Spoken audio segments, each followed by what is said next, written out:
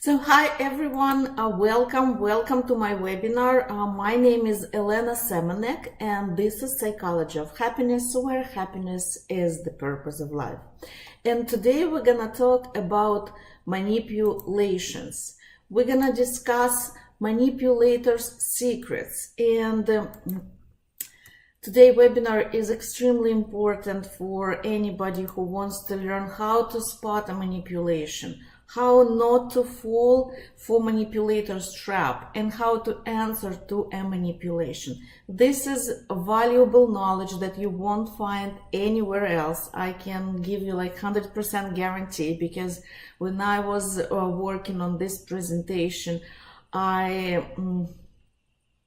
was going over several different books and lectures, and I basically combined this presentation from small pieces. So enjoy. Let me know if you have any questions during the presentation. Just write them in chat.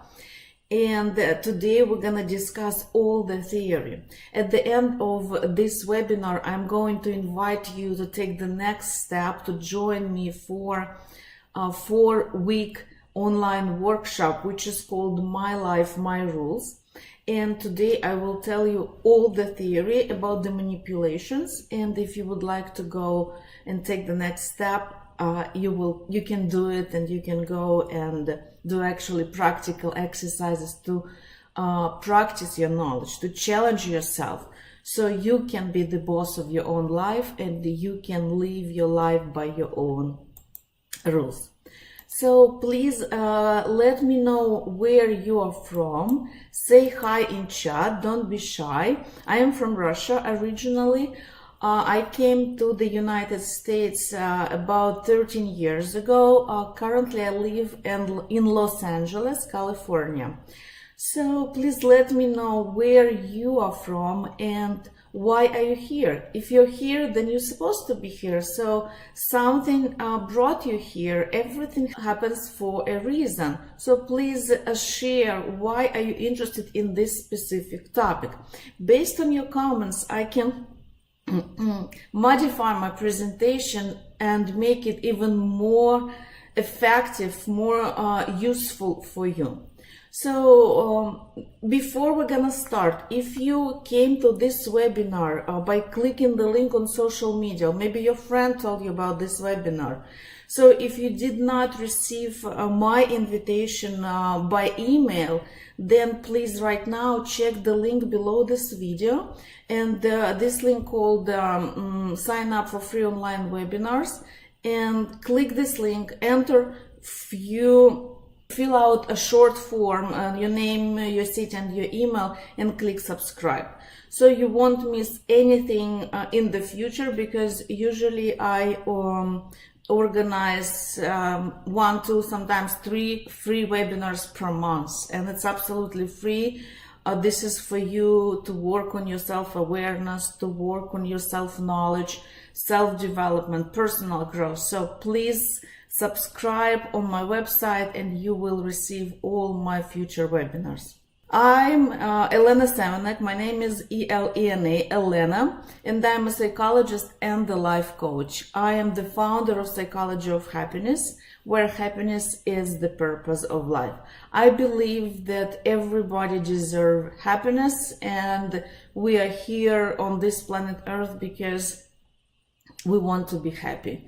And for one person, it might be a meaningful relationship. For another person, it might be career and success and social status at his job or in his business. For another person, it might be health. And no matter what happiness means to you, I'm here to share my knowledge with you. And I do free webinars on self-esteem. Last time we spoke about psychological maturity, emotional maturity in relationship. The webinar before was about 7 steps how to become successful in life. So all kind of topics. If you did not see them, please click the link below this video. All the links are there. And I graduated as a social and political psychology from the Ural State University in Russia in 2004, and I received my bachelor degree in psychology. I specialize in childhood trauma and marriage counseling and all type of addiction, including weight problems, smoking, alcohol, video games, and I also specialize in romantic relationship and couple counseling. So if you would like to find your soulmate and something is not working for you, please let me know and I will be happy to help you. Okay, so let's start the webinar. And I would like to start the webinar by saying that there are two groups of people. And the first group is manipulators, and the second one are those who are getting manipulated. And those roles can be switched based on the environment, based on the situation, at home, at work, at a friend's house, at the restaurants, etc. Those roles can be switched. The roles can be switched based on the person with whom are you talking to. For example, when a mother is talking to a child, she might use manipulation to make her child to do what she wants. She may say something like, if you're not gonna listen to me, you're not gonna watch TV. If you're not gonna do your homework, you're not gonna go to your cousin's house for a play day. So a mother can use those manipulations basically to make a child to do what she wants. A child can also manipulate his parents by using emotions. He can cry, he can scream, especially little kids.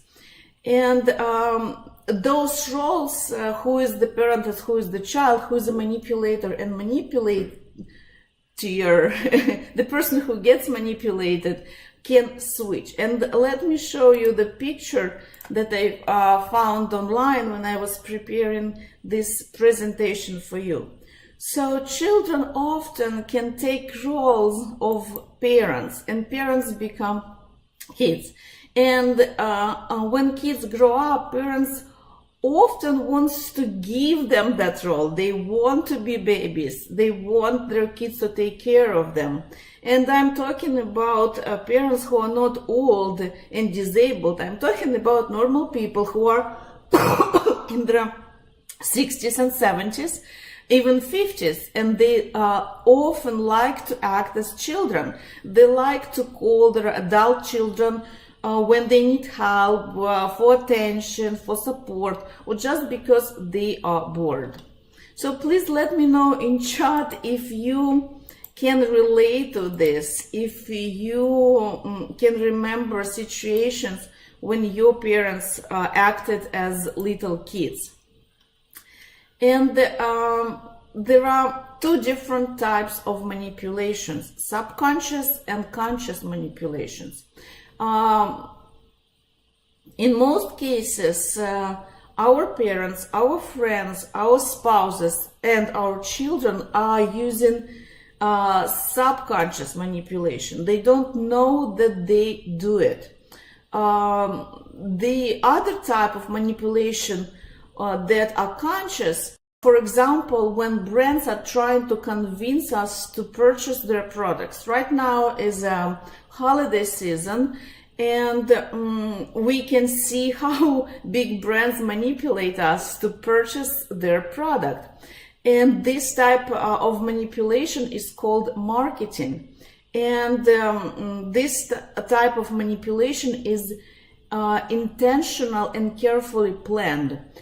So today we're not going to talk about big brands. Today we're going to talk about subconscious or semi-conscious manipulations that we face every day at work, at home, with our friends and family, with our co-workers, and even with people on the street.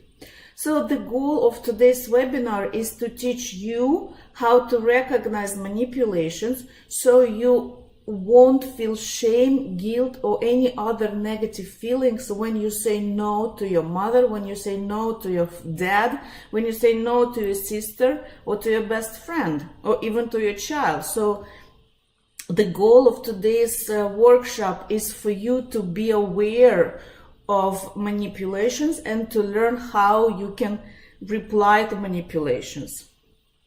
And of course, you will also notice when you manipulate others, because we all use manipulations, and in 90% of situations we don't realize it. So we try to manipulate people to get what we want, and they try to manipulate us to get what they want, and at the end somebody wins.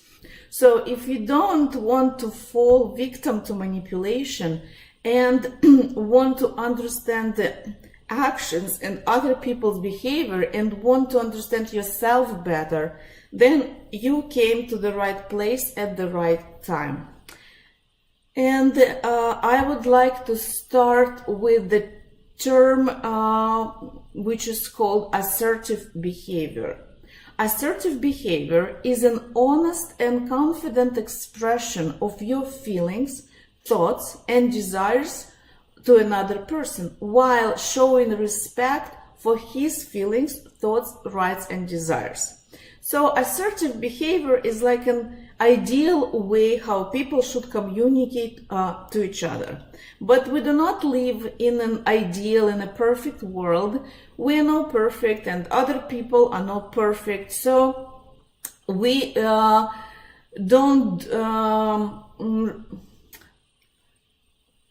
basically we violate, it's maybe not the right word, but this assertive behavior is something that we know, but we don't usually act assertive towards other people. So let's discuss 10 ways, so 10 manipulators' secrets, basically how people manipulate each other, how they break down this assertiveness towards other people. And the first manipulator's secret is a manipulator will interrupt you when you are speaking, especially at the beginning of your conversation. When you share your opinion and when you speak about your desires, the best way to confuse you is to interrupt you, because the manipulator wants you to forget what you were saying. He wants you to forget your opinion, your words, your desire, so he can manipulate you and make you do what he wants. So think about it. Do you have such people in your life? Maybe you can remember a situation, maybe a specific situation, when somebody interrupted you. Somebody did not let you finish what you were saying. Somebody who tried to jump ahead of you. Perhaps you can remember even a situation when you were trying to interrupt somebody. So if you remember that situation, try to connect to your feelings and remember why did you do that, because this is very important.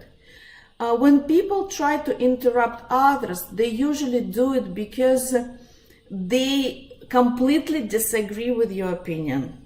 So they try to stop you at the beginning. And if you want to improve your manipulation skills, then lesson number 1, you should interrupt people at the beginning of their conversation. And usually manipulators do it in a nice way. You can hear words like this. Before you can start explaining your idea, let me just add something here. Or, sorry for interrupt, but let me just add some information. So, and when they start saying something, they can switch subject and they start basically proving their idea, ignoring yours. So if you don't want to fall into this manipulation, then you should not allow people to interrupt you. And you also can do it in a nice way. So if a manipulator stops you saying something like, before you start, let me please add something here, you can say, I would really appreciate it if you could let me finish first, and then you can share your opinion with us. So just by learning this simple phrase, you can stop falling into this manipulation. I would really appreciate it if you could let me finish first, And then you can share your opinion with us. You can modify this phrase, but the idea is to be respectful towards a manipulator and not to allow a manipulator to interrupt you. Okay, so next secret. A manipulator will try to impose his idea on you.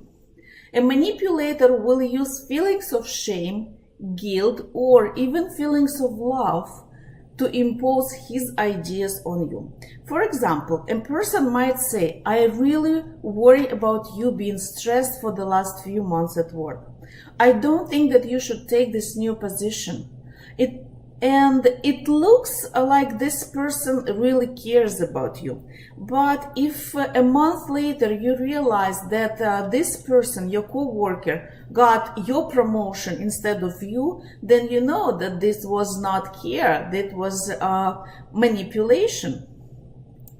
So another example, parents often use feelings of guilt to convince their children to study a specific major at the university.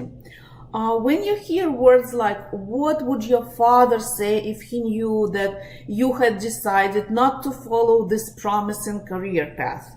So this is manipulation.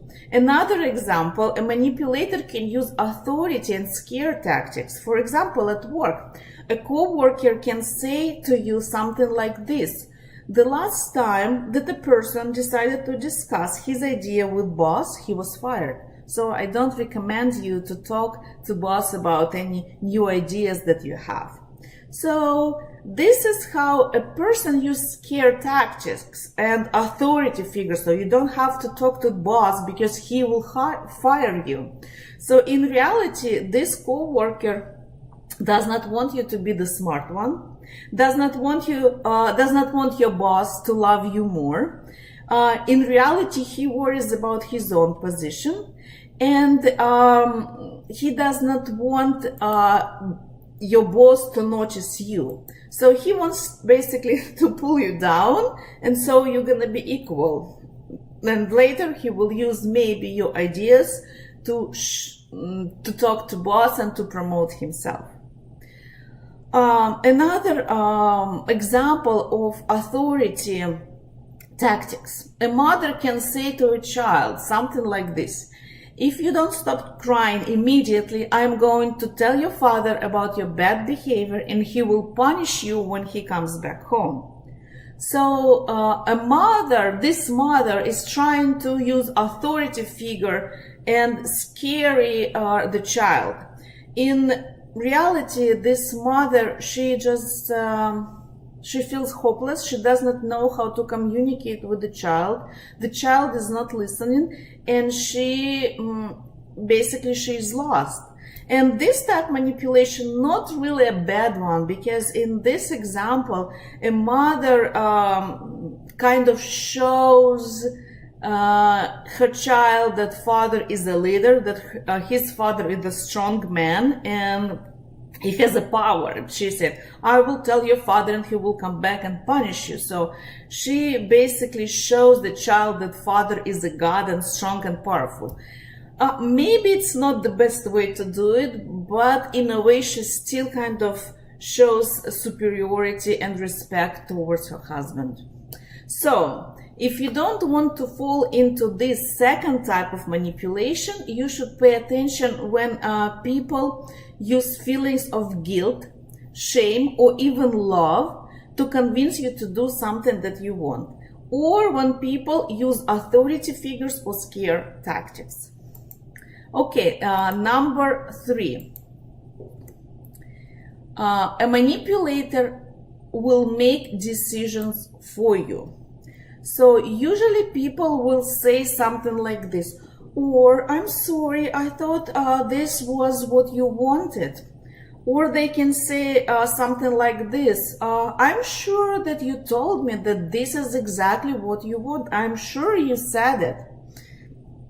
So people can blame you for their decisions, and instead of taking responsibility for their decisions, they will take on a victim's role and they will blame you for that. So they might say something like this: you should say thank you and appreciate what I did for you. This is what you wanted. This is what you told me.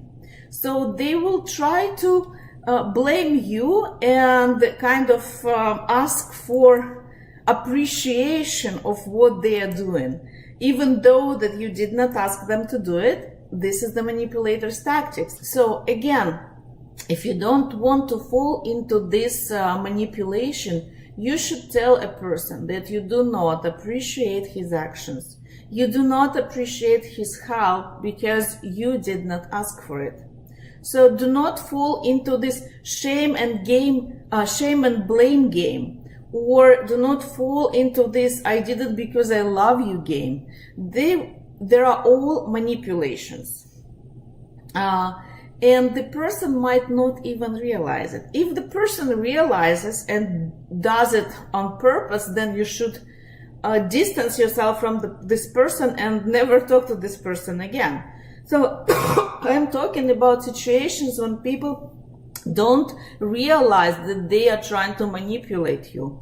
And usually those people are your close friends or your family members. So you cannot just distance yourself and ignore those people for the rest of your life. If this is somebody that you don't really know, like a stranger, or if this is a person, your co-worker, that you don't interact even at work often, so then yes, you can distance yourself and don't talk to this person. So let's discuss an example of what can you do when this person is your family member or your close friend or your child. Let me tell you example with my mom, the story with my mom. So my mom loves to help without being asked. My mom likes to do a lot of things out of love, out of her big kind heart.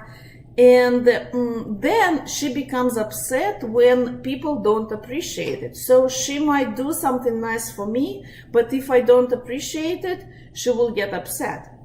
And this is her way to show love. And she does not realize that she is trying to manipulate me out of her love. So why people do that? People do that because they want to get attention. They want to be heroes. They want to receive appreciation of their work. So basically they want to tell their friends about what they did, and they want to brag. So in order to receive attention, in order to receive affection, our spouses, our children, our parents, our friends, they can do this type of manipulation. So people use manipulation in order to feel good. Usually manipulators don't get enough love and appreciation in their life, so they have to do this because they don't know how else they can receive it. But at the same time, it does not mean that you should struggle. Even if you know that they do it out of love, because they want, not because they love you, they might love you, but they do it because they want to feel special. So they do it for themselves, not really for you. And when you understand this and you realize that this person did not get enough love and attention, it still does not mean that you should struggle. So you can reply something like this to this type of manipulation. You can say, like, for example, Mom, I really appreciate it if you ask me first the next time.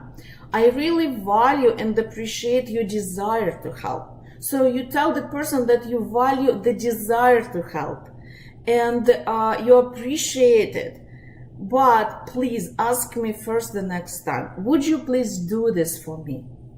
And when you tell a manipulator that you appreciate his desire to help, her desire to help, in most cases, this person will ask you next time, because this person will know that you will give him even more appreciation. And then he can actually, tell everybody proudly about what he or she did. So this way, a person will feel valued and appreciated. And it's a big chance that he or she will ask you next time. Okay, the next manipulator's secrets. A manipulator will use or abuse friendships for his own benefits. A manipulator can use your friendship to get what he wants. For example, a manipulator can ask to borrow money from you. And of course, true friends of yours can also end up in a situation where they need money. But the way a true friend would ask it and a manipulator would ask it is different. A true friend would explain to you the reason why he needs money, and he will give you the exact day when he's planning to repay it. A manipulator will complain about the situation and evoke pity. He will not give you any specific day when he is planning to repay you money. He will say something like this: I will return it as soon as I can, as soon as possible. I will try to return it soon. Or he might say, I will return it as soon as I sell my car, sell my phone, as soon as I get my next salary. And he might create thousands of events when he is planning to return you money, but he will not give you the exact date. So let me know in chat if you know those people, if you ever been in this type of situation when you lend your friend money and you had to remind him about paying you back. So the manipulator will base his time when he's going to return the money on a specific event, and this specific event might never occur. And even if it occurs, something else would happen. Somebody or something else will stop him from paying the money back. So once again, he will blame somebody else and he will try to make you feel pity for him. So a manipulator will use words like this: I have known you forever. I know that I can trust you. Or I have known you forever. You know that you can trust me. I have known you since childhood. Therefore, I can ask you this favor. I know that you won't tell no to me. Or a person can say something like this: you are one of the people, of the few people that I can rely on. So a manipulator will try to make you feel so special so you can say no. And going back to money example, a true friend would be okay if you give him a note saying that he had borrowed money from you. But if you ask a manipulator to do this, he will accuse you of not trusting friends. So he will put shame on you, he will put guilt on you for asking for something like this. So when you're talking to your friends, pay attention to how they ask for help. This is how to avoid this type of manipulation. Just be aware of what your friends are saying to you. Are they honest and straightforward with you? Or do they use nice words, feelings of pity, or even make you feel bad when you say no? A good friend would understand the word no. He will be okay with your no, and he will continue being your friend. A fake friend would create drama, use feelings of guilt, put shame on you. He would say like, how could you do this? I always thought that we are best friends, that we are good friends. So he will create this dramatic scene in order to make you to do what he wants. Let's move on. The next step. Number 5. A manipulator will create drama to attract people's attention. An experienced manipulator knows that emotions are his tools. So therefore, instead of using logic and explaining to people what he or she wants, a manipulator will use emotions. And this usually is a female tactics. So if you don't agree with her, she will get upset, she will get angry, and she might even call you names. She will try to blame you for her mood. So a manipulator might cry suddenly, but she will avoid eye contact because she knows subconsciously that our body language never lies. And she might be a good actor, but people can still spot her manipulations. So she will hide her face to avoid eye contact. And this type of manipulation is what I called semi-conscious. So usually those women, they know that they manipulated, but they are so used to this game, so it's like a part of their life. They know it, and that's why they hide their face, but they're playing this game for years. Usually kids use this type of manipulation when they can cry, but you know that they're faking it. So this is kind of the same. So a person who uses emotions to manipulate others often does it semi-consciously.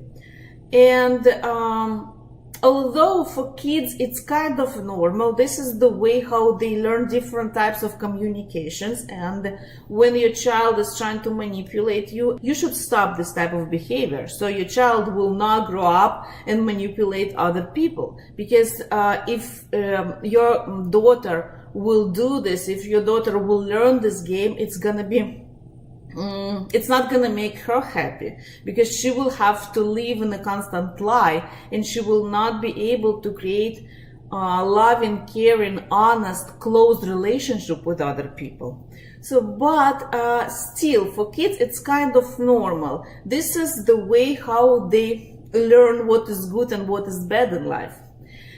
But for adults, it's not really normal. So even if a person does not realize that she uses manipulation, it does not mean that you should allow her to do it.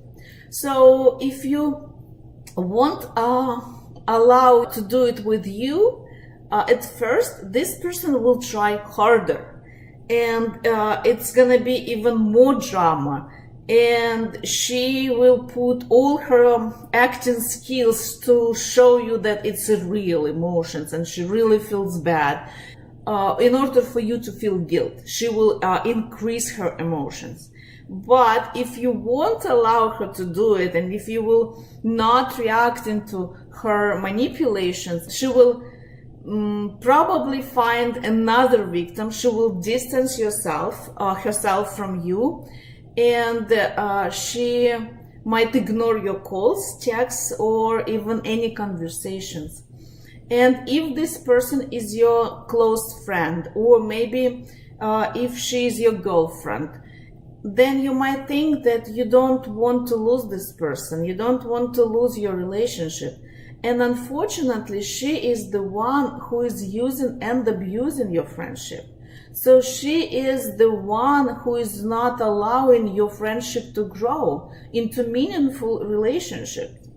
So when you say no to such person, when you're not gonna fall into this type of manipulation, you will give her and yourself an opportunity to create a healthy relationship where both of you are equal. So often, because we are afraid to lose our close friend, to lose the relationship, romantic relationship, we are willing to basically to sacrifice ourselves. But the more we sacrifice, the more toxic those relationship becomes. Okay, next step.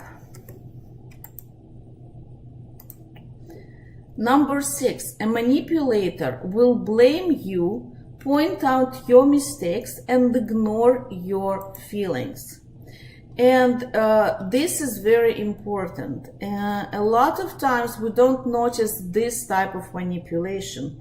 So all people make mistakes, and when we make mistakes, we feel bad. So when we feel bad, our emotions are already low, and for manipulator, it's very easy to come into the picture and make us do whatever they want. Here you should understand that we all make mistakes, and this is how we learn, and this is how we grow. We grow from our own mistakes.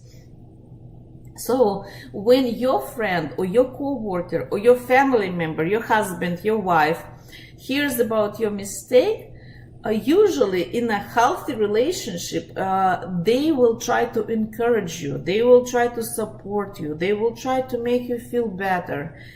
But this is not the case with a manipulator. The best way to control a person is to use emotions. We already discussed it. So another best way to control a person is to use superiority.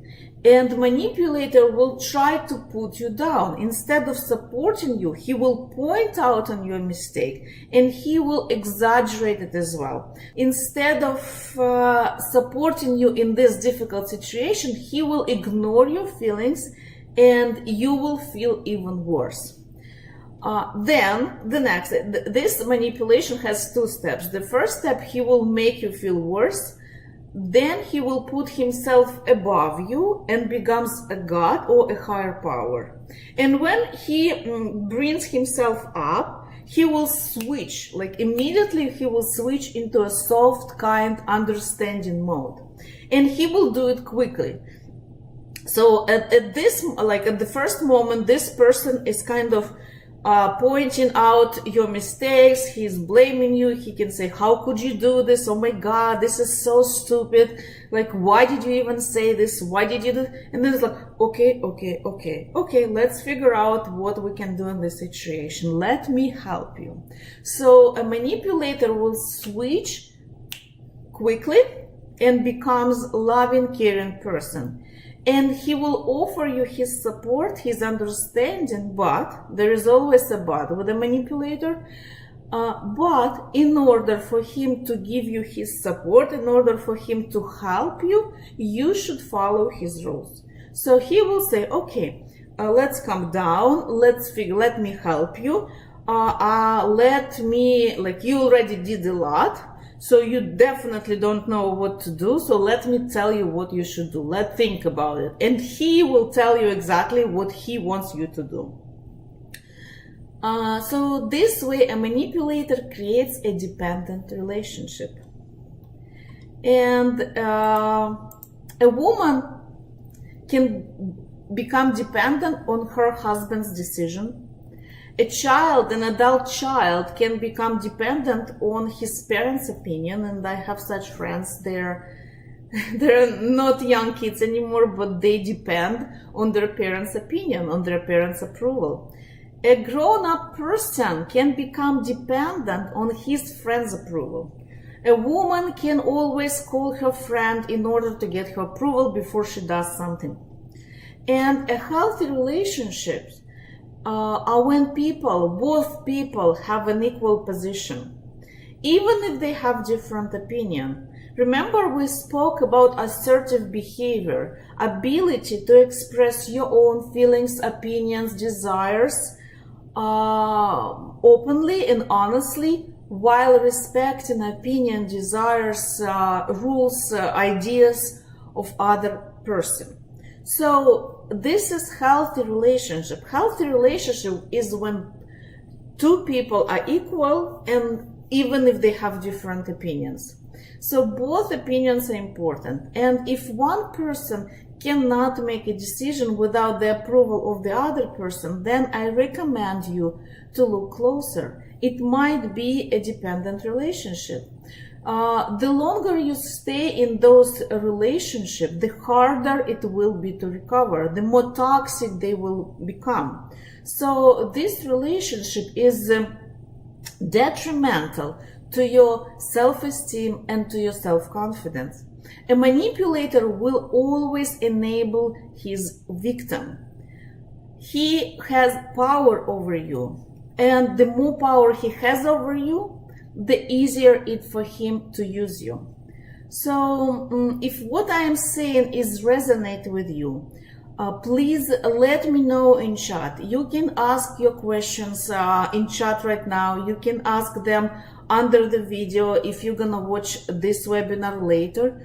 But if what I'm saying is resonates with you, and even if you need my help to understand your situation, even if you're not sure if your relationship are dependent or toxic or not, because when you are in this manipulation game, it's very hard sometimes to realize that this is a dependent relationship. So I'm here to help you. Please don't hesitate to contact me. And all the links is below this video. If you need my help, let me know. Okay, let's move on to the next point. The next step, number 7, a manipulator will avoid any inconvenience to oneself. So a manipulator will cause harm and or inconvenience to other people in order to avoid any inconvenience to oneself. And we can't always get what we want in life. Yeah, and you probably know this song. You can't always get what you want, right? So sometimes you have to wait. Sometimes we have to compromise. And often we have to leave our comfort zone to achieve our goals. But this is not the case for manipulators. This is not true for manipulators. A manipulator will do everything to avoid any inconvenience or discomfort to himself. So if a manipulator decides to tolerate discomfort, he will do it only because later he will be able to use it for his new manipulation. So a manipulator likes phrases like this: just because I love you, I made this dinner for you. Just because I love you, my sweetheart, I am taking the garbage out. I was shopping for 3 hours in order to buy you this wonderful sweater. So a manipulator will ignore the fact that cooking dinner, taking the garbage out, buying clothes for children, those are all part of the household chores, and like buying clothes for kids, making dinner, taking them to school, driving them to school. Those are parts of parents' responsibility. And all people who live in a house should share those responsibilities. And yes, we do things out of love, but also we do those things because it's our responsibilities and we also benefit from them. I would like to share with you a true story. A mother was telling her 7-year-old daughter that she was shopping all day and bought her some clothes just because she loves her. And her excuses for not spending time with her daughter sounded like this: "How are you, baby? I love you so much. Look what I bought for you. I'm so tired. I was shopping all day for you." And the daughter was waiting for her mother all day. And even when her mother got home, she could not spend time with her because she was starved from shopping. And as a result, the daughter cannot be angry at her mother, and she cannot ask her to play with her. Conversely, she is supposed to be understanding and grateful because her mother spent the whole day shopping just to buy her new sweater. So manipulators will cause harm to others. They will ignore other people's feeling, and they will express this in a way that you should be grateful for their behavior. So they do something for themselves, they don't care about you, and then you cannot even say anything because you feel bad, and now you should be grateful for what they did. Let me know also in chat if you can relate to this, if maybe you experienced this type of manipulation with your mother or with your father, or maybe maybe with your co-worker. This type of manipulations are often or often can be at work. People can say like, oh my God, like I did this for you, I helped you, and now you are not grateful. But people did it because they wanted to do it and not you. So let me know if you understand or if you can relate to this type of manipulation, when a manipulator will try to avoid any inconvenience and blame you, not blame you, and will use you and ask you to be grateful for them using you, basically. Okay, step number 8. A manipulator will avoid making any decisions. Let me switch the slide. I did not switch the slide, right? Okay, so number 8. A manipulator will avoid making any decisions in order not to be responsible for them. He will make you to make decisions and be responsible for it. But the decision will be not yours, the decision will be his. So if a manipulator has to make a decision, he will get away from the essence. He will distort facts or prevent the truth. A manipulator will always seek for a speedy approval of his decisions.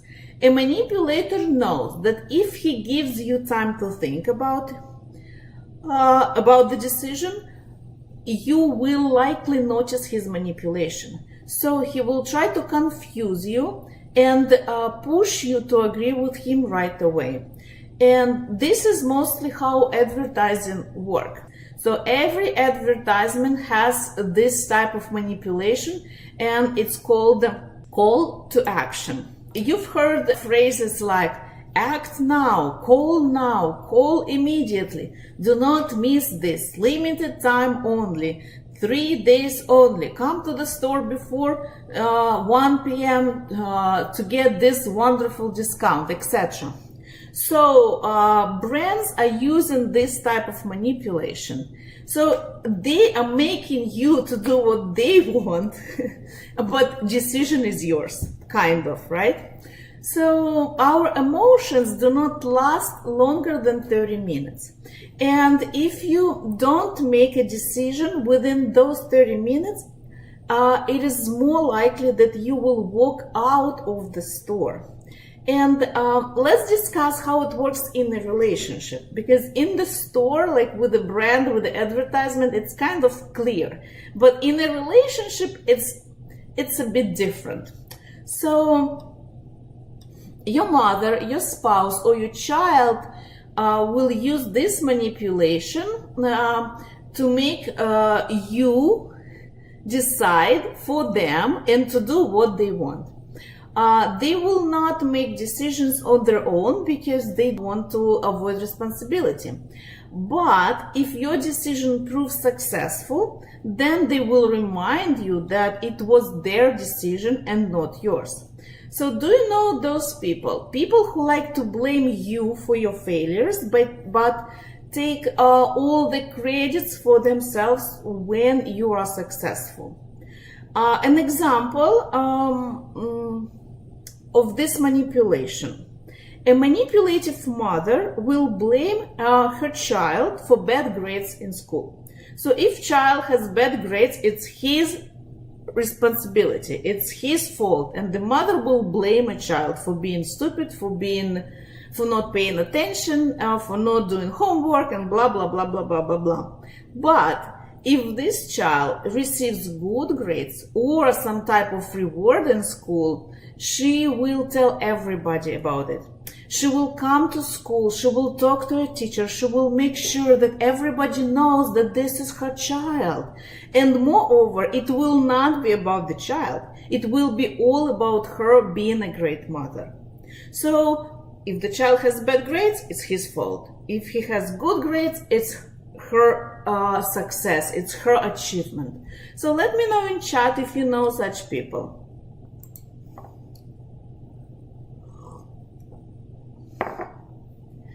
Say hi, don't be shy. Let's make it more as a dialogue versus lecture.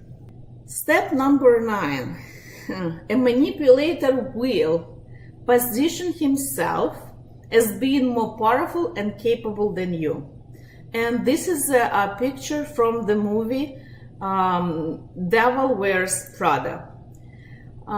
So a manipulator will always position himself as being more powerful.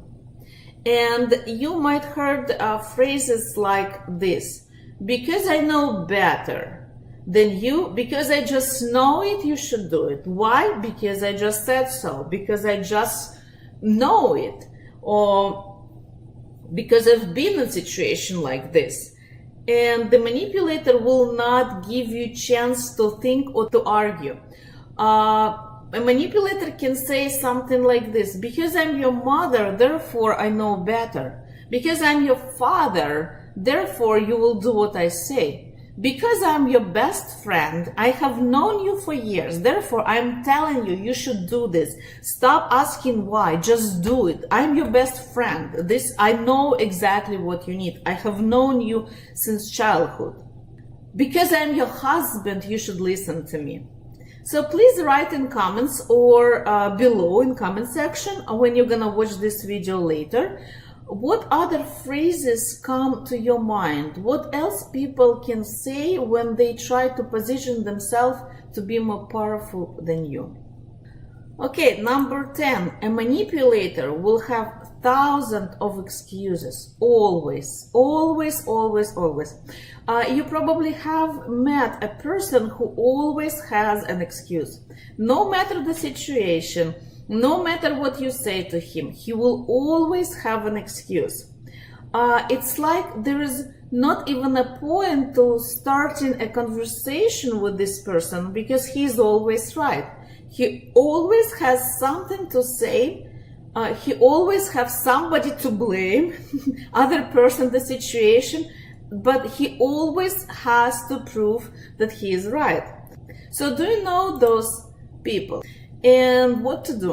What to do if you have this skilled manipulator who always has an excuse? And my advice to you is to do nothing. Absolutely nothing. Simply ignore this type of behavior. Because if you say something, he will come up with an excuse. You say something else, he will come up with another excuse. So do nothing, say nothing, ignore. Just ignore this type of behavior. And when a manipulator finally realizes that his manipulation does not work with you, he will find another victim and he will stop playing this game with you. Probably he will distance himself from you, which is good in this case. And here in this situation, it's important to remember that you should do what you think is right for you, what you think is good for you, and do not get involved in the conversation. And if you do get involved, then simply change the topic. And in here I would like to give you 3 phrases that if you're going to memorize and practice, those phrases will help you not to fall into this type of manipulation. Phrase number 1: by the way, I also wanted to talk about. So when a manipulator is giving you his excuse, just interrupt him right away. Also, use the manipulation number 1, right? Interrupt the manipulator in order to break his manipulation. So say, by the way, I also wanted to discuss. Phrase number 2, did I mention that? And you can talk about anything else. Just switch the topic. Did I mention that? My friend is coming next week? Or did I mention that this, and this happens? So just switch to another topic. Phrase number 3. I have already made my decision. So let's talk about birthday next week. I have already made my decision. So let's talk about what we're gonna have for dinner tonight. I have already made my decision. So let's talk about your last vacation. How was it? And you can switch the topic. So please write number 5 in chat if you believe that you can use this advice in your daily life. If you can memorize those 3 phrases, then you can basically avoid any type of manipulation. And let me know below the video if you have any questions about any of those 10 ways of how people can use manipulation in everyday situation. Let me know what was the most important thing for you in today's webinar. And today, as I said at the beginning, we discussed the theory. I gave you few techniques. I gave you several phrases how to talk to a manipulator, and I recommend to watch this video again in case you missed some phrases or if you did not write them down. Watch it again and send it to people that might be interested in this topic. Share it with your friends, with your loved ones, and please click like. If you find this video helpful, please click like and subscribe to my channel. And now I would like to invite you to the next step. This is the theory, but if you don't practice it, you will soon forget it. So the next step is to master this theory, is to know how you can build and create your own life and how you can live by your own rules. So I would like to invite you to my 4-week online workshop, which is called My Life, My Rules. And let me show you my website. So on my website, which is elenasemenek.com, and you under the video, let me show you. So under the video, you can scroll down and click Show More button. Then you will see the link for the My Life, My Rules workshop, and you will see sign up for free self-improvement webinar link. So when you click on this link, on the home page, you will see a simple form. Enter your email, name, city, and country, sign up. This way you will be invited to all my free webinars. Nothing to lose, a lot to gain. Please do it right now. And if you click on this banner on the right side, or if you put your mouse over the workshop, the first workshop, which is called My Life, My Rules, this is the workshop where I would like to invite you. And this workshop will start on December 7th. And if you cannot join us online, then you can watch a recorded version later. So all sessions will be recorded. So I encourage you to come for this webinar. I encourage you to go to the website and read the information here. And I even have a section where I share with you some exercises, and maybe some of them will resonate with you. Also, if you invite your friend, you will get additional 25% off both you and your friend. So when you go on my website, just scroll down, and at the bottom you will find the form where you can fill out your information, and I will reply to you within 24 hours. If it's a holiday, then it might take a little bit longer, but usually I reply within 2-3 hours. So let me know if you have any questions about any of 10 ways how people can manipulate us. If you have any questions about online workshop, and I'm here to answer your questions, and we're gonna finish this live broadcast if you don't have any. I can see people, Mona Life, Miranda, Markwood. Wow, that's such a long name, and it's like 3 words that start with an M. One, Mona Life, Miranda, Markwood. Hi. So if you have any questions, you can always write me on Facebook directly, on Instagram, or you can fill out the form on my website. So if you find this video helpful, please click like, subscribe, and share my video. Share it on your social media, on your Facebook, Twitter, LinkedIn. Send it to your friends by email. And thank you for coming. I am looking forward to seeing you at my live My Rules workshop. And again, all the links are below this video. Thank you for watching, and my name is Elena Semenek, and this is Psychology of Happiness, where happiness is the purpose of life. Okay, see you soon. Bye.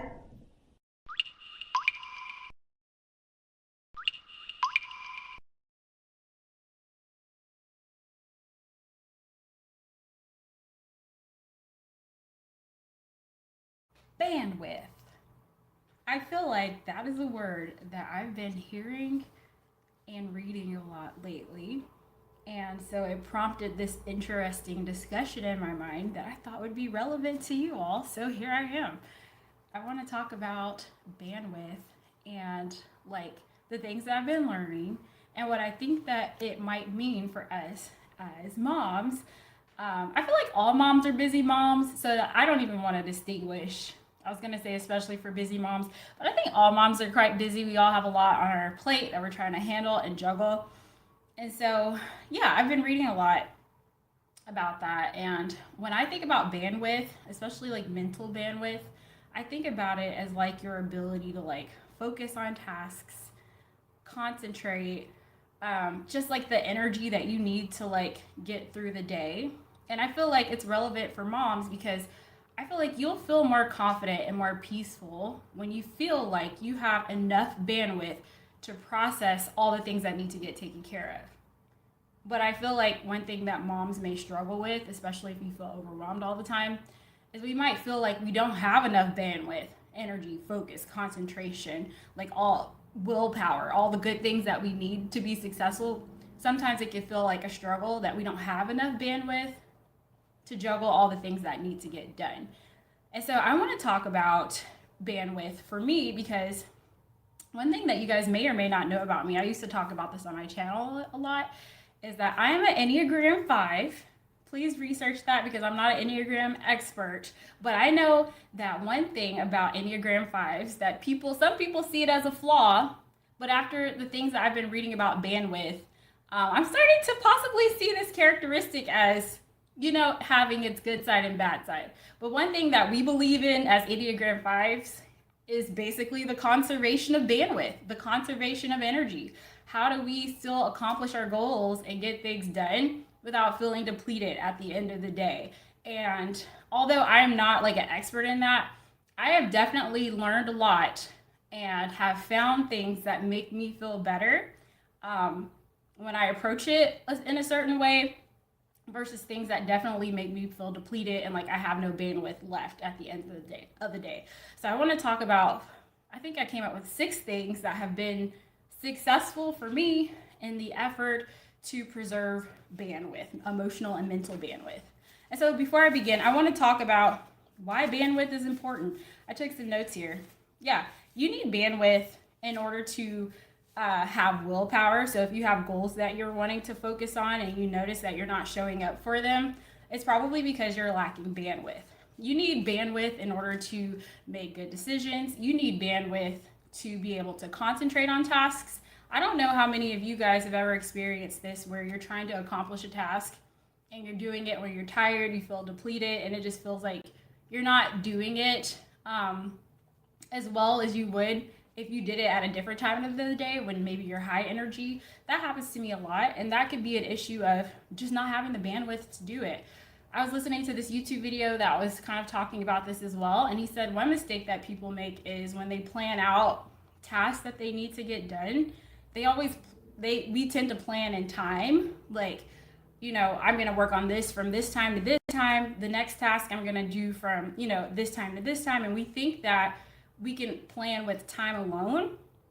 And that's not the case for a lot of people, because what we need to be managing instead of our time is we need to be managing our bandwidth, because just because we block out some time to do something doesn't mean that we'll meet that time block and also have the bandwidth that we need in order to have the willpower and the energy and the strength and the focus to be able to show up and complete the task. So instead of only planning by time, we need to also be making sure that we're taking our bandwidth into consideration and making sure that we're planning our day to also match the bandwidth that we have. So that's what I want to talk about, how to increase your bandwidth or at minimum preserve the bandwidth that you have. One more thing that I want to say about bandwidth, and especially with its relationship to willpower before I begin, is that I feel like for a long time people have thought about willpower and bandwidth as a characteristic, like, a characteristic of someone. Like if you have strong willpower, you show up no matter what, that means that this person has, is a good person. They don't have any characteristic flaws. Meanwhile, if you struggle with bandwidth, you struggle with having the energy to show up consistently, that shows like poor moral traits for that, person. And that's the way that they used to think a long time ago. And I think a lot of us are still kind of trapped in that thinking. But the more and more research that comes out that kind of tests this bandwidth idea and willpower, the more that the research is starting to support that willpower is more like a muscle. And just like if you go to the gym and you try to like work out your muscle, you will deplete the energy in that muscle at some point, at which time you would need to take a break, recuperate, and try to regain that energy again.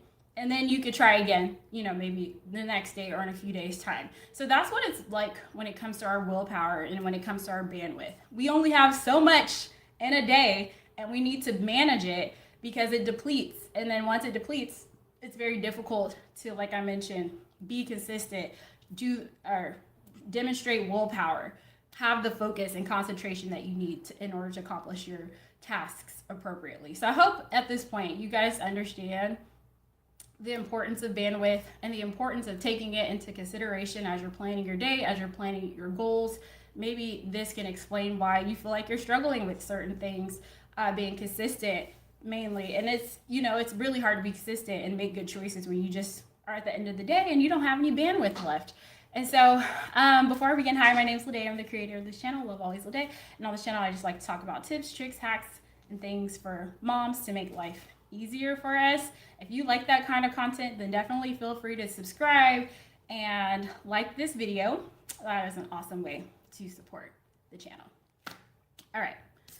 The number one way or thing that I noticed that helps me preserve bandwidth is you guys may have noticed this in my last video, but I really try to do my most challenging tasks earlier in the day. So whether I have like a task of the day, like I have a goal that I'm trying to meet, and I know that this is like one of my big primary goals of the day, I try to do it as early as I humanly possibly can. Sometimes it's not very early because I have kids. I might have to do things for them. I have routines that I need to get done, but as early as I can, because for me and the way that my body works, I have the most energy in the first half of the day. But for someone else, you have to know your energy. Maybe you have the best energy after you've eaten a healthy lunch. I don't know. But I try to plan the biggest tasks that need to get done around when I have the most energy. And for me, it's not exactly directly when I wake up. I need time to like kind of get my brain going. Then I need time to get my routines. But like once I get my routines done, like boom. If I'm going to get something done, if I want to increase my chances of getting those tasks done, I have to execute early for me. And that makes sure that I'm using my bandwidth for the most important things. Because what will happen if I don't is I will get pulled in so many different directions. I will get, things come up. We have families. And by the end of the day, after I've been pulled in 50 different directions, I've handled everyone else's priorities, I have no energy and no bandwidth left for the things that I decided was a priority. So what I notice is if I do it first, I can get those things done and still have plenty of bandwidth left to tackle the unpredictable parts of my day. And so this doesn't only apply to goal setting. For me, this can even apply to like my routines. It's not a very smart idea for me, knowing that I don't always have like the most bandwidth, for me to wait until the very end of the night after I've done every single possible thing for everyone else, for me to be like, now it's time for me to do my cleaning routines. It won't work for me. Sometimes it can, especially if it's a habit, but for the most part, I don't trust myself to do my routines at the very end of the night, because a lot of times I just don't have the energy to do it. So what I instead do is I try to find a way to push that task earlier in the day.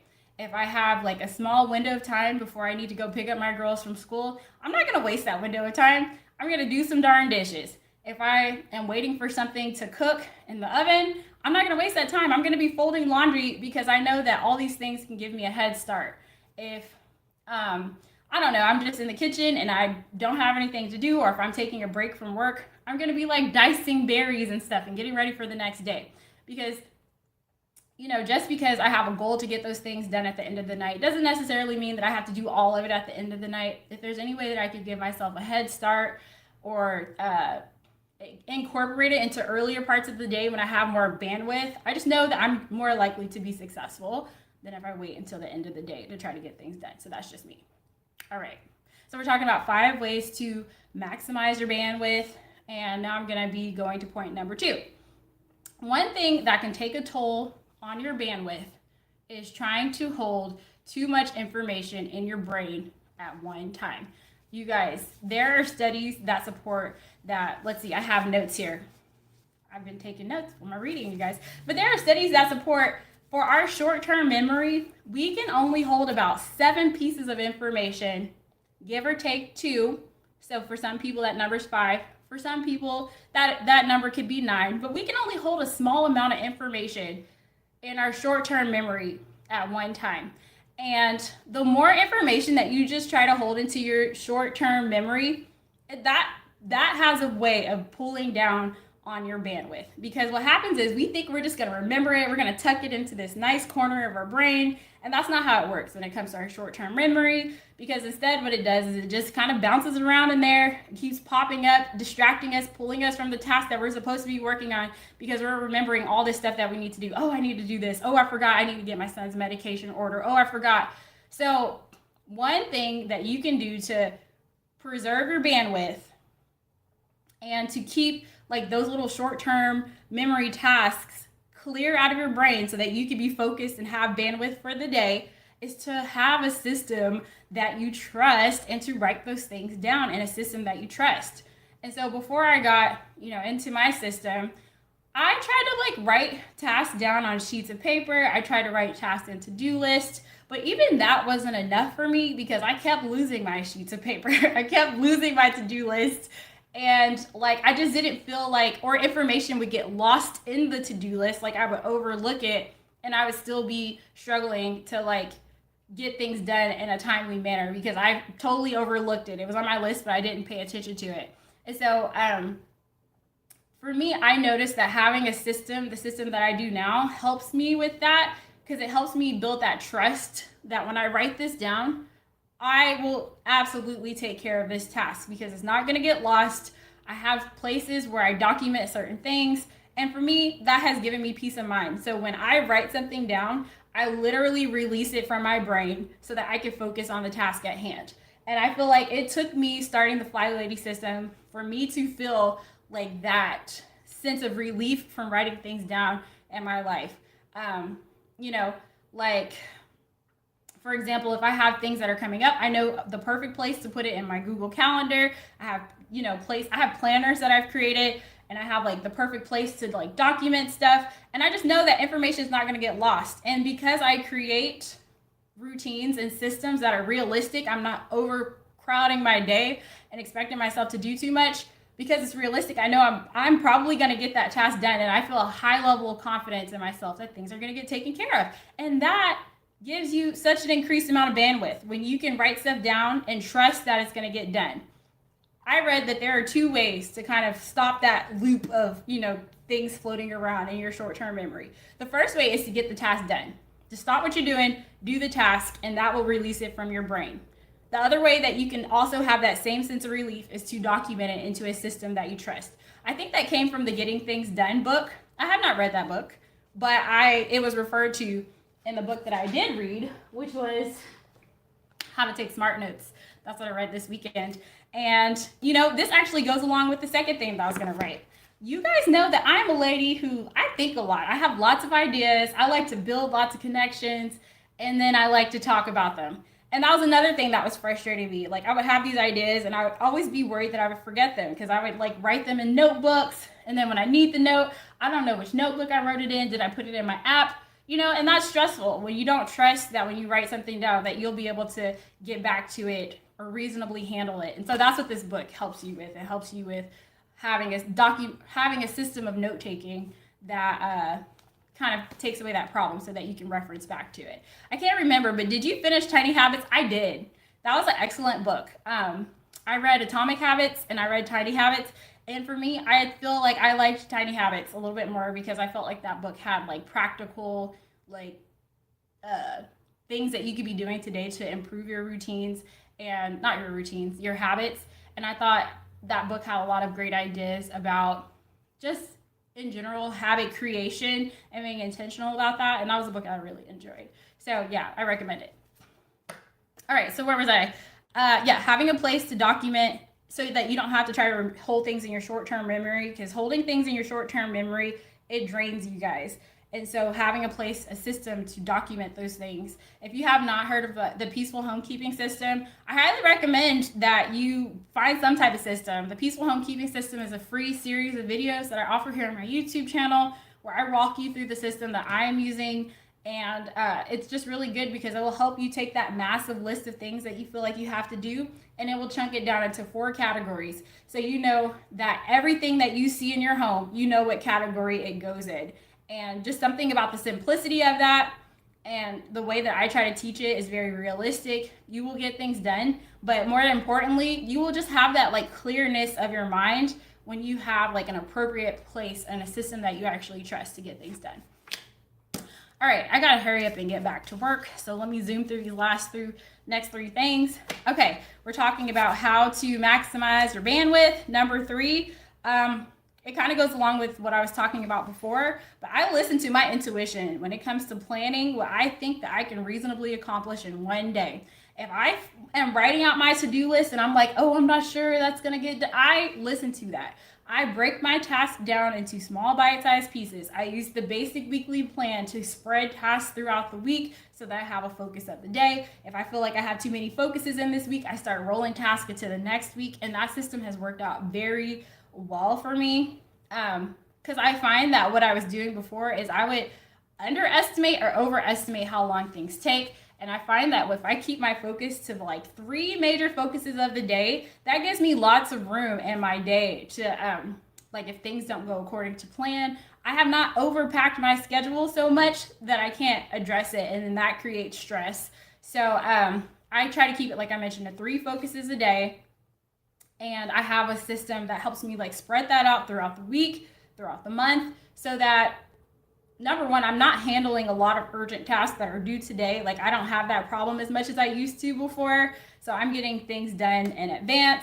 And for me, I feel like that preserves a lot of bandwidth by not over jam packing my day, having realistic expectations and lots of wiggle room for when things inevitably go wrong. I have lots of space in my day to adjust and to problem solve and to work through it because I don't have the pressure that, oh, I only had 15 minutes to do this task. Now I got to jump to I don't have that because I don't over jam pack my day. So I find that having that wiggle room, that flex room in my day really helps me just preserve bandwidth. And it just gives me that sense of like, I don't know, like assurance, if that's the right word, that if things go wrong, like I still have plenty of room in this day to be able to try to work it out and figure it out. So that helps me out a lot. And I would consider that giving myself flex. So that can even include, I am very serious about taking my breaks. So that can even include like making sure that you're taking your breaks. I know, especially as a work from home mom, it can be tempting to work through your lunch break. It can be tempting to not take, what people would be doing in the office is chatting with their coworkers and having like that time of non-productive time and then returning back to their task. When you're like working from home, sometimes it can be tempting to just power through everything because you don't have a coworker to talk to. But for me, I have to take my breaks, and that I feel like helps me also just with having that flex into my day. Also, it's important to plan breaks into your day, which I think I'm gonna talk about in a minute. But yeah, I'll talk about that more in a minute. But that helps me out a lot, is just not overpacking my day and giving myself plenty of flex room. And I find that when I'm consistently knocking things off my to-do list every single day, that flex room is not problematic for me. Because sometimes I feel like we can get into that mindset that, well, if you could do 3 tasks, well, if you have time and flex, you should have made it 10. No, like for me, because I'm so consistent, I'm finding that it doesn't really hurt anything for me to just keep my focus to like 3 major tasks. And if I have something that's really heavy, like I see a task coming that's pretty heavy, like one thing that I'll do as well is I will adjust the rest of my day. Like I had to take 3 kids to get blood drawn. That was like a really big deal because like two of them of them were 3-year-old toddlers. And for that day, you better believe we had like an easy dinner when I came back home. So I do that a lot. Like I will adjust my day according to the tasks that I know that I have. And if it feels really heavy, I'm like, okay, well, where can I start cutting back a little bit to make this fit into my day comfortably? So those are things that I do to preserve bandwidth. The next thing that I do, number 4, is I try to avoid hyper focusing. So what does that mean when it comes to homekeeping? For me, that means like trying not to clean my whole house from top to bottom all in one day. I'm just gonna get it all done. That used to be what I tried to do. That led to like a lot of stress, chaos, overwhelm, self doubt, thinking that I must be the messiest person in the world. I can't keep up. Why does everybody keep up for me? Yeah, that led to a whole lot of drama that I'm not trying to go back to. And so I find that it's just effective to set boundaries with myself that prevent that hyper focusing and cleaning in layers. Like, does that mean that my house is perfectly clean 100% of the time? No. But I also don't have projects lingering around the house that are irritating me, that are getting under my skin, that I don't feel confident that I can take care of. Because in the way that my system is structured, if there's anything that I want to get to, I know where it will be taken care of in my system. If I have clutter that needs to be addressed, I will get that in zone 2. If I have some vacuuming that needs to get done, I will handle that during my weekly home blessing. If I have dishes that need to get done, I don't have to stop what I'm doing right now to focus on that. I know that it will be taken care of, during my routines. And so it's nice to know that every single thing that I see in my house, I can figure out what category it best fits in, and I know when I'm going to be working on that category of tasks. And so that really helps me not hyper focus. That one thing I was reading about was called tunneling, and that's, let's see, yeah, tunneling is basically when you feel like you have like a scarcity of something. So like a scarcity of time when it comes to homemaking. So you just get so focused and so like tunneled in on that thing that you focus on it at the detriment of other things that need to be taken care of in your life. And that's something that I've absolutely been so guilty of. Like, I'm going to clean this house, but I'm going to, ignore my kids. I'm probably not going to cook. I'm not going to maintain the work that I've done. Like, I just throw out everything else out the window. My emotional, well-being, everything out the window because I'm focused on this goal. I want a clean house. And that's not very healthy for us either. And that absolutely can wear down and pull down on your bandwidth. And so instead of hyper-focusing, it's like we want to be focused. We want to get things done, but we want to make sure that we're balanced about it and that we're juggling all the things that need to get done. So for me, avoiding hyper-focusing, cleaning in layers, having a plan helps me preserve bandwidth. All right, the next thing is, I've talked about this before, but trying to reduce the number of decisions that you make in real time. Like if it's 5 o'clock in the morning and you're trying to get your kids breakfast ready, for me, it helps when I already know what I'm about to do. If I have any possible way to separate the thinking of that task from the doing of that task, I really try to do that because that is one thing that will pull from your bandwidth is decision making. Responsible decision making pulls down your bandwidth. They call it decision fatigue.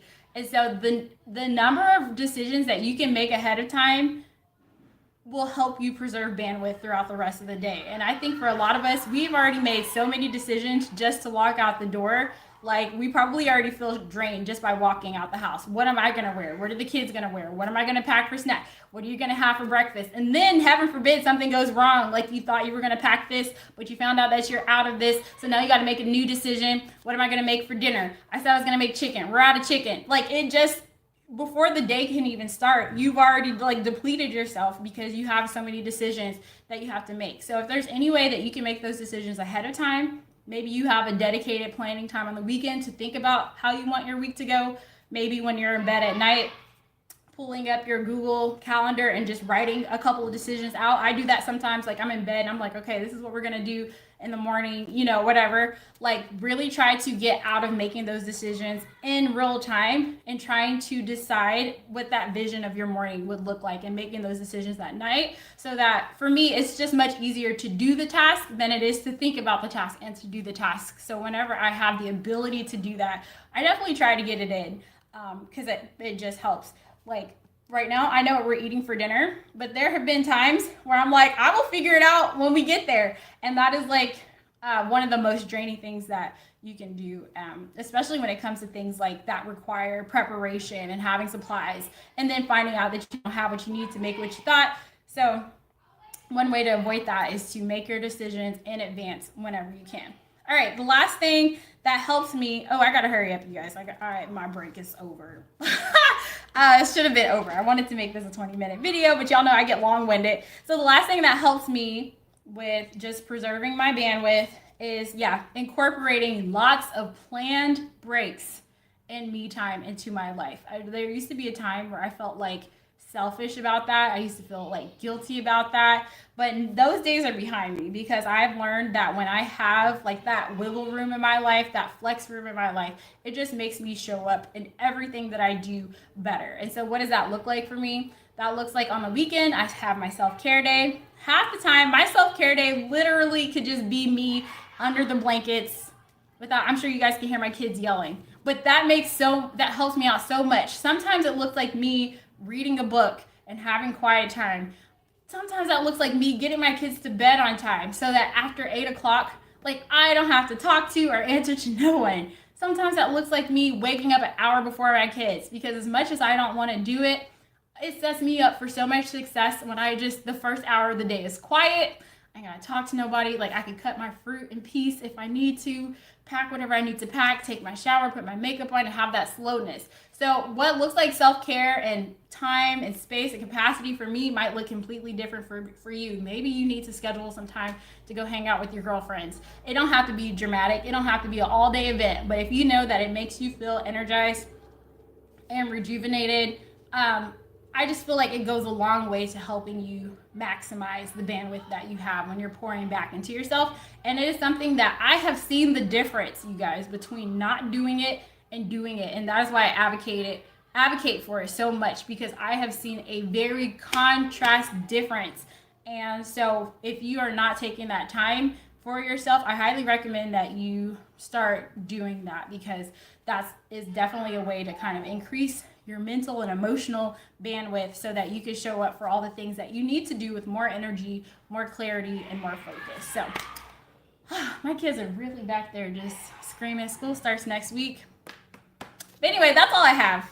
That's all I have today. 5 ways. I've just been seeing that a lot. And with this new like note-taking system that I've been trying, it's really cool because you start to see like, you read about 3 different articles on 3 different things, and then you start to see how they're all connected. And I was like, I feel like this is very relevant when it comes to us, especially when we have goals, we have systems that we're trying to do, we're trying to be consistent. And it's really hard to be a responsible adult when you don't have bandwidth. And so just thinking of like ways that you can use that knowledge to your advantage.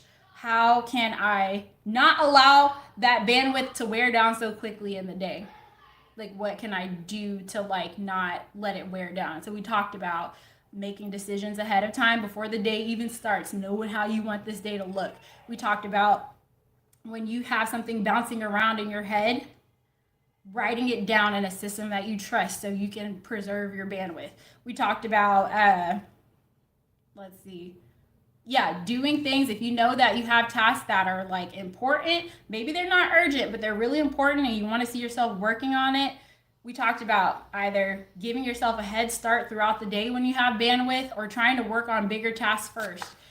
We also talked about just not planning too much into your day, like trying not to over jam pack your day and really allowing there to be flex room because things will come up and it is really stressful when you feel like you packed your day with so many activities that you can't you can't adjust, you can't problem solve. And let's just normalize that. Like once we get our 3 tasks done, if everything goes smoothly, let's normalize taking the rest of the day to do the best you can with your normal routines and tasks that you have. Let's normalize like being okay with like not having to keep adding more and more and more stuff to our plate because it's not okay to take a break. Like I have definitely normalized that, and I do believe that having that space in your life as often as you can will definitely help with the preservation of bandwidth.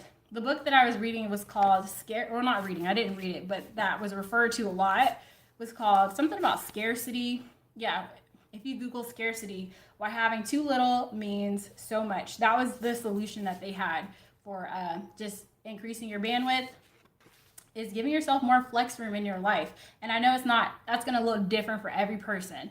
But one way that you can do that is to stop putting so much pressure on yourself. If there's goals that you can control, that you can take off your plate, trying not to put that pressure on yourself to like cram so much in your day, and giving yourself that flex room will improve your mental and emotional bandwidth. And so I think I covered all 6. So yeah, that's all I wanted to say. Thank you guys so much for watching. If you like this type of content, then make sure that you like this video. Hey Psych2Goers, welcome back to another video. Before we begin, we would like to thank you for your everlasting support. Our mission is to help you gain deeper insights into yourself and others in a fun and engaging way. We hope we've been able to help you in your times of need. Now, let's begin. Do you have problems understanding your emotions when faced with a challenging situation? Not knowing how to deal with your emotions can lead to them becoming more intense, persistent, and problematic. While it may grant you some temporary relief, suppressing your feelings and being in denial about them may only lead to painful consequences that keep you disconnected from yourself and from those around you. So, here are 7 signs you may be suppressing your emotions. Number 1, you hate being asked how you feel. Do you get annoyed or upset when people ask about your feelings? Are you quick to brush off any concerns other people might have about you because you don't think it's any of their business? Maybe you're not comfortable opening up to others or dislike getting overly sentimental or touchy-feely. It may be a sign that you're emotionally repressed when you constantly avoid any and all conversations about your feelings. 2, you struggle with emotional intimacy. You have problems finding a friend to confide in or have trouble making a meaningful relationship last. This may be because you struggle with emotional intimacy. Since being emotionally intimate with someone forces you to be vulnerable and to confront your true feelings, you may end up running away or getting defensive and struggle to emotionally connect with them. 3, you're always just fine. Do you have a habit of saying you're fine every time someone asks how you are? You may reassure your friends and family that everything is great and that you're doing really well when you don't mean any of it. You don't feel comfortable admitting when you're not okay or to let people see you struggle. Instead of asking for help or to confront your feelings, you just repress your emotions and bottle them up. 4, you rarely get emotional. Do people describe you as withdrawn, indifferent, or detached? You don't cry or get upset, and you rarely ever get excited about anything. Not only do you dislike talking about your feelings, but you'd also rather not show anyone that you have any at all. You may have been badly hurt in the past, and you don't want to feel overwhelmed by your emotions again, so you've resolved to just close yourself off and not feel anything at all. Number 5, you have extreme mood swings. Have you ever had an emotional breakdown where you couldn't stop crying or lashing out? Extreme mood swings and emotional volatility are clear signs that you're repressing very strong emotions. Instead of resolving them in a healthy way, you may be pushing them down and acting as if they're not there. But your emotions will come out in a much more problematic manner where you take all of your negativity out on yourself or those around you. 6, you deny all of your problems. Do you avoid your loved ones when they're mad at you or agree to things you don't want to do to make other people happy? Denial is a very common coping mechanism, since you may feel like it's much easier to pretend that your problems don't exist than to find a solution. This difficulty admitting to yourself when something is wrong could be a sign of a much more serious underlying problem. And number 7, you hold grudges against people. Do you have problems letting your feelings of anger and disappointment go?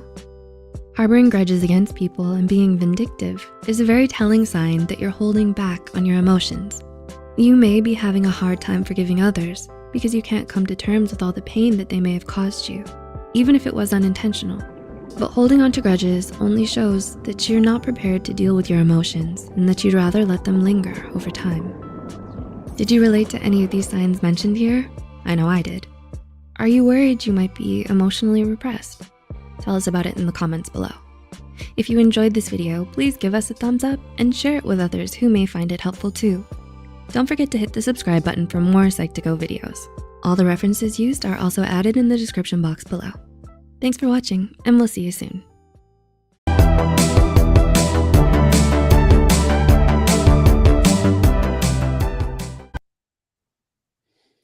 Well, hello, everybody. Thank you for joining us for yet another episode of KB Insider.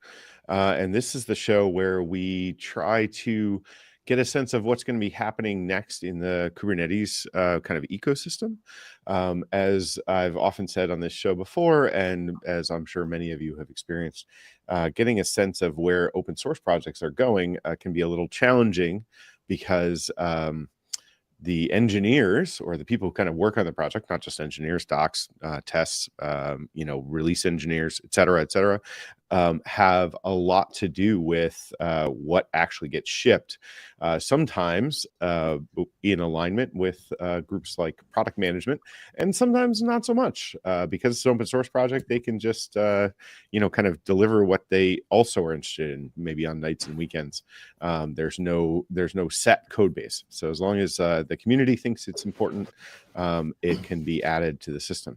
And so for this show, what we like to do is interview people who are kind of actively contributing to the work in various ways, so that we can try to get a sense of what's going on. So by way of introduction, so this is the Cube by Example Insider Show. So if you go to cubebyexample.com, you can find us under community.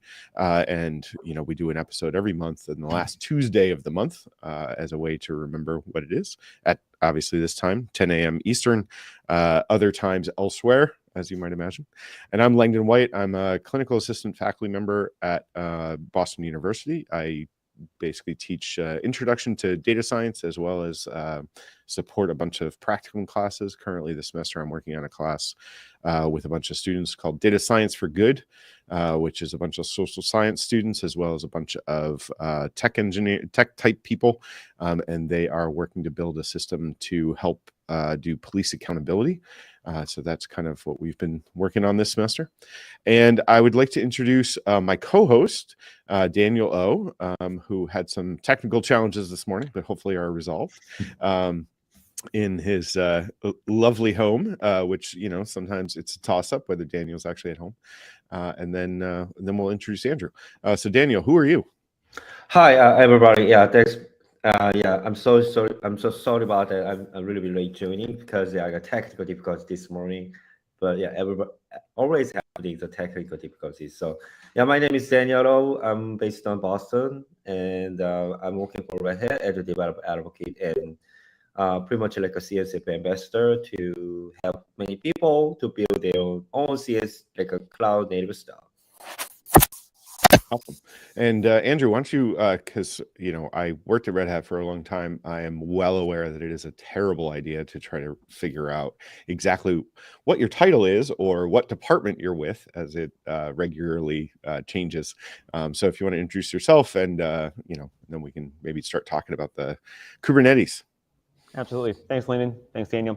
Hi, everyone. My name is Andy Blanc. I'm a distinguished architect at Red Hat's Services Global Office of Technology. What does that mean? It's a kind of a mouthful. It means that I not only work with customers globally to implement Red Hat solutions, but I try to unify all of our solutions across the board. So what we're doing here in North America is the same in APAC, in EMEA, and wherever we happen to have our delivery teams working with our customers. And very much into working with open source projects and in the community, and we can talk about a number of the projects that I'm working in, and I guarantee, especially if you're in the Kubernetes ecosystem, you've probably used at least one of them. Right. And of course, as we were chatting a little bit before the show, so where are you currently? I am in Houston, Texas, in our Edge Solution Center. So this is not fake. This actually is real. If I go ahead and actually throw something, it may break something instead of being a virtual background. So yeah. And so just by way of a little bit of context, I don't think the term edge has actually pervaded terribly well in kind of our industry. So can you just say what you mean by edge computing? Edge computing really depends on the context. Holistically, it's basically anything outside of a traditional data center. So in the telco world, it could be a facility that it has a couple of 5G antennas. It could be a back store of a grocery store. It could be a device on a platform in the middle of the Atlantic, an oil rig. Gotcha. It can be anything. It's basically Right. anything that can be outside the data center traditionally. And at least, what I think is, why it kind of gets its own category, not just for buzzword effect, right? But also it changes how development works, right? Because you have, it's actually like a lot of the problems we had, because I'm going to date myself here, in the 90s where, things like throughput and RAM and, network access and all that stuff can be much more limited. And so as a result, you kind of have to change some of your development approaches. Think about it. We have our phones and we're tied to it constantly. Think about it when you go on an airplane. You have to either turn it off or you have really, really, non-trusted connections. You may come up and may go down. You have to design your solutions so that there is no guarantee for network access, as well as other considerations regarding the amount of footprint that you can actually put on these devices. Those of us who take these devices for granted, that have gigs and gigs of memory, that's not necessarily the case when you're working in edge workloads and in edge environments. Right, exactly. I actually just gave what we call a tech talk on about edge computing at BU the other day, and when I was preparing for the talk, I realized, oh my goodness, a lot has changed in the last 3 years since I really looked into this particular space. So I think it's particularly interesting. It might be something that we should probably delve into more in a future show. But maybe today, I think we wanted to talk to you specifically about Helm. And if you could, maybe we could start with can you describe a little bit what Helm is for people who don't use it? Yeah, so Helm itself is a package manager for Kubernetes. Think about when you're trying to deploy any resource to Kubernetes, you're going to have a set of manifests. It's going to be a deployment, a service, maybe a config map, a secret, a couple different objects. Traditionally with Kubernetes, it's always been a challenge to deploy these resources. They're all independent. They're not necessarily packaged into a single atomic unit. You can install each one of these manifests independently. But what Helm brings is a way that you can package all those resources up together and manage dependencies accordingly. But in addition to that, it also gives you a templating engine as well. So you can add dynamic capabilities to these resources. They're no longer just flat and static. Gotcha. And so why, or let's kind of change it all around. What are you expecting to see happening with Helm over the next, 6 months or a year, or what would you like to be seeing with that? So I joined the project really focusing in one area specifically, and that is around OCI integration, the Open Container Initiative integration. Helm integrated and introduced a concept where you can store charts inside OCI registries. An OCI registry you can think of as a container registry these days. So Docker Hub, Quay, your Artifactory, Nexus, your local corporate repository can do more than just store container images. You can actually store other resources. So one of these resources are Helm charts. You can distribute Helm charts a couple different ways. One of them is storing them in a traditional HTTP server, but a newer way that's still easier is to store them all within the same same registry that you store your container images. And I came into the project to really focus on bringing it over the finish line from what they were calling experimental status to full GA. And then we were able to actually achieve that last year. So on the project today, I'm working on hardening our support around OCI, but also looking into how we can integrate more of our secure software supply chain technologies into Helm. So looking at technologies like SigStore and other signing capabilities into hardening the provenance of the lifecycle of Helm charts. That's awesome. Gotcha. Yeah, go ahead, Daniel. Sorry. Yeah. Thanks, Randall. Yeah. So also I got some question from a developer and a platform engineer. Sometimes they're really looking at Helm, but they also looking at Ansible or operator stuff. And then I think that you got a ton of experience to use Ansible operator and Helm chart as well. Is there some little bit tips? What is the differentiating between those technology? Well, okay, it's interesting that you mentioned it, because every single one of those that you mentioned, Ansible and Helm, are supported by the Operator software development SDK, the software development kit.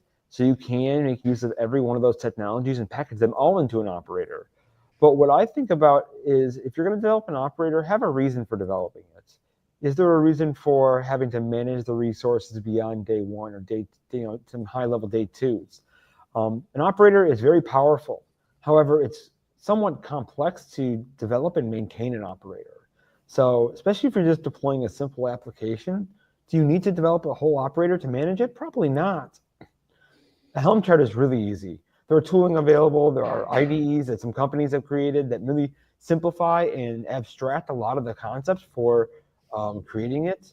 Monocle is one type of company and technology that I've worked with in the past that offer an option to make the process of managing Helm charts easier. If you look into OpenShift has an entire user interface that allows you to manage the lifecycle of your Helm charts, as well as includes a number of Helm charts that come out of the box. For those of you who have worked with OpenShift for a while, you may remember templates in OpenShift.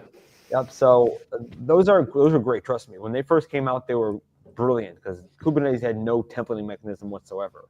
But nowadays, developers and platform engineers are really looking for trying to make it easier for developers and platform personnel to create dynamic environments, dynamic capabilities. That's what Helm provides over templates, which are still somewhat structured, because while there is some templating in OpenShift templates, you can't dynamically and programmatically determine, let's say, I don't want this secret in this environment, or I want to do some more conditionals. There really is no conditional logic that's baked into OpenShift templates. That's cool. Yeah, thanks for sharing the insights.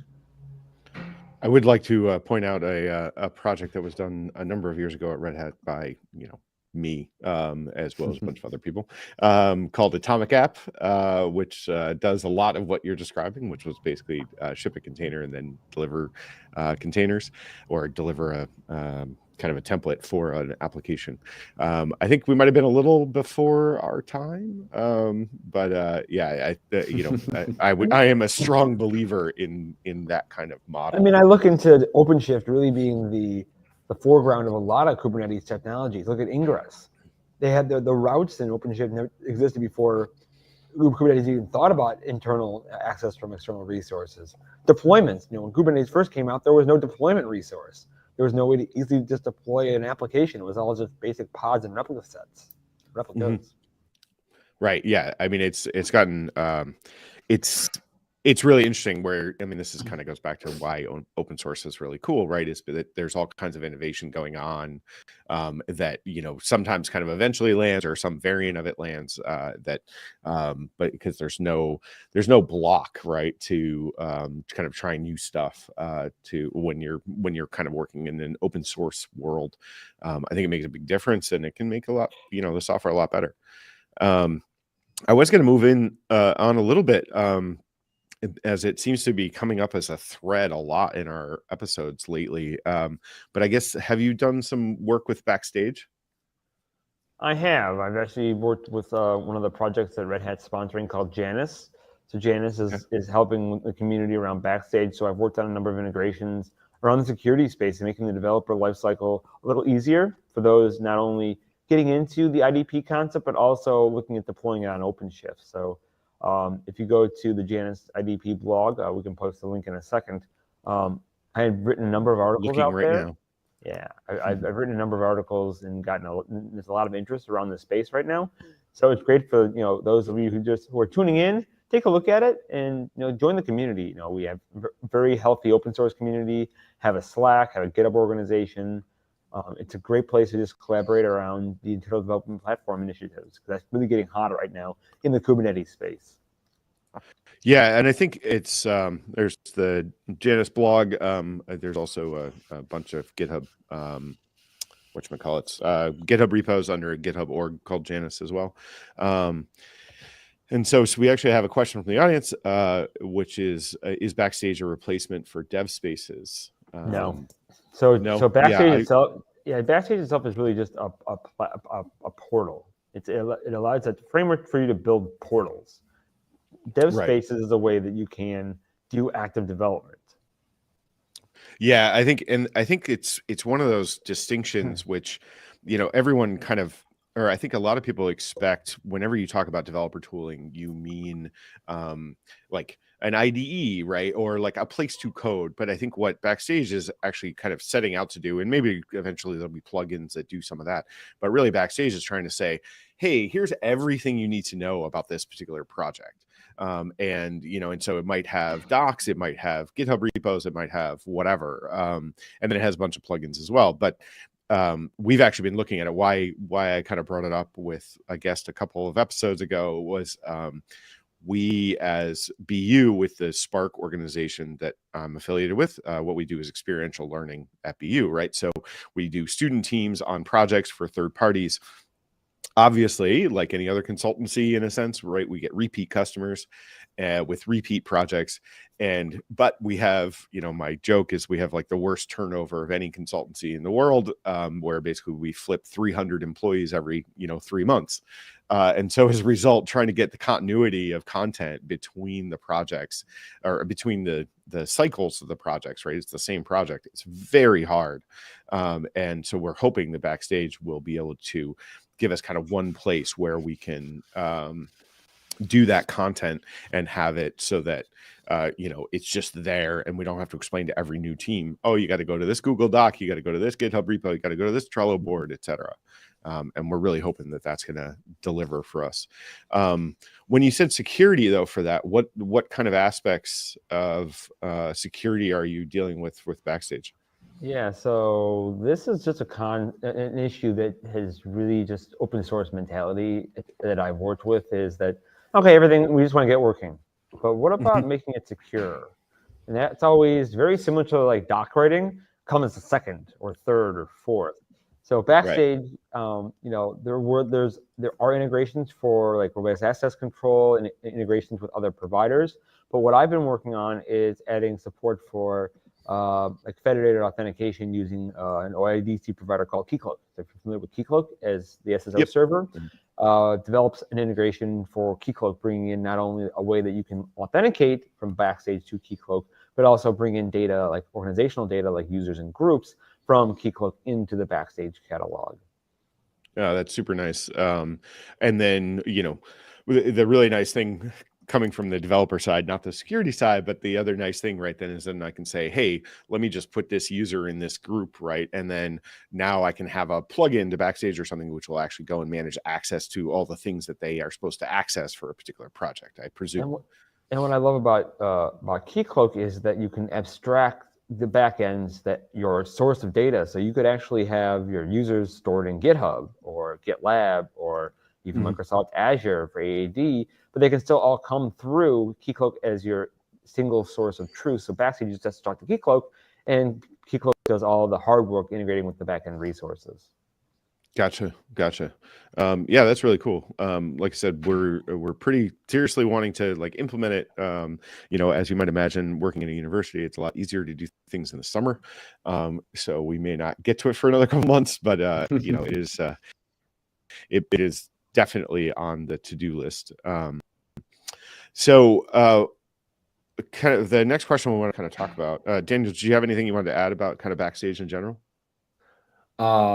Not really, but maybe it'll be helpful for us to understand who actually has no experience of Backstage before. So sometimes so Andy, you got a lot of experience with the Backstage stuff. So you think is that Backstage is for targeting platform engineers only, or even developer, they can use the Backstage for their daily job?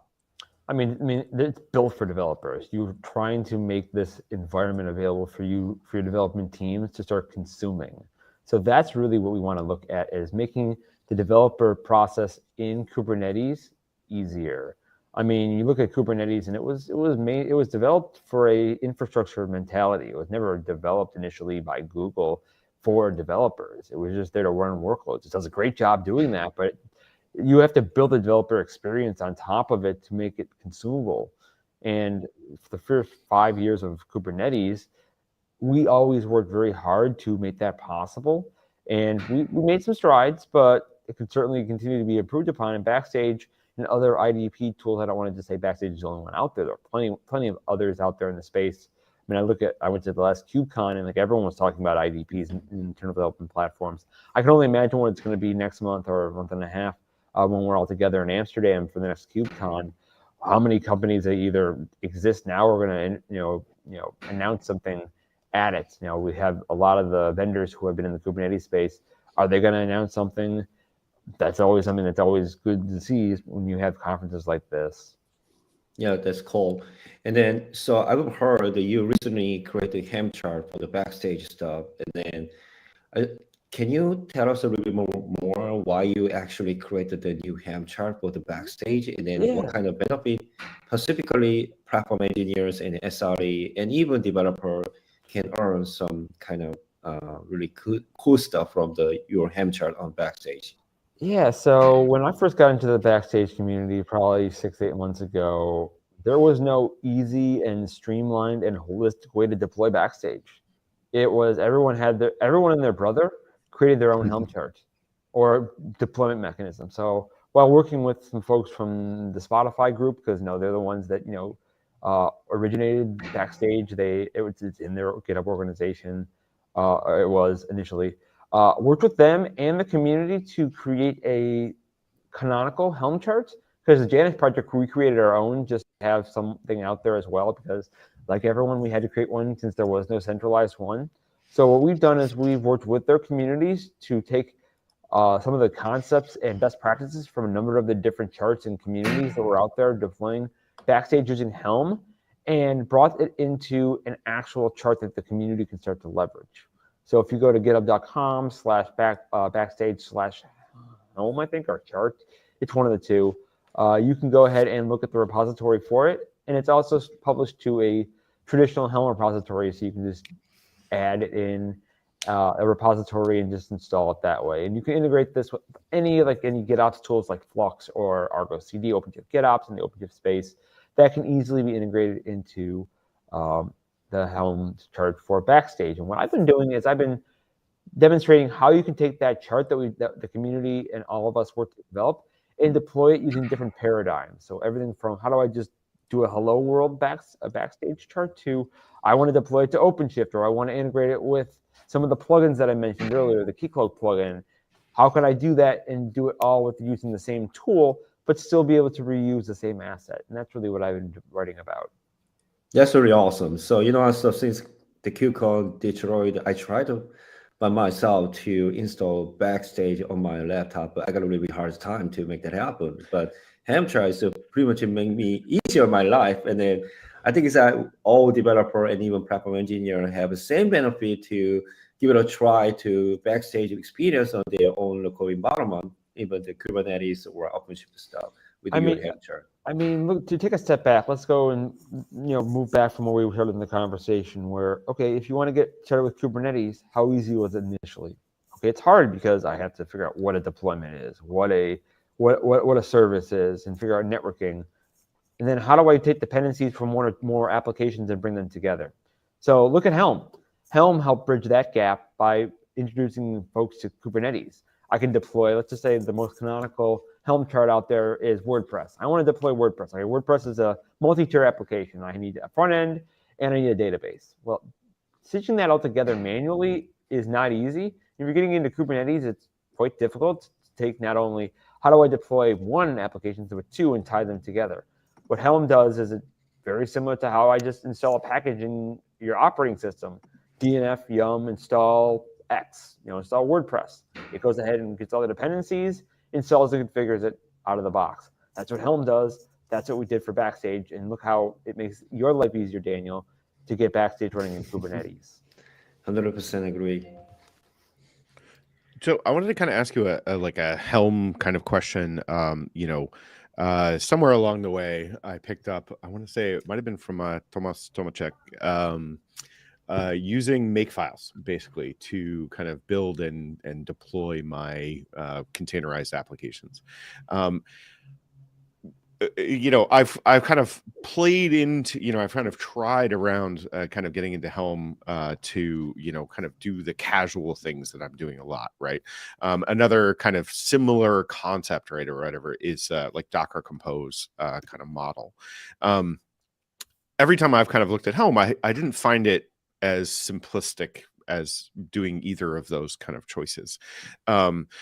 Obviously Helm is bringing a bit more to the table about like ensuring how those deployments happen, but do you think that like has it started to get to that level of simplicity, or like what can I do, or where can I learn how to make it so that I can kind of in my casual tool chain or whatever, or even less than casual, we've been working on deploying a containerized application to do basically data set management that we want to offer as part of our organization to the public. How do I get there kind of, or how do I get started with Helm such that I can make it as simple as, if I have some Docker Compose experience or I use Makefiles or whatever? Any ideas? I always just start with just getting started with Helm, looking at the documentation for the getting started experience, talking about how to install the CLI. There's a CLI that comes with Helm. So that's how you interact with Helm. Helm initially was a client-server model. There was a server-side component that you had to deploy to Kubernetes. And that was a bit of a security concern because you had to give it elevated permissions to be able to manage the Helm charts across multiple namespaces. With Helm 3, the most recent version of Helm, we've eliminated the entire server component. So it is just client side. So all you need is the CLI. But there are also, if you're really a developer, there are an SDK that comes with Helm. So you can integrate Helm into your applications and your workflows. So that's one of the other ways that you can get into it. Like if you're, Landon, you mentioned, being from a developer standpoint, that's another thing you can do is you can look at how you can abstract that process within your own workflows. We're actually going to talk about that. If you are going to KubeCon or if you're going to watch KubeCon afterwards, there's going to be a session that the maintainers are putting on around developing and integrating with Helm from a development standpoint, because we talked about our last KubeCon talk from the maintainers track. We talked about the different ecosystem around Helm and all these different projects that are working with Helm. But now we're going to talk about as a developer, how do I go ahead and leverage the tooling that Helm provides to make it easier to be able to work with Helm in your own ecosystem. Gotcha. Yeah, that would be, I think, really handy. And just I was while you were talking, I was looking for the link, but if you want to go see his talk, oh, that's not a deep link. That's annoying. It's at least a link gets you in the ballpark. Yeah, right. So in the ballpark, if you, I searched for block and I found you as in the top 4 as a result in the schedule search. It's kind of like searching for Langdon. It's usually pretty easy. It's nice to also be at the top of the alphabetical order as well. Right. That does helpful. Yeah, white is not good for that. So I am mildly jealous. So yeah, I think that's also one of those things where kind of going and listening to, or like kind of watching somebody demo it or workshop it or whatever can be really helpful. And that's exactly what we try to do is with these maintainer talks, we want to make it so that we invite a welcoming community. So that if you are involved with Helm itself, want to get interested in not only active development, but just from a consumption standpoint, how do we organically grow the ecosystem around making it easier to deploy your applications to Kubernetes? That's what we really want for Helm. That's the mission of Helm is how can we streamline the process for deploying apps to Kubernetes? Right. So my next question, of course, is like, because I'm going to toss those guys under the bus. Have you talked to the Podman team about kind of adding to their generate feature? Because right now they'll generate kubeyaml from Podman. So the nice thing about Podman, right, is that you can actually create pods in Podman intuitively enough. So it's a lot closer to actual Kubernetes than Docker is. And so, but it'd be kind of handy if I could say Podman generate from, the pods that I have set up, Helm charts. I mean, one of the great features of Podman recently is around Podman Play Cube. I love that feature, especially if you're coming from a tradition. And we talked earlier about edge workloads. We have a lot of these applications that were originally developed for Kubernetes that run at in traditional data centers. But let's say you're deploying your application to Kubernetes and you want to deploy it at the edge, and you may not have a full Kubernetes environment. Podman Play Cube is great because you can take those same manifests, those same deployment manifests, and bring those into the Podman world without having to necessarily have Kubernetes. But you can still, from a developer standpoint, use the same set of manifests. Right. And for, people like me, that's a good thing. YAML frightens me in general. So It could be worse. We could be talking about soap. that's true. That's true. Or I'm I just actually saying did it could be Signal worse. back day. Yeah. And I feel like the Helm chart is now some kind of mandatory technology and background knowledge for individual developer as well as like operation team. So any recommendation how to get started to learn Helm chart? If you could actually promote your Helm chart book as well. But Yeah, I just you wondering, kind of took the words out of my mouth there, Daniel. yeah, but I just wondering, everybody wants to run the Helm chart, and where is the perfect place for like how to get started, the Helm's learning path? Yeah, so I'll put a number of different paths out there that folks can get interested into Helm. Number one is if you want to just go to the helm.sh, which is the website for Helm, that has a great getting started. There's a book that I and another colleague of mine have written called Managing Kubernetes with Resources with Helm. It really dives into a lot of the capabilities and features around Helm development, and CI/CD, so looking at tools like Argo CD to manage it. And then finally, if you love Slack, like I do love Slack, I think I have about 8 workspaces that I'm in every day. You can join the Kubernetes Slack channel, and inside there, there are 2 channels of interest. One is Helm-users and Helm-dev. So if you're really interested in learning about Helm development and actually getting introduced to the community and just getting help and support and just chatting, join those 2 mediums. They're great. And then obviously we want to be able to get more people involved in the Helm ecosystem, because like any technology, Helm isn't done. We're just at a step in our entire development process. We want to make it easier. We have a number of thoughts around what we want to do for Helm 4, which is the next version of Helm. And I'm sure we might be able to touch upon some of those in our last 25 minutes today. I'm sure our audience would be interested in where's Helm going. Yeah, that was actually, I think that is exactly correct. Yeah. So what do you see on the horizon for like Helm 4, and what kind of time frame is that, do you think? So I'm going to leave time frames out of it. I'm going to put my project manager hat on. I don't put time frames out there, but a couple of them out there. It'll get released when it's ready. Yeah, exactly. So 2 areas. One is, and I mentioned security is an area that I really focus on. So I would like you to look at integrating new methods of signing Helm charts into the Helm ecosystem. Right now, it's using traditional GPG-based signatures, but I like to introduce other means. SigStore is one that I would promote, because SigStore is a technology that makes signing content easier. You can even use GPG with with SigStore, and actually we have a plugin in the SigStore community that allows you to take a signed Helm chart in the traditional sense, and make use of some of the SigStore technologies like Recore, the transparency log. So you can go ahead and take a signed Helm chart and publish it to the transparency log and do verification in a similar process that you can do in container images.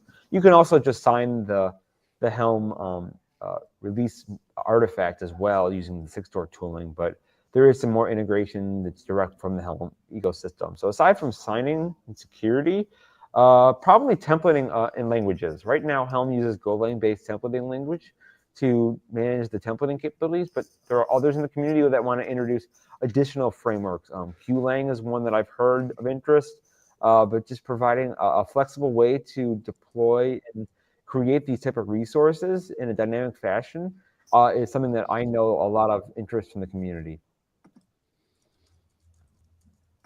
I was just going to post as well a prior episode we did about SigStore, because I think that is definitely another one of those kind of up and coming technologies that is. Did we have Luke Hines potentially speak? We did. We did. Ah, excellent. So yeah, great. Luke's great. He's amazing guy to work with. Sorry. So I was typing, so I got a little distracted. So yeah. So I think some of the I think that kind of verification signature kind of stuff is super nice, because I think that's where you can kind of the temptation is to kind of install anything, right, sometimes, and so it can be really handy to kind of say, okay, here are my trusted sources, right, and I'm going to go and approve those signatures, kind of whatever, and then I can kind of fall prey to that trying things out and just kind of running them.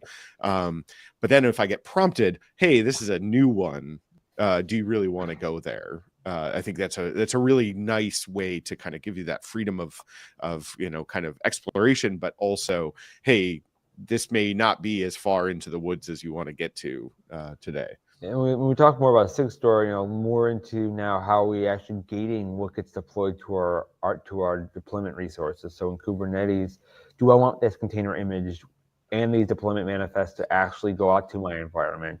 Do I want to do provenance and actually do some attestation verification before allowing it to be deployed? When we look at some of the technologies out there, we have everything from, Red Hat has advanced cluster security that provides some capabilities for ensuring that your images are signed, to other policy frameworks like OPA and Kyverno, Gatekeeper. There are a number of different projects out there that are attempting to address the same space, and being able to then integrate that with like Helm is another way that you can do that too. So how we can bring all these technologies together to make it more secure to operate and develop for Kubernetes environments. Right. And right. and even just regular, traditional environments. I'm working with a number of teams within Red Hat. We're doing some work around Ansible. So how do we make Ansible, signing, collections? Ansible has some collection signing right now. How do we do the same thing for like some of your project data for if you're using Ansible automation platform?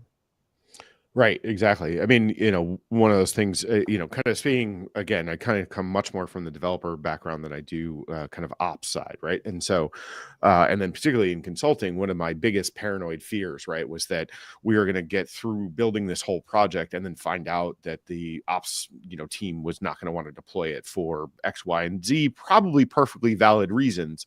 But knowing in advance, right, that what's available in my ecosystem, as tools for when I want to deploy it later, is a very nice thing. And I think these tools I think they get correct, whatever, like kind of value statements or whatever about how they're used in operations. But I think developers don't realize that it's also really useful for developers to kind of be able to get a good sense of what is the ecosystem that the ops team is comfortable with, and how do you have ways to know what that is. So you mentioned ops, but you've always started to scratch the surface. Ops is, when you talk about DevOps, that is your first hurdle into bringing these two groups together. But if we talk more about the SigStore side of the world, we're also going beyond DevOps. We're talking about DevSecOps. So we're actually bringing in another group, security, into this process. But then if you then add in a lot of the governance around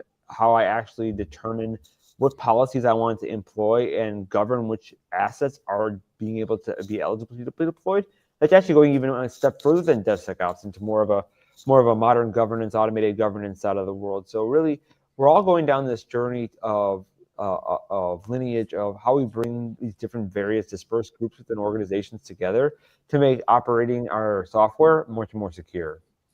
Well, it's funny because we started the conversation about edge computing, right?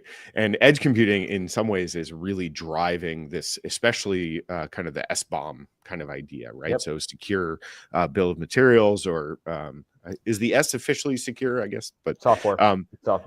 Yeah. Okay. So, but no, I thought there was also, isn't there one that's it's secure bill of materials versus like unsigned or signed bill of materials? As they say, it's all alphabet soup. So who knows? So yeah, but long story short is that, when you're talking about deploying applications, right, at the scale you need to do it, I found out that this building has 700 plus thermostats, right, that all run software. They do PoE for the internet traffic, and like, because this building was just built and it has, it's very, very green. It's like the highest level LED certification.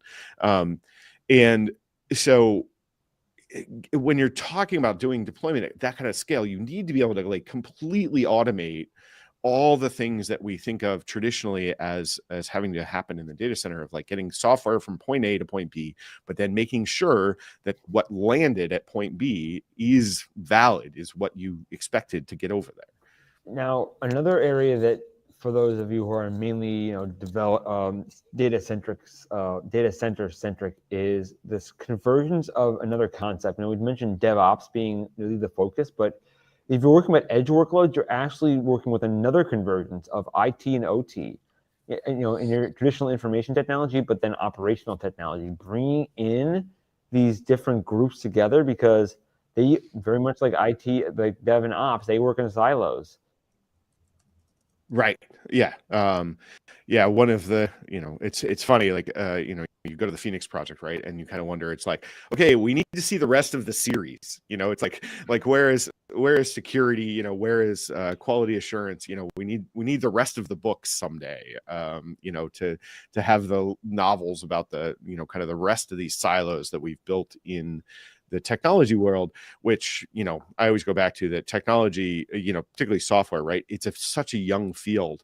And, even in the early days for me is like, I had to know about basically everything to be able to get an application deployed. But then as we got specialized, everyone started to striate. And what we never really figured out is how do we keep the collaboration that we had when it was all one person who knew everything in their head. But because you need all these different aspects, but you need these people to work together rather than thinking of it as like something you're throwing over the wall every time. I did want to address, there was a question from the audience, which is basically, are Helm charts fully switchable between OpenShift and Kubernetes? And could you take a Helm chart and just use it in OpenShift or vice versa? I think I know the answer to this question, but Andrew, please share with us what your opinion is. The answer is, it depends, because a Helm chart will contain a number of different Kubernetes resources. Some of those resources may not be available on either environment, whether it be a Kubernetes environment, because if you're leveraging custom resource definitions, they may not be available on the other cluster. Because if you're just deploying custom resources, but not the definitions themselves, they may not be available on the environment. And then OpenShift includes a number of resources like routes and deployment configs and other type of manifests that are not available in traditional Kubernetes environments. But a lot of the charts that have OpenShift support typically have parameters. So one of the benefits of Helm is these, we talked about these templates, but these templates, the actual values that you inject are called parameters. And they usually have parameters that have toggles for OpenShift. So there are features that will actually be enabled. Chart developers are actually creating opt-in and opt-out of OpenShift features. So that makes it really easier. I look at Istio. Istio is one great example that has specific support for OpenShift. You can actually use one of the values to turn on OpenShift, and it'll go ahead and configure the charts with OpenShift support. Gotcha. So, so few things in the technology world. The answer is usually it depends. So, did you want to add anything else, kind of about Helm or where you think Helm is going? No, I think that's at least the starting point. What I have seen, so I've been around Kubernetes for a while. I've been here since the pre-1.0 days. Helm had a slow burn in terms of popularity. Operators, probably about 4 or 5 years, about 3-4 years ago, got really hot because it was this concept like, oh my goodness, I can manage my custom resources. Kind of like when custom resources started taking off too. But I've actually started seeing Helm popularity. The uptick has gotten much greater recently. And I think it just means it's either because of one of two things. One, teams are starting to reflect where operators and other more complex workflows are, because it toil, as I mentioned, to have to manage a lifecycle of an operator versus I just manage a Helm chart. But they also see that more and more not only developers are getting into the Kubernetes ecosystem, but more vendors are starting to distribute their applications in their content via Helm. Gotcha.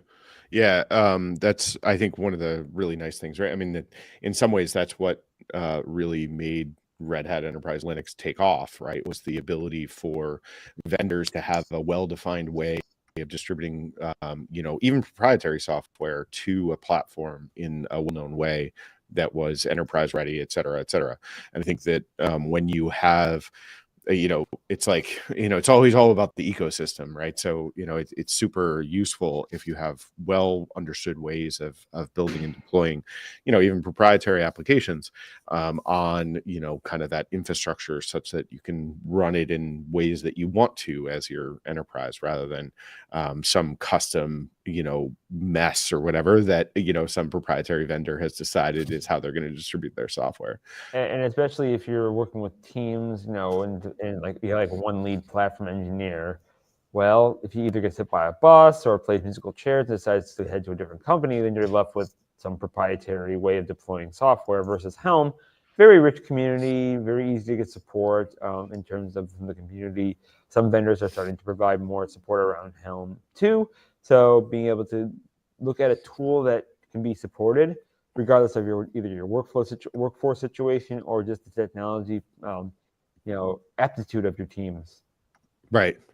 Although I will say I do prefer the wins the lottery versus the hitting by the bus metaphor. But the wins lottery works too. But someone like myself, they would say, "What would you do if you win the lottery?" Nothing. What would I do different? Nothing. I know. Yeah, I'm kind of with you. Yeah, it's hard being a nerd. We love what we do.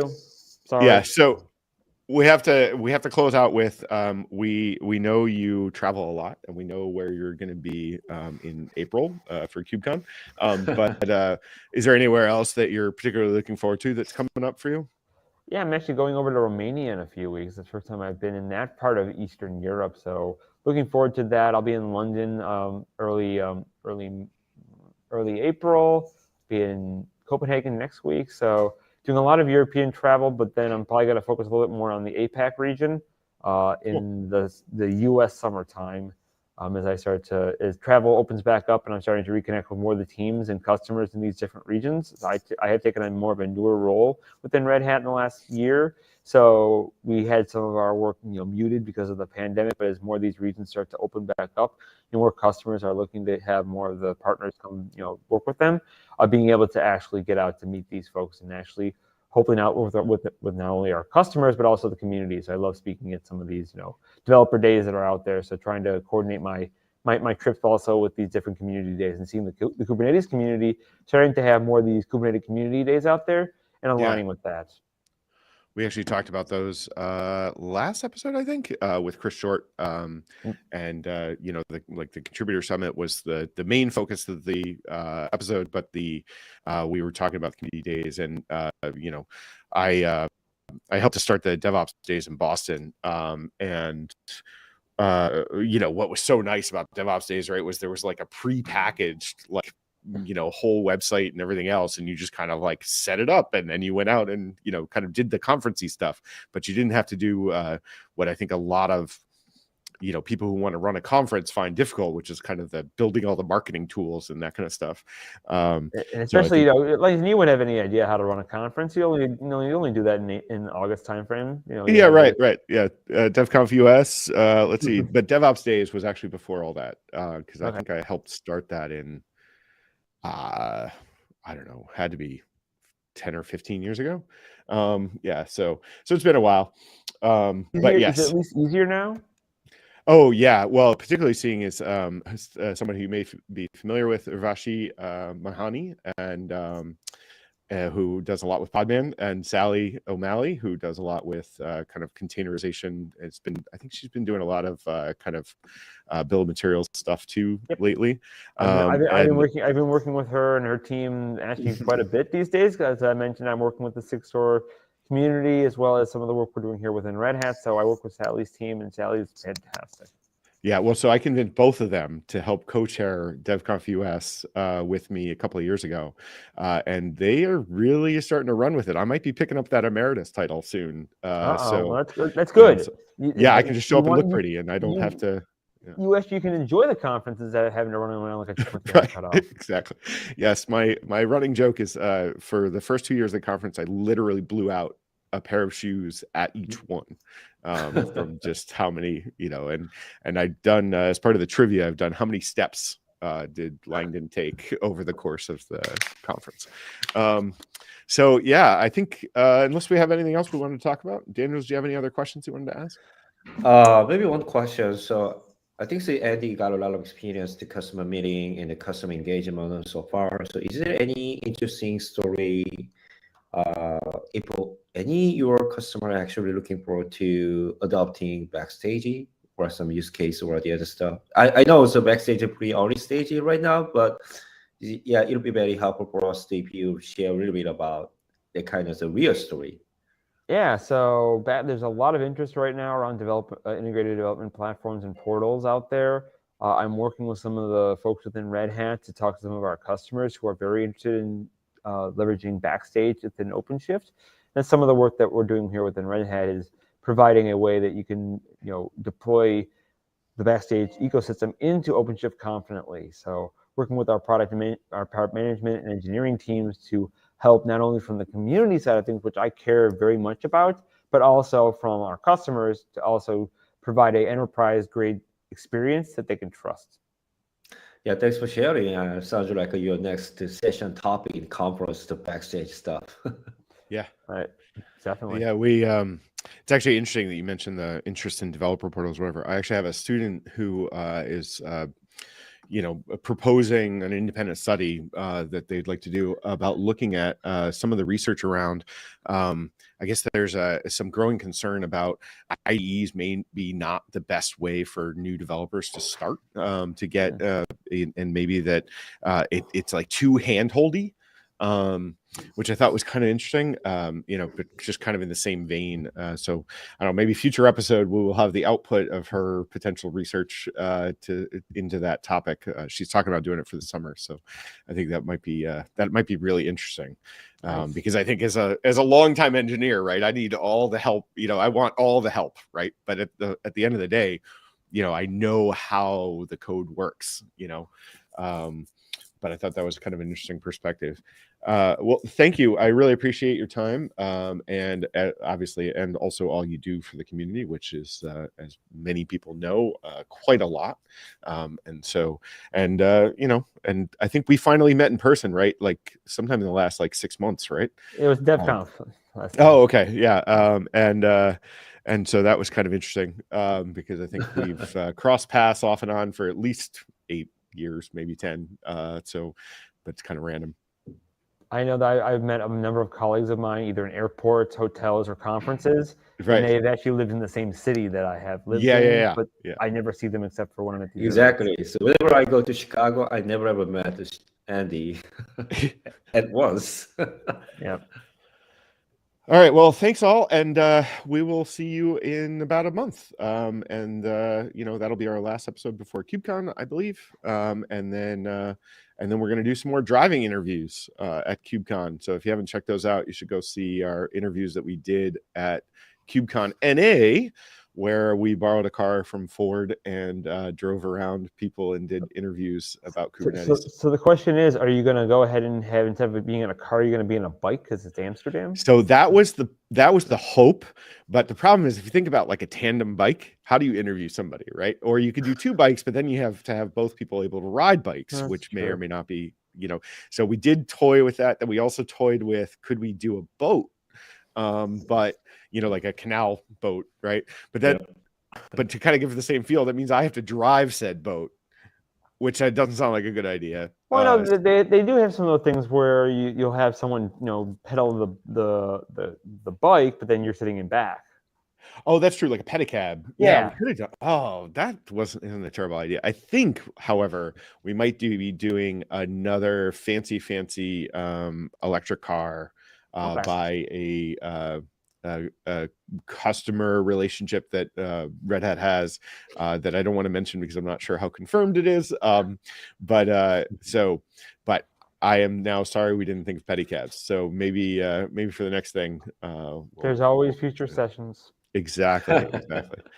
So thanks everybody for coming, and we will see you next time. Thanks everyone. Thanks guys.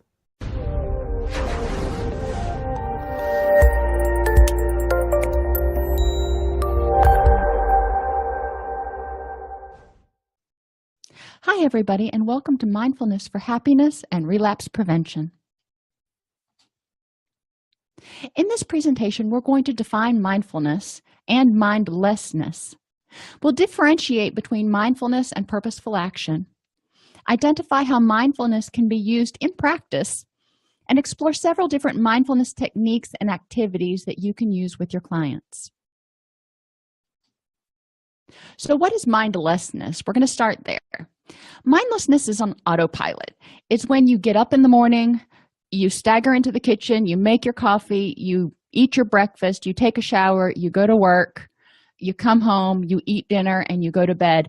And you really didn't check in with yourself to see how you were feeling, what you were needing, and if there was anything that you could do to actually perk up your day. So we don't want to be on autopilot. We need to reduce enough stress in our life, or at least learn to focus and stop and smell the roses, or at least check in, even if we're not going to smell anything. Mindlessness is also going with the flow, being a yes man, just saying, sure, let's do it, go ahead, and not ever identifying what we really want and need. Mindlessness is also doing what has always been done just because it's always been done. And sometimes you need to check in and go, you know what? That's not all that important. If you are one of those people who has to go through and bleach every bathroom every weekend, that's the way you've always done it, and it may still work for you, and you may have a perfectly good reasoning and desire to do it, and that's great. But maybe you're going through and bleaching the bathroom every weekend and you realize you're the only one living in the house anymore. Your kids have moved out, and 3 out of the 4 bathrooms don't ever get used anymore.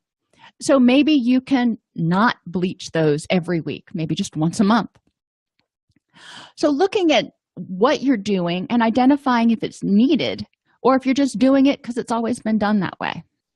Another example of it's always been done that way, from my personal experience, when I come home, and this is total autopilot mindlessness, I come home, I put my purse on the foyer table, I walk into the kitchen, I open up the refrigerator, and I find something to eat. Now, I've never stopped to check in to go, am I really hungry? Am I thirsty? Or is it just because I'm home? It's just what I do. So it's important in mindfulness to identify what you're doing and choose your behaviors. Choose how you use your energy purposefully. Other examples of mindlessness, getting home and not remembering the drive. I think all of us have done it. We get in the car and we're kind of on autopilot going home and we're totally thinking about something else.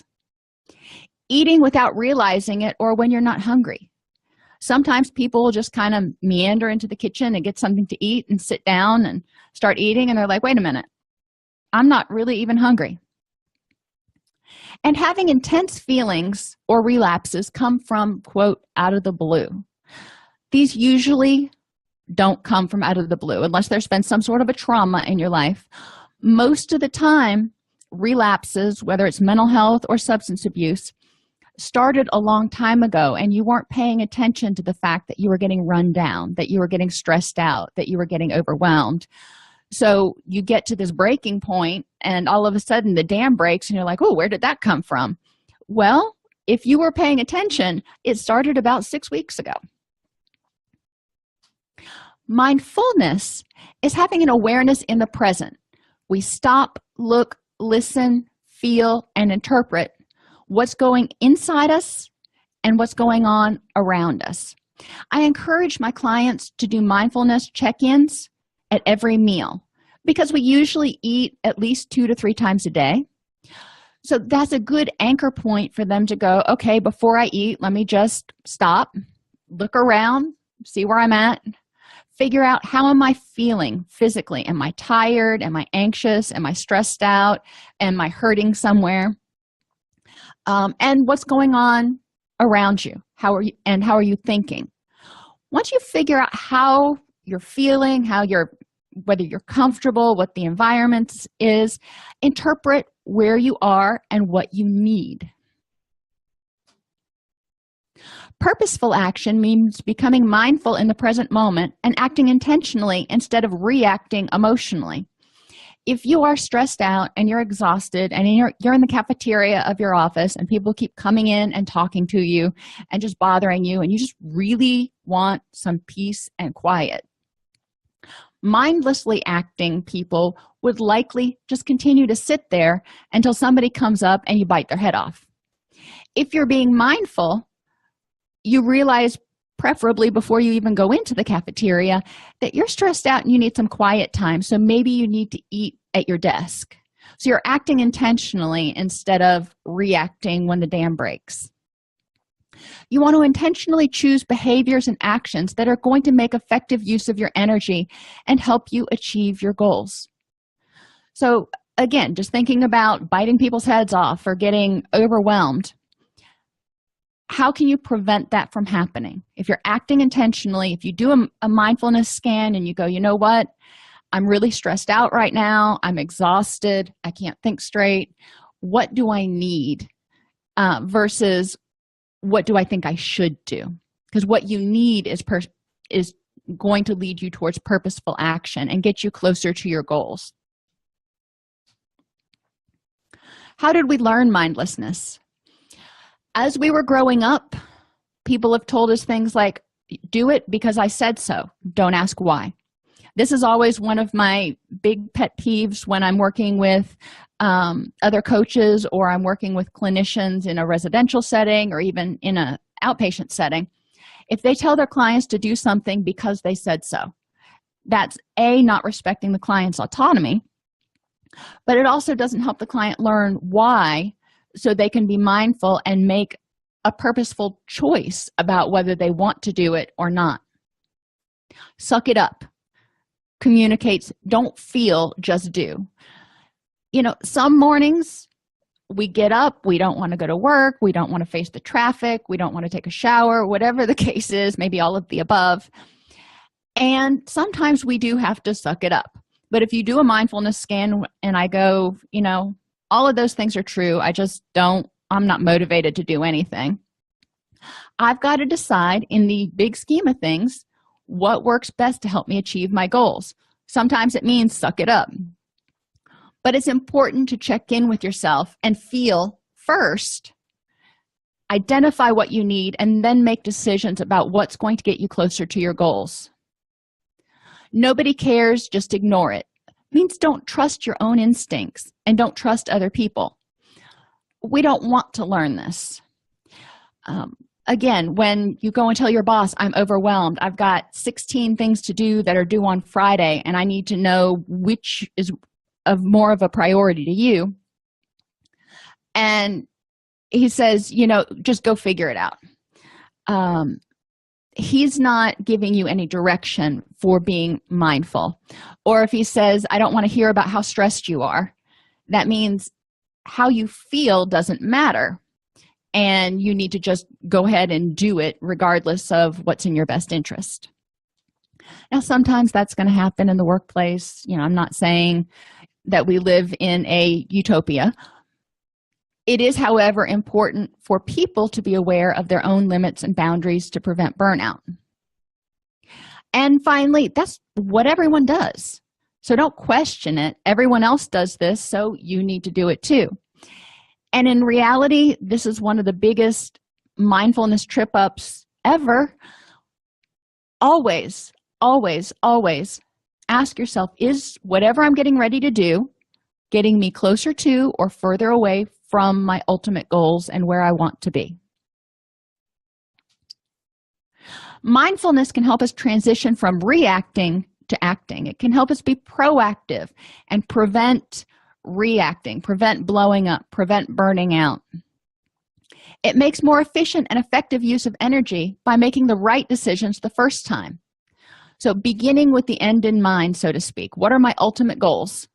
Let's make the right decision about how to handle this situation to get me closer to my goals. And mindfulness encourages self-awareness and compassion. So we want to seek first to understand ourselves and then to understand others. And when I say understand ourselves, it means what are we good at? What are our strengths? What are our weaknesses? What do we need? What do we want? And what are our ultimate goals? Mindfulness can help reduce inefficiency through planning and prioritizing. Instead of just kind of flying by the seat of your pants, deciding, hey, I want to build a doghouse, driving down to Home Depot, buying a bunch of lumber and a bunch of nails and going, okay, now let's figure out how to put this together. That's kind of inefficient. Whereas you could save time by going online, getting a plan, which will have a list of all the supplies that you need, and then you can follow the plan, put up the doghouse, and bada bing, Fido has a new home. Mindfulness helps balance and renew your resources, energy, and health to create a sustainable, long-term, effective lifestyle, because it encourages you to ask yourself regularly, what do I need right now? And what options do I have to meet those needs in the present while still moving toward future goals? If you can even just ask yourself those two questions at breakfast, lunch, and dinner, and actually act on the results, not just go, okay, well, that was a fun exercise. It will help you reduce a lot of stress and free up energy to accomplish the goals that you want to. Mindfulness activities, head, heart, and gut honesty. I talk about this in a lot of presentations. In your head, this is your logic. What do you need? In your heart, this is, how you feel about something. And your gut is kind of your spidey senses. And if something isn't right, your gut's going to go, yeah, this is probably a bad idea. When you're behaving mindfully, your head, heart, and gut are all in alignment. They're going, yep, this is what we need to do. Now, your head may be saying, this is going to be hard, but we can get it done. Or your heart may be saying, this is not the most pleasant thing that I have to do, but it's the right thing to get me to where I want to be. Another activity you can do is the attitude of gratitude, also known as don't crap on the present. So having an attitude of gratitude about yourself, what are you grateful for? About your family, what are you grateful for with them?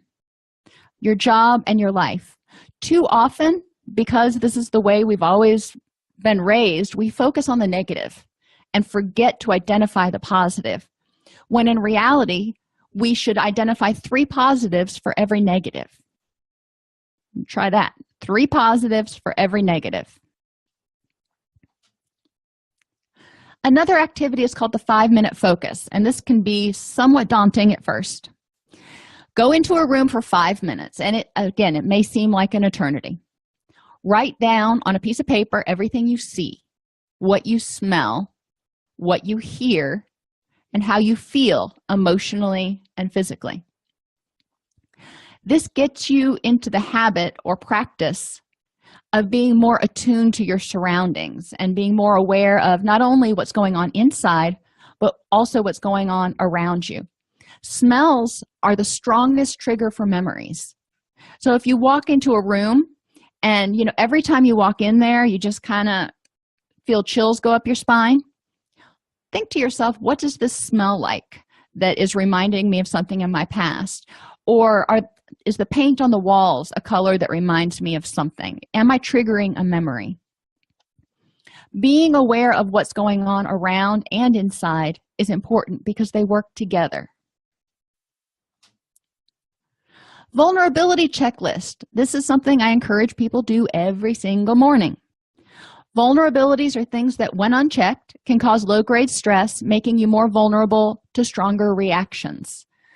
So if you're under stress, if you're not getting proper nutrition, if you're not getting enough sleep, if you're in pain, if you're not sleeping well, when something happens, your emotional reaction, which would normally maybe be a 2, may be an 8, because you're over it. Your physical reactions can also be a lot stronger. Instead of just being a mild annoyance where you have a brief little adrenaline rush, you may get completely flushed and go into a full-grade panic attack. Socially, your reactions can be a lot stronger, and you can be either a lot more needy and a lot more seeking of external validation, or on the contrary, you might be a lot more withdrawing. When stress starts to build up, it affects your relationships. And when stress starts to build up and you start to become vulnerable, environmental things can also be a lot more powerful in triggering relapses and negative mood states. Yet another activity is called 3-minute thoughts. Take 3 minutes and write down or record on a voice recorder all of the thoughts that you have. Then review what you wrote down. How many of those thoughts were negative? How many were about the past, the future, and the present? and how many were just totally irrelevant. This will help you identify what your sort of automatic thoughts are that are constantly buzzing around in your head. We want these thoughts to be positive and about the present and hopeful about the future.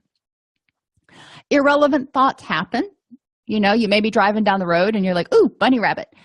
Totally irrelevant, but it's a thought. So it's something that you would want to record. Colors of emotion. Most colors evoke emotion in people. Most of the emotions are learned because color reminds you of a memory.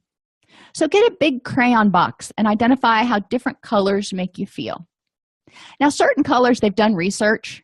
Yellows, reds, and browns tend to make people hungry. So when you go into restaurants, you'll see a lot more yellow, red, and brown. Blue, certain blues can be calming, but certain blues can also feel institutional, like a blue-gray or kind of a pea soup green. That may not be true for every single person, though.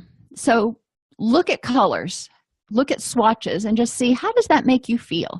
Does it make you feel calm, indifferent, or sad? Increase the colors in your environment that make you happy. I like purple and blues and, you know, some of the bright, cheery colors. But I love just about every shade of purple and blue. So that's what I would use for accessories in whatever environment that I'm in. But I also like white because it's blank. And that gives me a place, something that I can look at that's not overstimulating or understimulating. It's just blank. Smells are one of the strongest memory triggers, so know your nose. What smells to you are calming and maybe nostalgic at the same time? It's getting to be fall right now where I'm at, and the fall smells and the fall air fresheners are coming out. And I love the smell of cinnamon and cloves and all of those things that you associate with campfires and apple cider and all that kind of stuff. It makes me nostalgic, and it's also calming. There's not really a whole lot of smells that make me angry, except for maybe the smell of dog poop, because then I know I've got to clean it up. But, you know, some smells may trigger a memory of something, maybe a bad situation in your past, and it will make you angry. So be aware of those smells. Are there smells that make you stressed? And are there smells that make you energetic? Now, you can do all kinds of research on aromatherapy and see what scents are typically associated with certain feelings. That doesn't mean it's necessarily going to be associated with that feeling for you. So you still want to test it out personally. When I use aromatherapy with my animals that are on my farm, I take down an array of different essential oils and I let them sniff them. And if they like it, they'll sniff it again. If they don't like it, they'll walk away. My donkeys don't like lavender. They have no use for lavender at all. Now, valerian, on the other hand, they tend to flock to a little bit more. So before the farrier comes out, I put a little valerian oil on their halter, which helps them be a little bit calmer when he's there. The ABCs. ABCs help you identify why you're getting upset about something. So the activating event, something happens. The consequence is that you get upset or you get angry.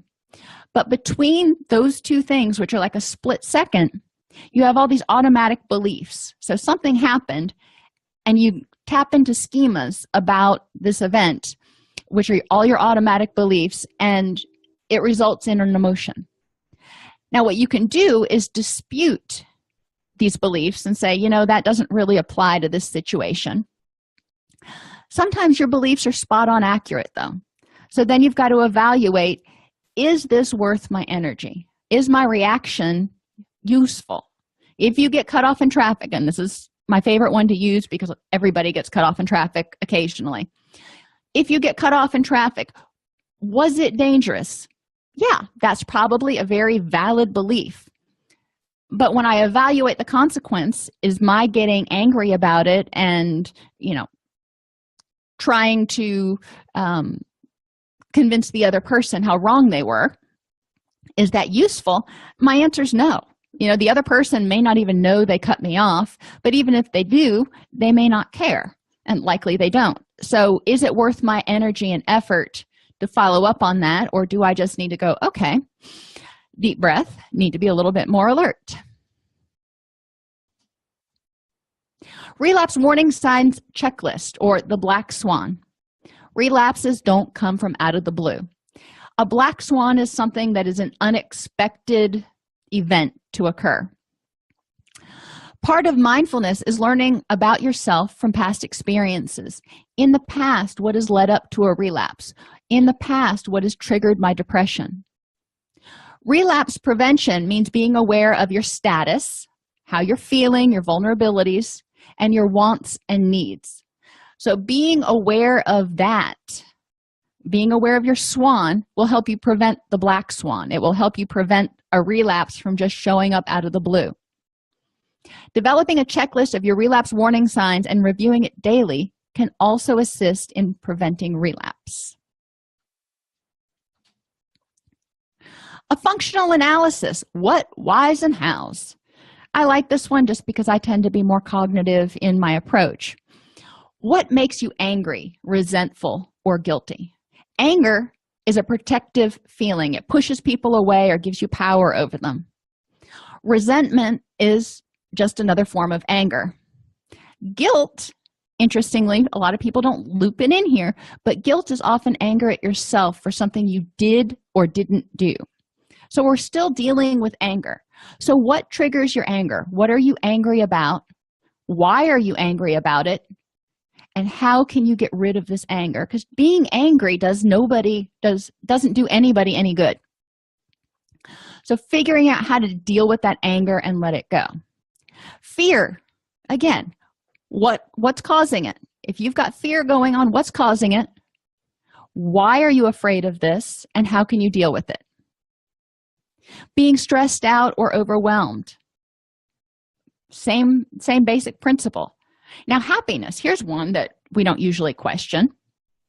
Why would we question happiness? Why would we do a functional analysis on it? Because you can't be happy and miserable at the same exact time. So what makes you happy? Why does it make you happy? And how can you increase that in your life?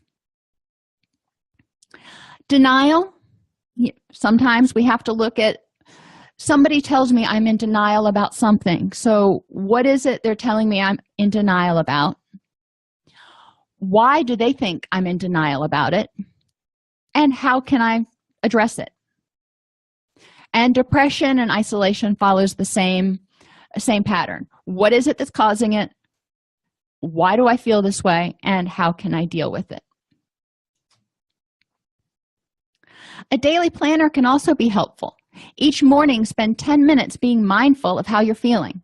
10 minutes can feel like an eternity, but do it while you're drinking your coffee. Maybe drink your coffee on the porch and watch the birds or listen to the frogs, whatever it is that you do in the morning. Identify all the things that need to happen or get done that day. Not that you want to happen or get done, that need to. These absolutely positively have to happen. Go through the list and highlight the ones that must get done today. Maybe your electric bill is due today, so that's got to be done today. Identify anybody that can assist with the must-dos, and then get going. You can only sit there and think about it and dread it and ponder it and feel overwhelmed for so long before you just exhaust yourself. So you might as well use that energy to get going and start knocking things off of your list. Our culture promotes automation and mindlessness. Mindfulness means taking time to think before you act. Stopping to think takes time, though, but it usually takes less time than making needless errors. So, do you have time to do it twice, or is it better to do it right the first time? Mindfulness means understanding your swan, your status, your wants and needs, and the what's, whys, and hows of your vulnerabilities so you can make the best choice of action to get you closer to where you want to be. Here are some mindfulness-related resources that you can take a look at. They're all workbooks. They are very good. If you want to go to newharbinger.com and use coupon code 1168SNIPES, you'll get a 20. If you think being successful is going to make you more confident, you're wrong. And you've actually got it backwards. You need to be confident in order to be successful. Because think about it. Why would anyone believe in you if you don't believe in yourself? If you are tired of feeling like you are at the mercy of everything and everyone around you, from a shitty boss to a dead-end job and everything in between, let me help you change your situation. And if you apply the 9 strategies we're going to talk about, by the end of this video, you will be a different person.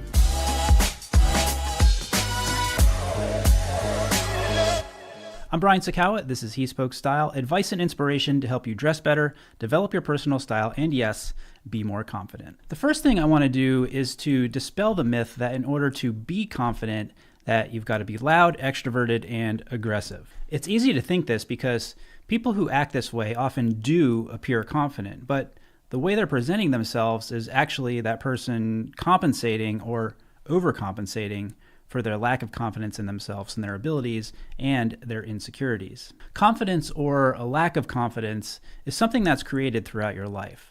The opinions of your parents, your teachers, your friends, all help to build up that confidence or destroy it. And the reason is because we care about what people think. But if you get to a point where that fear of how someone is going to perceive you takes over and controls everything you're doing and every choice you're making, then you've gotten to a point where you are not in control anymore and you're judging yourself based on what others think and not what you believe. So we need to get rid of that fear. We need to get rid of that inner criticism that is holding you back from living the kind of life that you want. And the first step to doing that is to take an honest look at yourself and to know yourself very well. Self-reflection is ground zero for improving your confidence. Knowing everything about what's inside you is going to help you start believing in yourself and your abilities. If you don't know what you want, how are you going to get it? Self-reflection can be difficult, and it's important that you're honest with yourself. Get a notebook and start writing things down. What do you want? How do you feel? What sets you off? There's no right or wrong way to do this, so do whatever feels right for you. And as you're going through this, one of the things I want you to do is to create a list of your strengths. Don't forget what you're good at. Having a list that you can refer back to will help you remember all the positive things you have to offer, which is especially helpful when you feel discouraged. Also, if you have a clear understanding of your strengths, that's going to be like armor that'll protect you against any needless feedback or criticism that you might get on a daily basis, like at work, for example. That list is the easy part. This next list, not so easy, because what you also need to do is to make a list of your weaknesses. And once you've identified your weaknesses, those are the things that you're going to want to work on the hardest. Make plans for how to improve them. Figure out ways to minimize their negative impact. It's easy to sit back and coast on the things you're good at, but if you know that you have these weaknesses and you're not working on them, that's not going to make them go away. Over time, that's just going to reinforce any doubts that you have about yourself. People with talent who don't practice or work on stuff only get so far in life. It's the people that dig in and do the hard work on the things that they can't do or aren't so good at. Those are the people who eventually have greater success. The next 2 strategies we're going to talk about have to do with appearance. And let me just say that caring about your appearance is not vain. There's a big difference between conceit and confidence. And one thing I know for sure is that if you look in the mirror and you're not happy with what you see, you are not going to be confident when you step outside into the world. The first thing we're going to focus on is skincare, because your face is one of your most important assets when it comes to your appearance. And to take the best care of your face, you need to make it a habit and part of your daily routine. I used to go in fits and starts when it came to skincare. I'd start and then I'd stop. And it was usually because there was like too much out there to choose from and not enough guidance.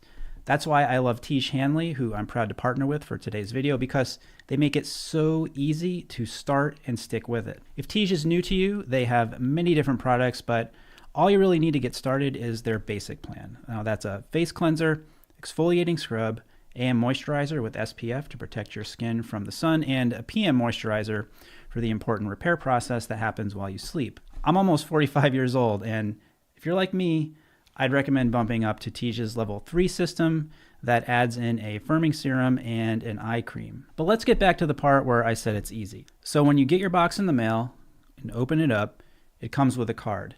That card tells you what to do, when to do it, and how much of the product to use. And it gets even simpler because when you subscribe, you don't even have to think about going out to get more when you run out because it automatically comes to your door every month. Now, in addition to great skin, when you join Tige, you get tons of perks as well, including at least 20% off the retail price, the ability to customize your box, shipping reminders, pause or cancel at any time. There are no hassle refunds, and there's free US shipping, as well as low-cost shipping to most other countries. And because Tige Hanley is sponsoring today's video, they're offering you guys a great deal. All you got to do is click the first link in the description to get Tige Hanley for 30% off, and you can choose a Adopt Kit, hand towel, or body wash and scrubber combo as a free gift. So click that link to get started today. All right, the next thing we need to talk about in terms of appearance is how you dress. Like it or not, the clothing you wear, how it fits you, your accessories, all those things communicate something about you. It affects every relationship you have, how you're perceived, what group you belong to or want to belong to, and it's a direct reflection of what you're going to get out of your day. How you dress is completely up to you, and it's dependent on your personal style, your situation, and what you want to get out of life. But however it is you choose to dress, if you put some time and effort into it and do it with intention, people will notice and you'll be more confident. Now, nothing boosts your confidence more than when you win at something. And the bigger the win, the bigger the boost. But if you're only focusing on those big victories, you are missing out on a lot of smaller ones. Think about your day. You probably get a lot of stuff done, a lot of stuff you overlook and don't consider a victory. But they are. They're things you've accomplished. That's a good thing. And the best way to see these things and celebrate that you've accomplished something is to make a list at the beginning of the day and cross things off. Seeing what you've done every day will give you a huge boost. Let's circle back to the myth that in order to be more confident that you have to be loud, extroverted, and aggressive. Aggressiveness is not confidence. If you respond to someone aggressively, that's a sign that you're insecure about something. You can be assertive without being aggressive, and that is something worth practicing. But you've got to know yourself and your insecurities to do that. But being assertive without being aggressive will boost your confidence. When you're good at something, you know how that feels, right? It feels good, and it automatically boosts your self-confidence. So if you could get better at more things, it would follow that your confidence would also keep increasing. That's why it's important to continue to seek out opportunities to learn and grow throughout your life. Of course, a great place to start is that list you made of your weaknesses, but it could be anything that interests you, from a hobby to your work life. Define what that is and set a realistic amount of time that you can devote to it every day, because getting into a routine is going to be the key to success here. Let's talk about comfort zones. Now, a comfort zone feels good, thus the term comfort, but it's also something that can hold you back, discourage you, and diminish your confidence. You always regret a chance you didn't take, so step outside of what's comfortable every now and then and try something new. Doesn't have to be crazy either, like you don't have to go jumping out of an airplane or something. But think about what you know about yourself. If you're shy, maybe it's just going up to a stranger and saying hello. Whatever it is, if you face that fear, your confidence will improve. Thanks once again to Tige Hanley for sponsoring this video. Just a reminder to Hey, it's Mark Podolsky of The Land Geek with your favorite niche real estate website, thelandgeek.com. And the team is off for July, but because I was traveling in Southeast Asia, I'm not taking July off. I already took my June off. So it is a total pleasure for me to interview one-on-one. I don't know if anyone else is going to jump on. They might. With Michelle Bridger, whom started her journey in land investing. And these are always my favorite podcasts, is we get to hear a case study about someone who's just a little farther ahead in their land business than you, and how they have proceeded and what their journey was like. So Michelle Bridger, welcome. How are you? Mark, I'm wonderful. I'm so happy to be here. It's an honor and a pleasure. The honor and pleasure is all mine, as it will be for the listeners. But let's just rewind the tape, Michelle, and let us know, what were you doing before land investing, and how did you find me, and then how did you start your journey? Okay, great. So I've owned my own business for 9 years, and it's an advertising agency. I had been praying for a while that I would find an additional business that had passive income, that was a good plan B, that would be additional revenue, something if something really went wrong with the first business, I would have this great backup. It would also then lead me into retirement years so that I had ongoing income. So this was my dream about what I was looking for. And in December 2020, two things happened. One, there was huge disruption in my industry, a tech issue that really affected us, not my business, but much broader in scope. Anyone that was doing a similar type of business, it was, oh my gosh. And that was, again, a real wake-up call about the instability. And my clients are great. They come, they stay for a long time, but when they leave, the income stops. And so the other thing that happened was I had a great vacation planned, and last minute that got canceled. But my team knew that I was off. I was already off. I'm like, this is my week. I'm going to figure this out. In my mind, I had all these well, what about this? And what about this kind of business? And would this be viable? And I just said, nope, this is my week. I am going to figure it out and walk away at the end of this week with a plan, and I'm going to enact that plan. So it was going to be but it was a very productive week, and I really dug deep. I researched all these different ideas that I had about, well, what about this? What about that? And during that week, I came across this podcast and listened diligently. During that podcast was someone giving their testimonial. They had been doing the business part-time in addition to their corporate job, and they had built the land business up through 2 years, and then he wanted to retire his third year. And so he looked at his numbers and he said, if I just do more of this mailing, then I can see that it's going to do this to the business, and I want to finish at the end of year 3 at 25,000. And I got it. I saw that, he knew his numbers, that it was a numbers-based business. I get it. My other business is data run. And so I'm like, if you can do it, I can do it. Because then at that $25,000 mark, when his first child was born, he would retire from his corporate job. So that made sense to me. And then I listened to Dirt Rich, your book, Mark, and I got it. It's not a complex business. It's just the same thing with systems.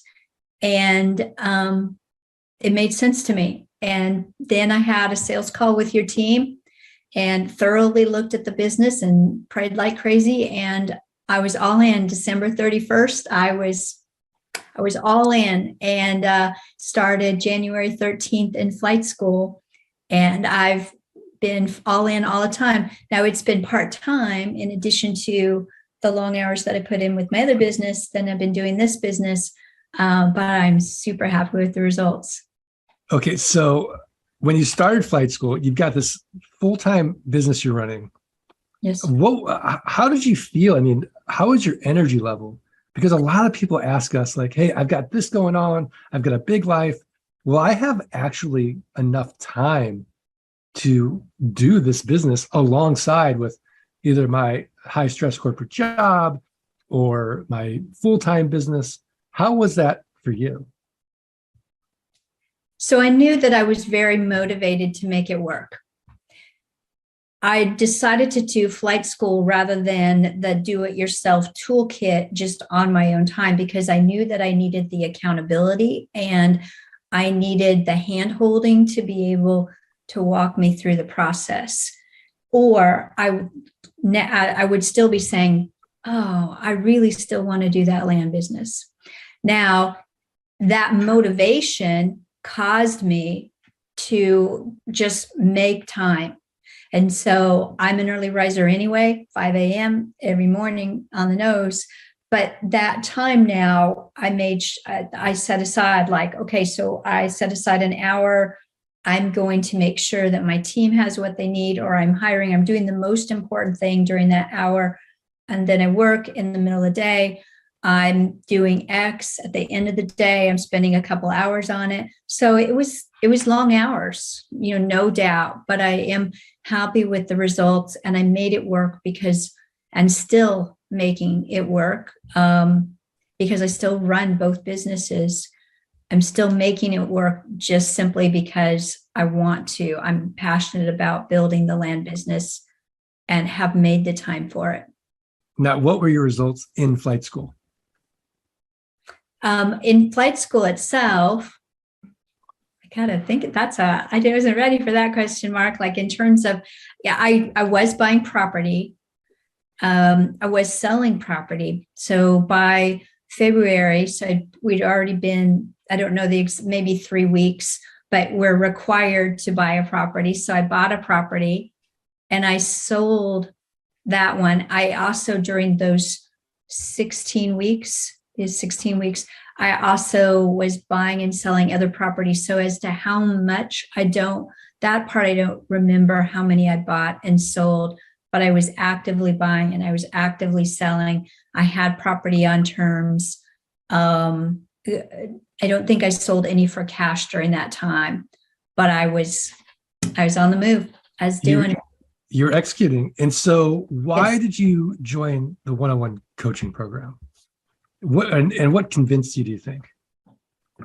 So the one-on-one coaching program, again, I don't want to stagnate in the business. The business is too good that I don't want to stagnate. And there's so much that I still don't know. Flight school to me was amazing, and there's so much more to learn. So there was flight school, and then I took about 3 months off so that I could, I just took about 3 months, not off of the business, but off of the training so that I could get certain pieces in place and then be ready for one-on-one coaching. But I wanted that accountability. I wanted the personal look at my business. I wanted the community. I wanted to know what I don't even know what I don't know, being so new in real estate. I'd never done real estate before, never done this. So I'm, been really, really happy with all the coaching, all the training. It's been just what I needed. So what do you love most about the business? And what was the first thing you wanted to outsource? You're like, I can't wait to get this off my plate. Okay, good question. So I already know to delegate. So before I ever started flight school, I had hired virtual assistants. So because I knew I would need them, and I knew that I absolutely could not do this business on my own. You really can't. Like there's just so many steps that you have to outsource it. So what did I knew right away, like the list, the pulling the list, scrubbing the list, looking at comps. So I oversee that, but then the detailed work, like especially the scrubbing the list and things like that, that I outsourced right away. Creating the agreements, the contracts, the deeds, the using LG Pass, that was outsourced right away. Then it was probably 9 months in that I had brought on an intake manager to manage when we buy property. So again, I still oversee that process. I know what's going on, but she's handling the details of that, of reaching out to the sellers, etc. I actually love working with the people who are buying. I think that's really fun, but it's also getting tiresome. So soon that will be off my plate as well. So yeah, I hate the very detailed work. I love working with the people who are buying the land, but I also know that it's time to let that go. Okay. And then as far as from the very beginning of flight school to now, which you're almost at the end of coaching, how Yeah. many hours a week are you working in your business?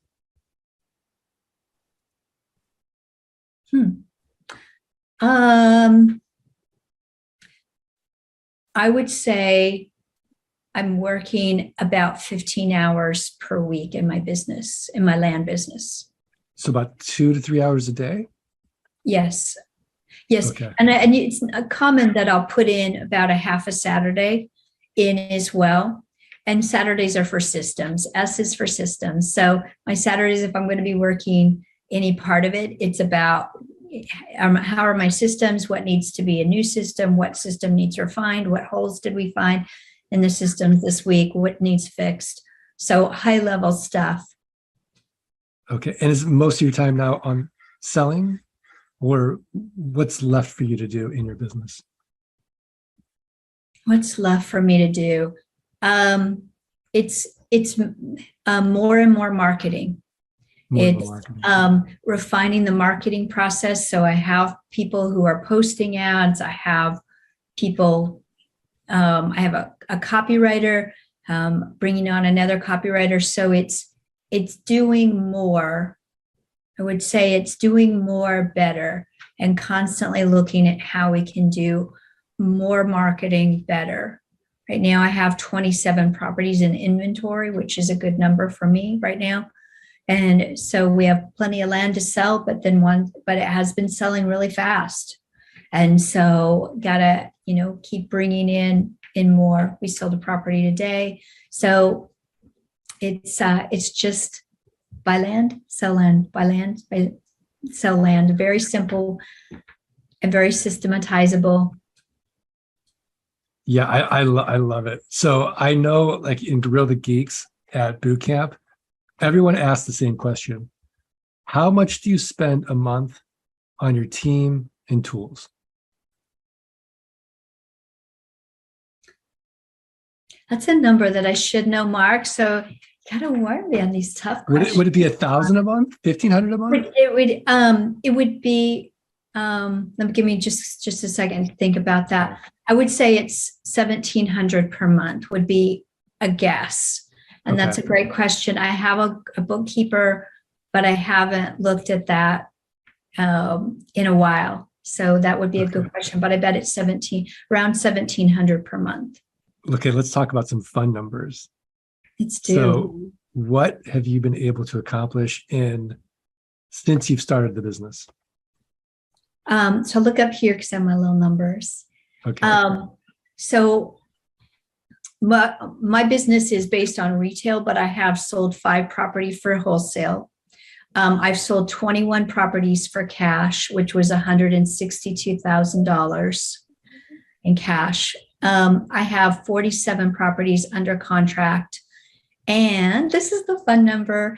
It's right now, currently, I have $8,125 per month coming in passive income. Okay, so 8,125 a month in passive income. Yes. So let's just do some math. So that's, if we multiply that by 12, that's 97,500 a year in passive income, just mailbox money. And how does that make a difference in your life? It's just so cool when you see money. You did the work once and now it keeps coming in. So I'm just so pleased with that because I see that this business, it works, but I knew that before I ever started, that I can continue to scale it, that I have the skills right now and the knowledge base to continue to grow that more and more and more, and to carry me into retirement as a solid base for that. And then I'm just eager to know how to do more better. So to learn more and to keep growing it. So it's a wonderful number because, I mean, I don't know another business that's as clear and as, I don't know of another business where you can bring in a 6-figure income in less than 18 months. I mean, that's a sweet deal. Like, I don't either. I mean, everyone starves their first year in real estate. This is the only niche I know where you can ramp up really quickly. yeah, in passive income, so 6 figures in passive income per year, and growing it with that in 18 months is just, I'm happy. I love You have it. a great training system, Mark. Thank you. Do you know what's an interesting number about that? Is that if you went to the bank and said, okay, I'm going to deposit this much money in the bank to earn an aggressive 2% interest per year, you would to generate the passive income that you're generating right now, you'd have to deposit $4.875 million. Wow. And so would it take you longer than 18 months to save up that kind of money? Oh, yeah, you better believe it. That's insane. Oh, longer. Yeah, isn't that fun? It Yeah. is so amazing. So if you're listening to this, so for someone listening to this, what would be your advice to them if they're just getting started and if they want to replicate the results that you've been able to do in the last 18 months? I think the reason why I've been successful at this is because I've been all in. So having been in business, or I don't know that that's the key, but I could see that this was a simple business, and that it's what you were doing was you had a business that model that was simple, and it was, you taught the systems, like that's so big in what you guys do. And the product happens to be land. That all made sense to me. And so it's what I could see was that all of this made sense, that it worked for you, it worked for so many others, that it's a great product, which I love land anyway. And so I've just been all in. Like, I haven't done it perfectly. I still have some systems to put in place and more people to plug in, but I get it. And I've just been all in from the start to make this work. And I would just say, if you're considering it, just do it. Just be all in. The training is amazing. Do flight school. Don't just dip your toe in the water. It's not a business to me that if you just dip your toe in the water and just see, well, can I buy one property? Can I make it work? Well, I don't know.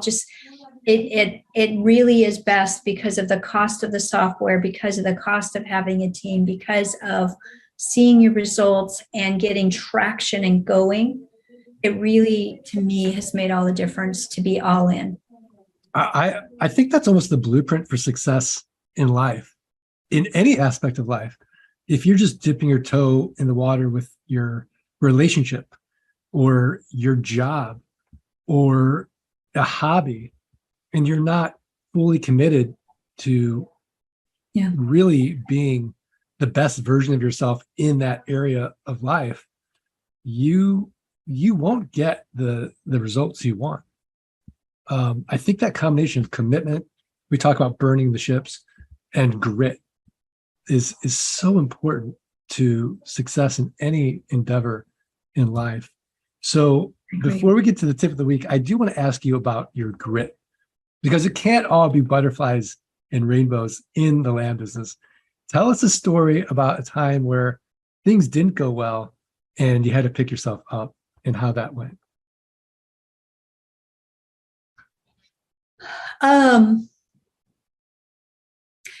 Grit. So in hiring, I don't know if this is a great story, Mark, but I would say that I've just grit, just do it. But I spent time to create a job description for someone who was going to be the marketing manager. She sounded really good. I thought that I had the systems in place to train her and explain it to her. But she, like, apparently either she wasn't a fit and she didn't get the systems, but she felt like she didn't have enough training. And so she just quit on me. And I was like, she had sounded really good. So I don't know whether it was truly, my systems could have been better. They really could have. I expected her to know more coming in than I should have. My system should have been better, but I was so busy, and I was really sorry to lose her. And I cried, and then I moved on. It was a Friday afternoon. I met with her. She said goodbye. And she had only been with me for like 10 days, but her communication was poor, but my systems were poor. And so it just simply wasn't a match, but it just was like, oh, darn. And but after a good cry, I picked myself back up, and Monday I was back at it again. And now I have a great two great people in my marketing team, and they're well trained. They're just singing along. I'm super happy with them. One of them gets a bonus every time we sell a property, and that's super motivating for her. And so I'm happy with how things are in marketing right now, but that just took grit. Just create better systems, move on, put the right people in place, and next. Wow, it's so inspiring. Okay, last question before it's end of the week, because I forgot to ask this. What's your favorite deal that you've done? Favorite deal. It's just like how fast land can move. So property was just closing. I had bought it for $2,700. It was 5 acres for $2,700. And just before, like, he just closed it. And then I just, like, within that same day, I had it sold. So it wasn't like I resold it for cash for $7,500, but that was sweet. Like, that's a lot of money. That's to make instantaneously, like, sells it same day. But the fact that you can just move things so fast, and the pace of this business, I just love that. I just love, it's just fun. I just have a lot of fun with it. Like, let's see how fast we can sell this puppy. So it's fun. Yeah, and we don't talk about the joy of it enough, because so many people want to solve a money problem and their time problem, and in that process they're only looking out at the horizon of, like, accomplishing their goal. But there's so much joy in between during that journey. As you get more confident, as you start putting your systems in place, there's all these little wins, and the business can be so joyful if you just look at where you started and how far you've come. Don't you think? Oh, absolutely. I do. And people will ask me, like, are you holding them for an investment? Nope. I don't have any property right now that I would not sell. And so we're moving them really fast. Like, we're selling a lot. It's just been a great quarter, and it's not slowing down. And so just buy a property. How quickly can we sell it? That is just fun. It's a lot of fun. I love it. All right. Well, Michelle Bridger, we're at that point now in the podcast where I'm going to put you on the spot one more time and ask you for your tip of the week, a website, a resource, a book, something else actionable for the Art of Passive Income listeners to go improve their businesses, improve their lives. But before you do that, I have to give a shout out to our sponsor, which is Flight School. All I'm going to say is, if you want to replicate the results of Michelle Bridger, go to Flight School. Schedule a call with the team. Just go to thelandgeek.com/training. Oh, and by the way, that Flight School tuition ain't going to cost you nothing. Guaranteed you're going to make it back 180 days or less. So you got nothing to lose. Just show us your work. thelandgeek.com/training. Michelle Bridger, what is your tip of the week? So my resource is a book called Tapping into Wealth. This is by Margaret M. Lynch. It teaches a technique called emotional freedom technique. It's also called tapping. So many people teach this technique, but this is a great book.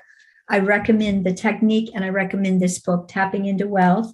So it's how emotional freedom techniques can help you clear the path to making more money.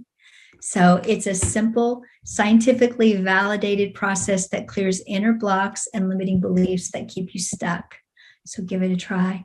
I remember reading this book about the tapping technique years ago, and for whatever reason, I didn't have the self-discipline to keep up with it. But I do remember, just for my own experiment, doing it, and I do remember feeling better. And Yes. for whatever reason, because I have like self-development ADD, I went into something else, probably like meditation. I don't even know. But now that you have that book, I'm going to buy the book, and then I'm going to see you in San Antonio at boot camp, You bet. I'll be there. August 12th through the 14th. Yep. So for those of you listening, come to boot camp, August 12th to 14th. Go to landgeek.com/boot camp, and let's start our own tapping group and see what the results are. So after you listen to this podcast, get the book. Let's all tap together and just compare notes at boot camp and see what amazing stories we can just, compare notes and see. My tip of the week is learn more about Michelle Bridger and her land business. All you have to do is go to bridgerlandcompany.com, bridgerlandcompany.com. Michelle Bridger, this has been so inspirational, so motivating, and what a treat for myself, the team, the listeners. You are just a land gem and such a valuable member of our community. I cannot thank you enough. I hope you feel the gratitude. Thank you. Such an honor, Mark. I really appreciate all your training and all that you do. And it was just wonderful to be here. Well, thank you. If you're listening and you got value out of this podcast and hearing Michelle's journey, do us 3 little favors. Follow, rate, review the podcast. Send us a screenshot of your review. support@thelandgeek.com. I'm going to send you for free a signed copy of Dirt Rich. So please do it. Michelle, are you ready to do this? Yes. 1, 2, 3. Let's freedom ring. Ring. All right. Thanks, Michelle. Thanks, everybody. Thanks for listening to the Art of Passive Income podcast. Are you ready to learn how you can start building a passive income without renters, rehabs, renovations, or rodents? Schedule a free consultation at thelandgeek.com/. Recently, I decided to do a crazy experiment with the IELTS test. I went down to Dublin about 2 hours from where I live, and I did the real IELTS test because I wanted to test something that has been bothering me for many, many years. Do me a favor, don't skip ahead and look at the results, all right? Don't skip ahead and look and think, oh, you got that result. Well, a native English speaker who teaches IELTS for a living should be getting a band 9. So, it's kind of like Lewis Hamilton doing the driving test and passing the driving test. It is not such a big deal because this is my job. Instead, what I decided to do was this experiment. So the IELTS test is divided into 4 parts: listening, reading, speaking, and writing. What I decided to do was, for 2 parts of the test, go and look at the most popular advice, the most popular tips and tricks for that part of the test, and follow that blindly. And for the other 2 parts, I looked up the common advice, the most popular tips and tricks for those 2 parts of the test, and decided to do the exact opposite. So don't follow the advice, do the opposite. And then let's see what the scores should be. So let's check out what happened. So starting off with the listening test, the 2 most common tips that you see on popular blogs and YouTube videos are, number 1, really focus on keywords. So when you're looking at the questions, focus in on the keywords. The keywords will reveal the correct answer to you.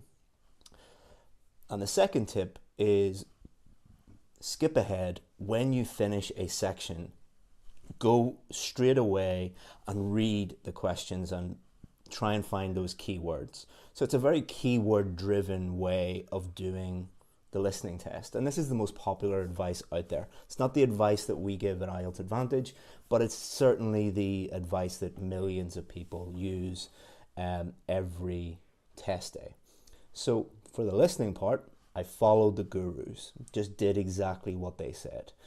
And I had to abandon that strategy after the first section, because I found it nearly impossible to focus on what I was doing.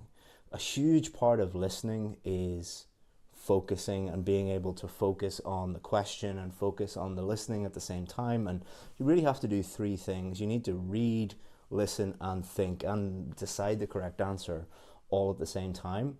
And I think that I got the first question wrong, because I was really focusing on keywords and then skipping ahead and trying to think about what is happening next, instead of really just doing what I should be doing, which is looking at the question and waiting for the listening and thinking about it more holistically.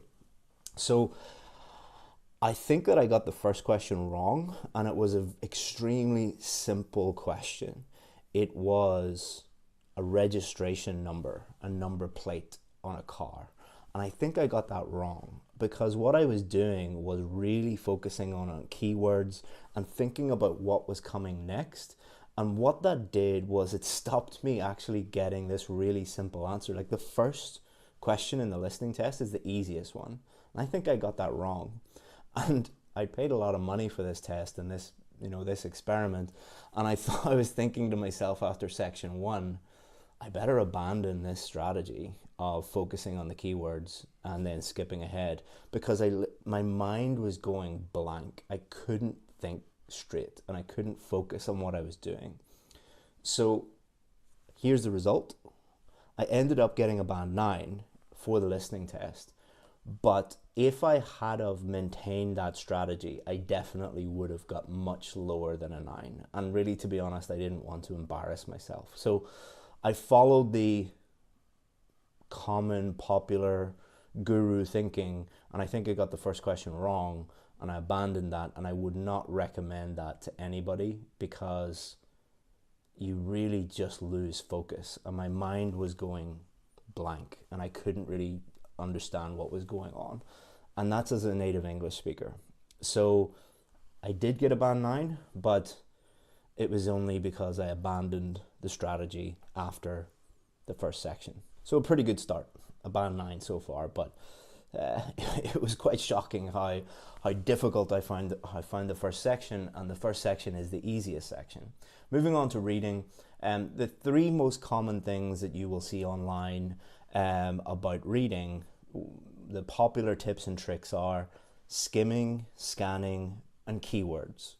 So all you have to do is skim the text, scan the text, look at keywords in the questions, and then magically you're going to find the correct answer. This is all kind of designed to trick your way into getting the correct answer somehow, and to focus on doing it as quickly as possible. It's really about time management, that advice.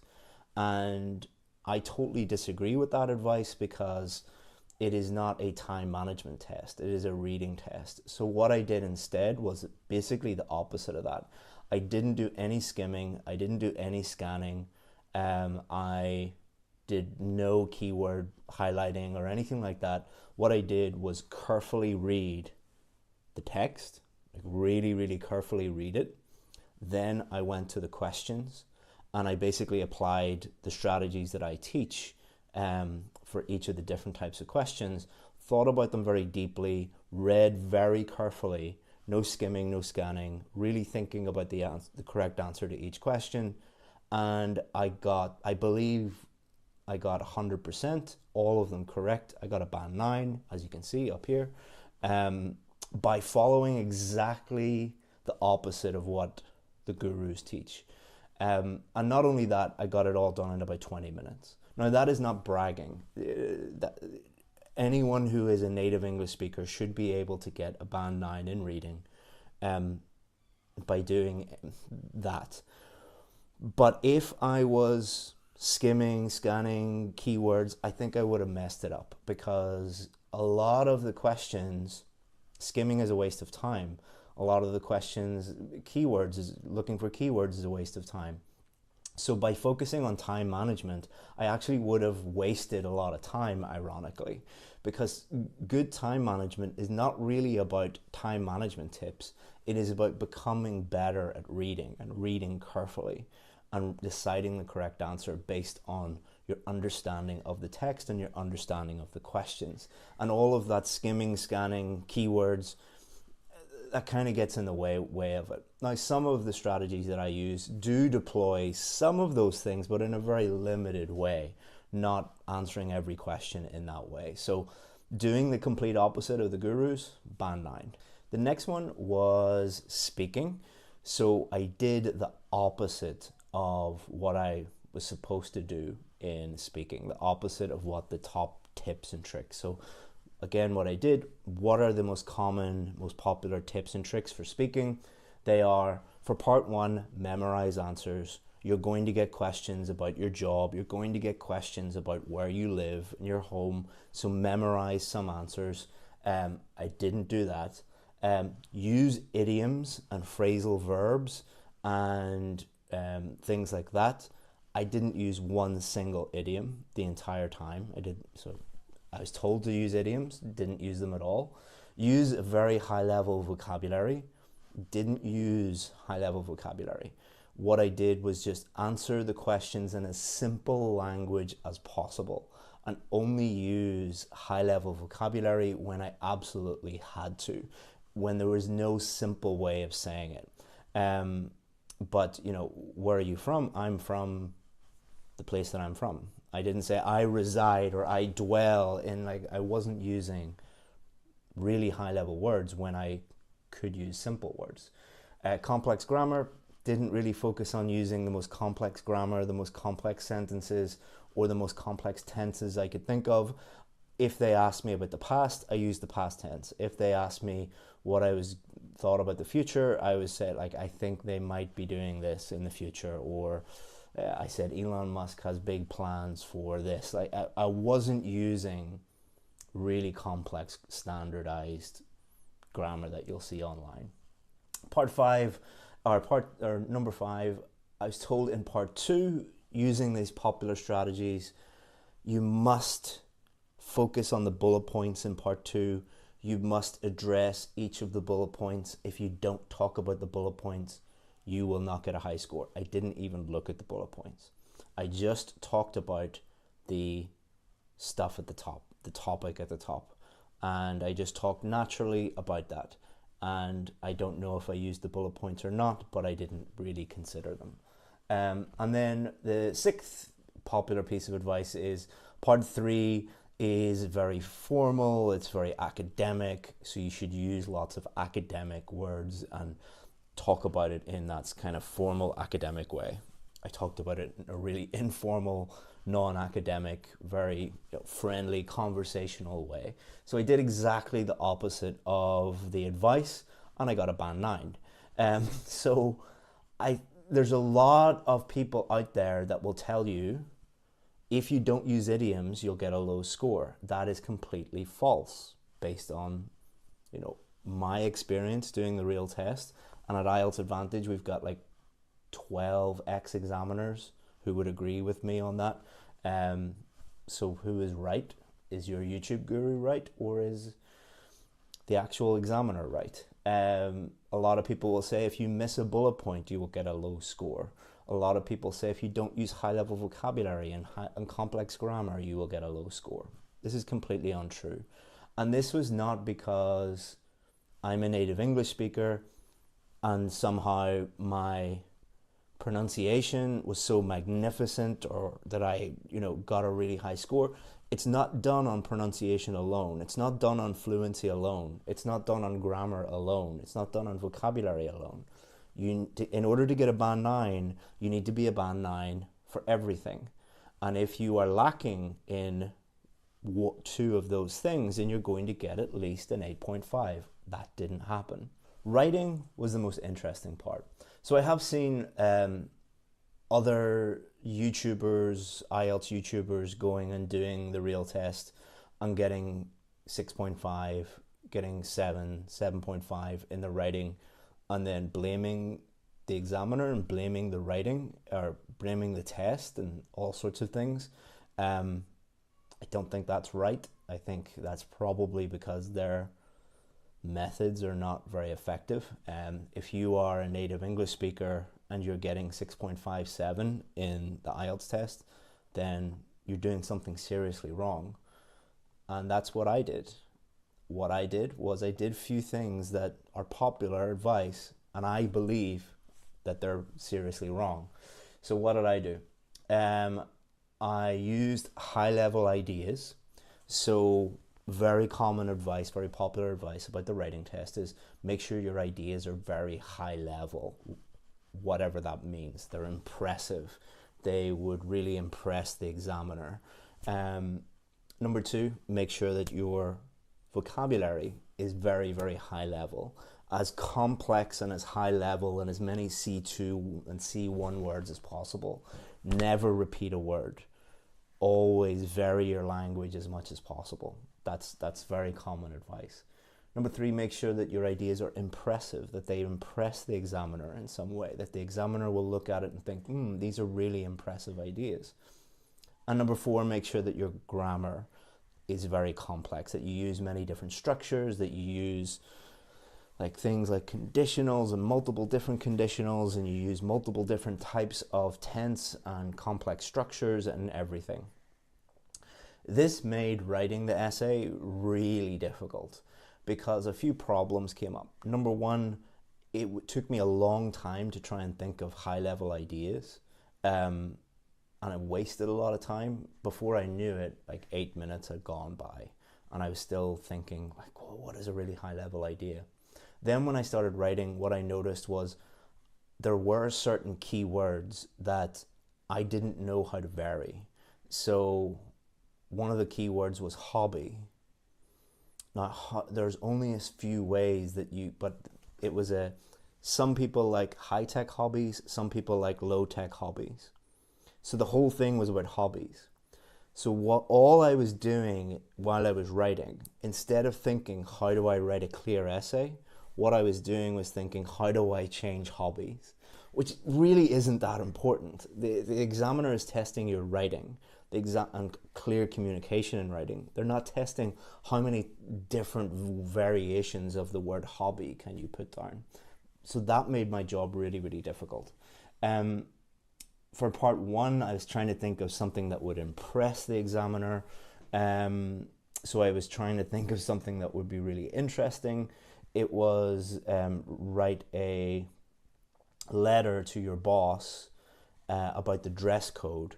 So to impress the examiner, I wrote that I was working in a restaurant called Hooters. Don't know if you know this, but Hooters is like a restaurant where all the ladies wear very skimpy outfits.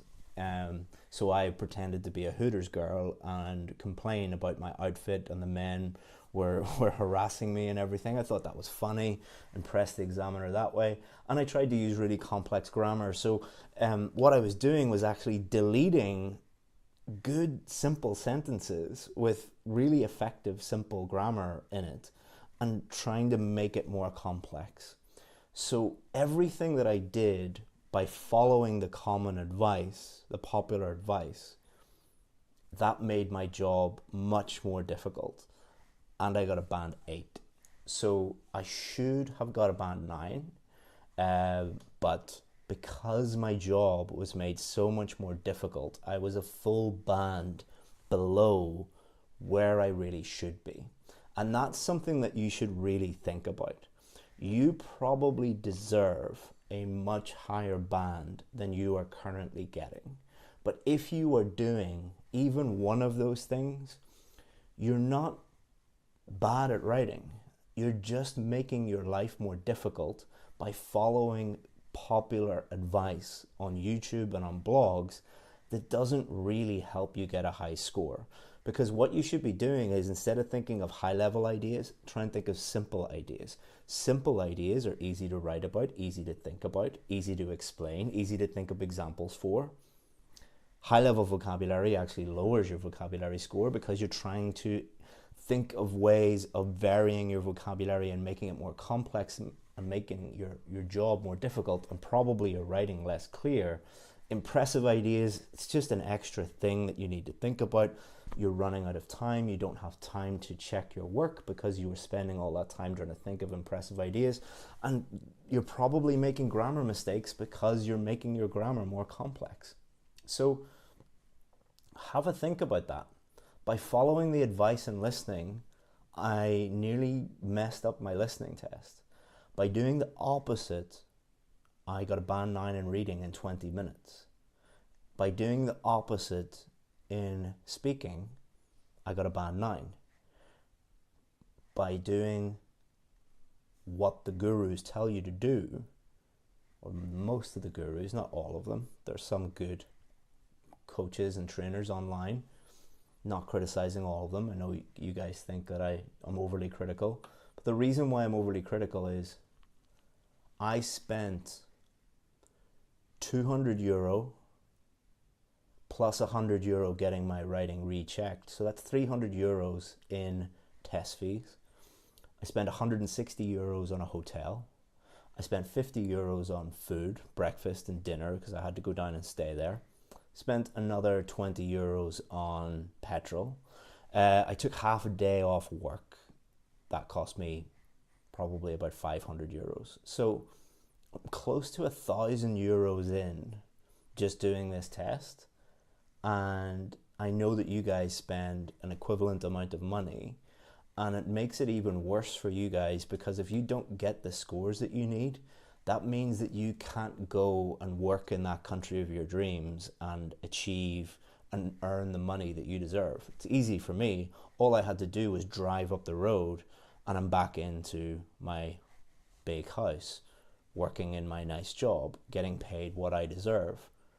Most people doing the test, when they follow this advice, don't have that choice. What they are told is, you failed the test. Your scores are lower than you hoped for. We're not going to tell you why. And what people normally do, what their normal reaction to that is, I'm dumb, I'm stupid. I need to go and do more tips and tricks, make things more complex, more impressive ideas, learn more idioms. And then they go and fail again. Okay, I need to find another guru and learn even more tips and tricks and hacks and shortcuts, and then they fail again. This is why I get so passionate about this, because we get emails every single day from students saying, I failed because they followed this advice, this common advice. If this common advice can make a native English speaker fail the test by getting a band 8 in writing, and doing the exact opposite leads to a band 9, that might make you think. And if you think, oh, my expertise as an IELTS teacher and as a native English speaker and as, an educated person from Ireland, that means that, of course you would have got a band 9. Go and look at other IELTS experts from native English speakers who've done the test for real. They're not getting band 9 and everything. So makes you think, doesn't it? So hopefully you find this interesting. If you did and you have questions about how do I actually get the scores that I need, well, you just follow exactly what examiners should show you or would advise you to do, which is do the opposite to most of the stuff you see online. Why is it popular? Because that's what you guys want. You want tips and tricks. What you need is something completely different. If you want something completely different, feel free to get in touch with us and we will help you out as much as we can. Thank you very much. Hope that you find that interesting. Special thanks to the people at the IELTS Test Centre. They were amazing. They made me feel really comfortable, really professional. They did their best to reduce nerves amongst the other candidates and things like that. And it was really, really professional. I'll probably make a follow-up video on what it was like to do the computer-based test. If you want that or any other videos in the future, feel free to subscribe or unsubscribe if you don't like the channel, and feel free to give the video a like or a dislike if you didn't think that this video was helpful. Thanks very much and hope to hear from you soon. Bye bye.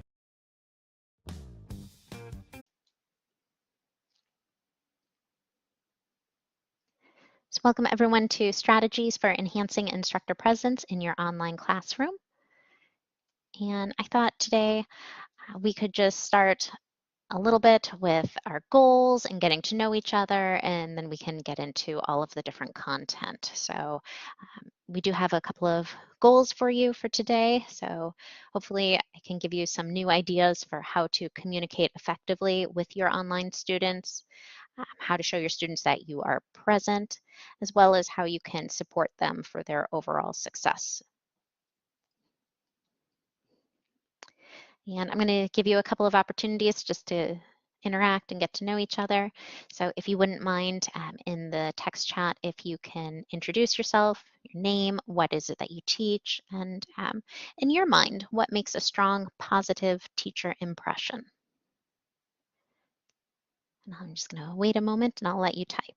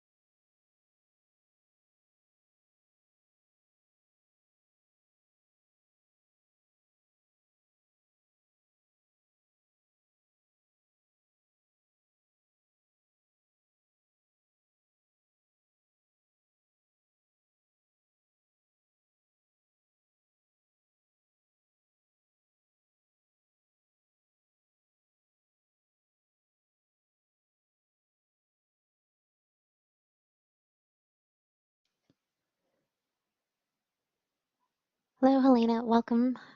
You joined us just in time. I think everyone's just kind of typing in the chat. We're doing a little bit of icebreakers to get us started. So if you can find that purple thumbprint at the bottom of your screen, if you expand that panel, you should see a text chat that you can type in.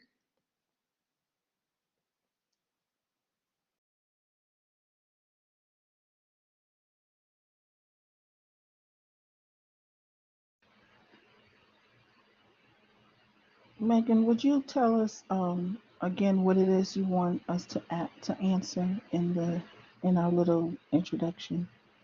Yeah, you can just, well, your name will come up automatically, but you can include what it is that you teach and what you believe makes a strong, positive teacher impression. Okay, thank you. Sure.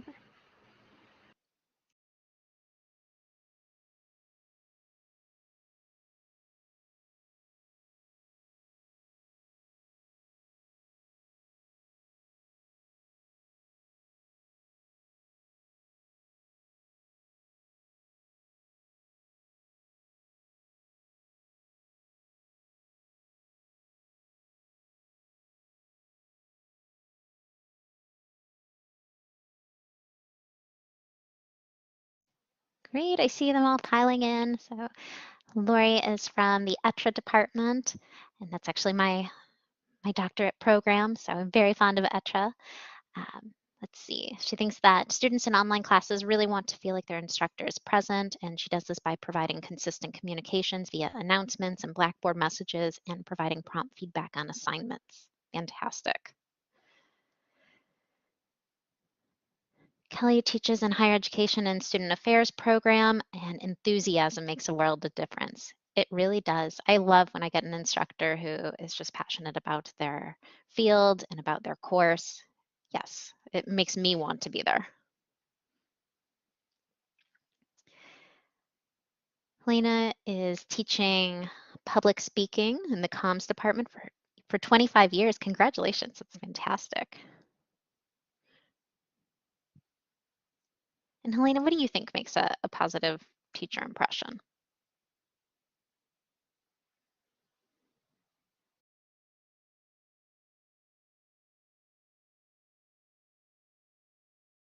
Or if you prefer the microphone, if that's easier, you can come on the mic as well. Hi, can you hear me? I sure can. I'm kind of a slow typer, but so I was working on it while you were asking, and but I think empathy is a huge part, letting students know that you were an undergrad at one time and you remember how crazy the first week of class is. And I think that's important early on. But I also think the other things that people, that the others have mentioned, um, enthusiasm, getting their feedback to them on assignments very quickly, and then just being available for to interact with you.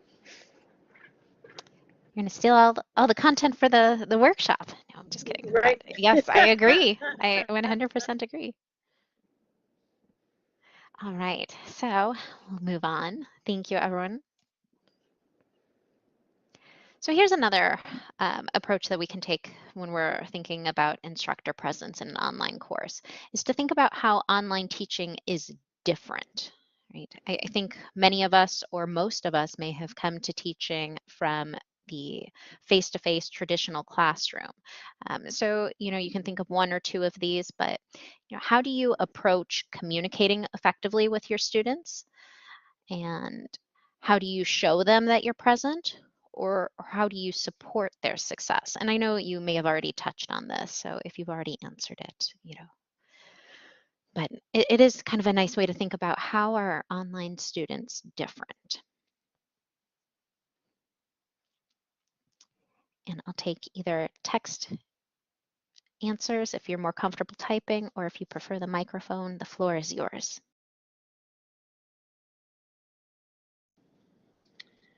One of the things that I started doing this summer was when I'm communicating feedback to my students, one of the platforms that we use is McGraw-Hill Connect.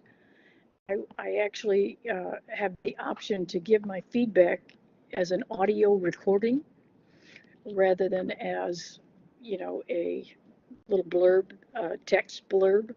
And so I think that makes a huge difference, because then they can hear in my voice that I'm excited about how they did. And I think there's less possibility for miscommunication when you're communicating verbally rather than in text. I think it's easy for people to misread text. And then I've also just found, and I just did it for the first time yesterday, when you do an announcement in Blackboard, if you click on the little plus sign, there's a little box that says media, and you can actually record part of your announcement with audio. So I used that for the first time yesterday, but I think those two things help. I love this. Yes, I love that the voice inflection can really just change or enhance the classroom. Thank you. Yes, yeah, it makes all the difference. And then I've also started, and I actually got this from a professor in the Etcher department, Falo Collada. I started responding when I close my emails and my announcements. My closing word that I use instead of best regards or whatever, Fossil always used the word kindly, comma, and then he'd sign his name. And so I've started doing that as well, and I think that makes a difference. I love that. I think I had a colleague who always used warm wishes. Yeah, that's wonderful. That's a good one. That's a good one too. All right, and then I see Lori's been typing in the text chat here, and Lori offers online office hours twice each week and collaborate to offer assignment help and support. I make sure students know when my office hours are, and I encourage them to drop in anytime to connect live with me. That's fantastic. You're on top of it. All of you are. And Kelly goes over assignment expectations well in advance and use class time for students to brainstorm about projects or to do group work. Love that. Yes. Making the most of your synchronous course time together. So it's not just, lecture based. It's a great way to get them involved. Megan, do you mind if I make a quick comment or ask a question?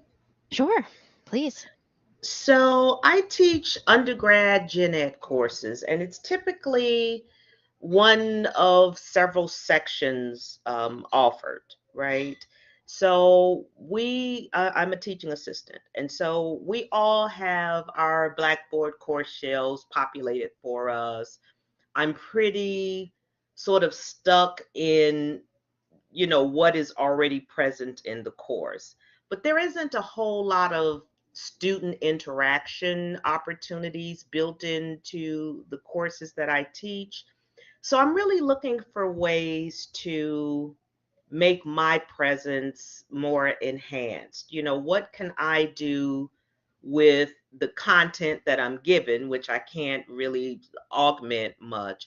What kinds of things can I do to make myself more present? Like I'm not currently using lots of videos, and I think Helena mentioned videos. So, what kinds of things like videos and things like that can I do to enhance my presence? That's sort of what I'm looking for. Great. I think we're going to have some things for you today. So part of that is you're going to want to think about when and how you expect your students to communicate. For instance, you're going to want to start thinking to yourself, do we have synchronous time together, or is it asynchronous? And so you're going to want to think of formats like that, and how and when can students log into their course, and when can they respond. So that's going to be the first step. The other part is when you think about instructor presence, as you touched on, it also means students getting together and working together, right? It's not just students getting to know you, but they're getting to know each other through you because you are the facilitator. So I think you're going to want to start to think about activities that you can do, icebreakers, and that doesn't even have to get down to trying to alter or change your course content, which, as you said, may already be pre-prescribed. So there's, additional ways that you can use that valuable course time, whether it's synchronous or asynchronous, for your students to connect. So I do have some specific ideas for you, and I want to come back to this in a little bit and see if we've started generating some ideas. But those are all the different things that I would encourage you to think about now is how do you envision your students entering your course? What times are they together? Are they oftentimes doing this on their own? If it's an asynchronous course, it may feel a little bit more solitary. So if you can kind of establish those patterns first, then you might think of some specific activities that you can insert into your course to work for your specific student population. And I see the chat is going wild here, so I have to pop in really quick. Lena says, I've started using the phrase student drop-in hours rather than office hours to make it feel less intimidating. Ooh, that's a nice one. And you've made an introduction video on your phone and included your pets. Yes, yes, all of these things are excellent ideas here. All right, so let's see if we can add to this list that you're already generating. All right, so I suppose I should go back a slide and say, well, what is instructor presence? We should probably define this just for ourselves today so that we can expand on this idea. So before we can discuss those strategies for enhancing our instructor presence, we do want to define it. And simply put, I think instructor presence means being there or being present for your class. It means that your students see you as an accessible, real person who is there to help them with their learning. So when they get into their online course, they truly know who you are. You're not just a staff photo or a bobblehead. They think that they actually could identify you. So in other words, instructor presence is about creating this perception for your students that you are this real person right there with them in the process of learning, and that they can come to you for help when they need it. So I think that's the working definition that we're going to go with today. All right, so now we have this idea of set it and forget it. And the set it and forget it mindset is kind of this slippery slope. It's a sneaky trap that you can fall into. It's tempting that you might just set up your course and then you think that it's going to be good to go for the rest of the semester. And the reason that we can sometimes fall into this slope is because we've done a lot of front loading, if you will. We've done a lot of preparations for our course. And I'm not suggesting that you don't prep your class ahead of time, but in order to be there and to be present for your students, you want to make sure that you are willing to go along and look at for areas where you can tweak them or adjust them for your unique student set. So this idea here is, again, we want faculty to evaluate and adjust. It could be their learning materials or approaches continually to ensure that students are progressing towards their learning outcomes. And the only way we can do that is just by looking at our students on an individual course basis once it goes live. Great, thank you, Helena. She has dropped the name of an article here into the text chat for any of you who are interested. So we do have 3 different components of the instructor presence, in which you can see up here on the screen. And so these include the persona, the social presence, and then your instructional presence. So we'll go through each of these just briefly here. The persona is the instructor personality and teaching style that you infuse into your course. This is what gives your students that impression of who you are, and it helps them feel more connected to you as their teacher.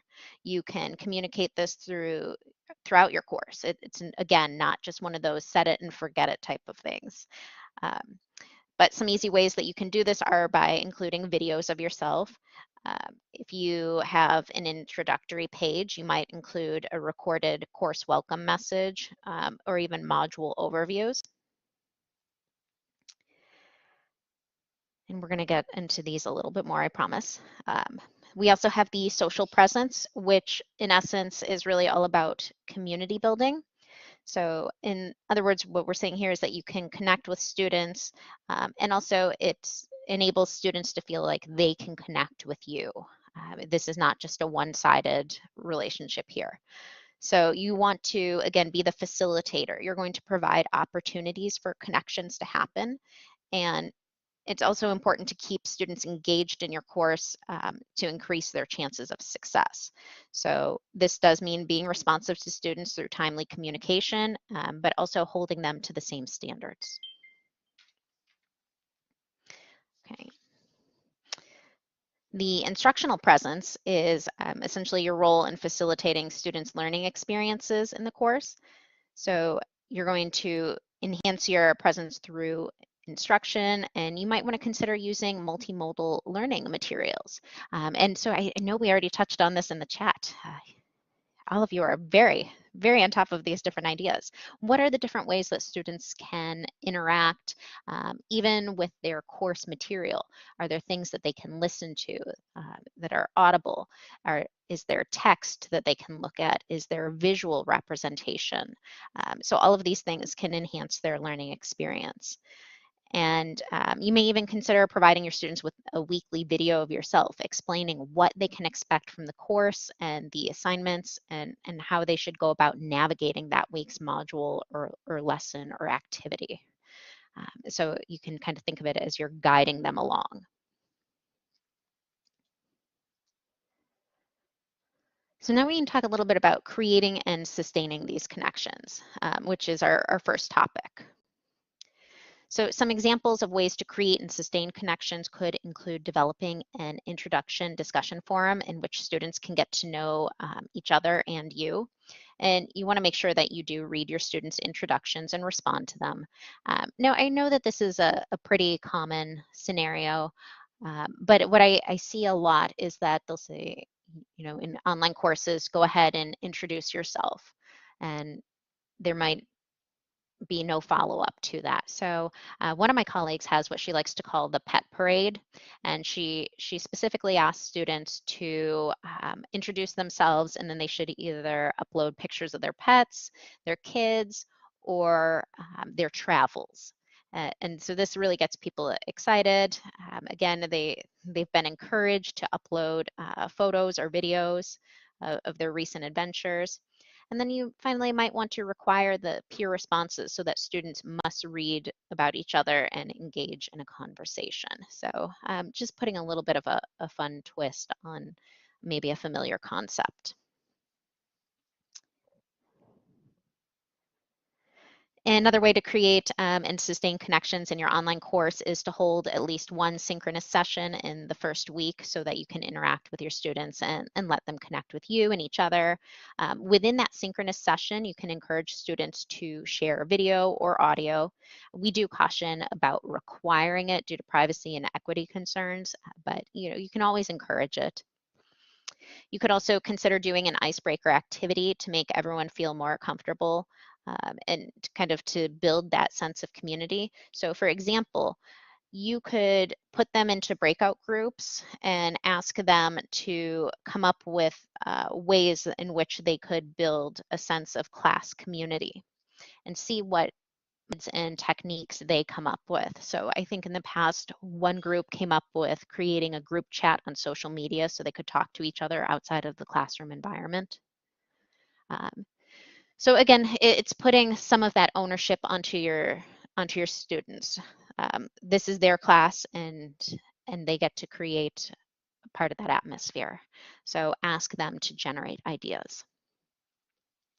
And last but not least, consider using a welcome assignment or a survey and ask your students how you can best serve them.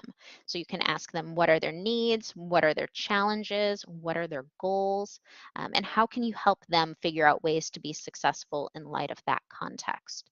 So this is an area where you have an opportunity to learn about them, and you might get some unusual insight into your students that you might otherwise not discern if you had not distributed a survey.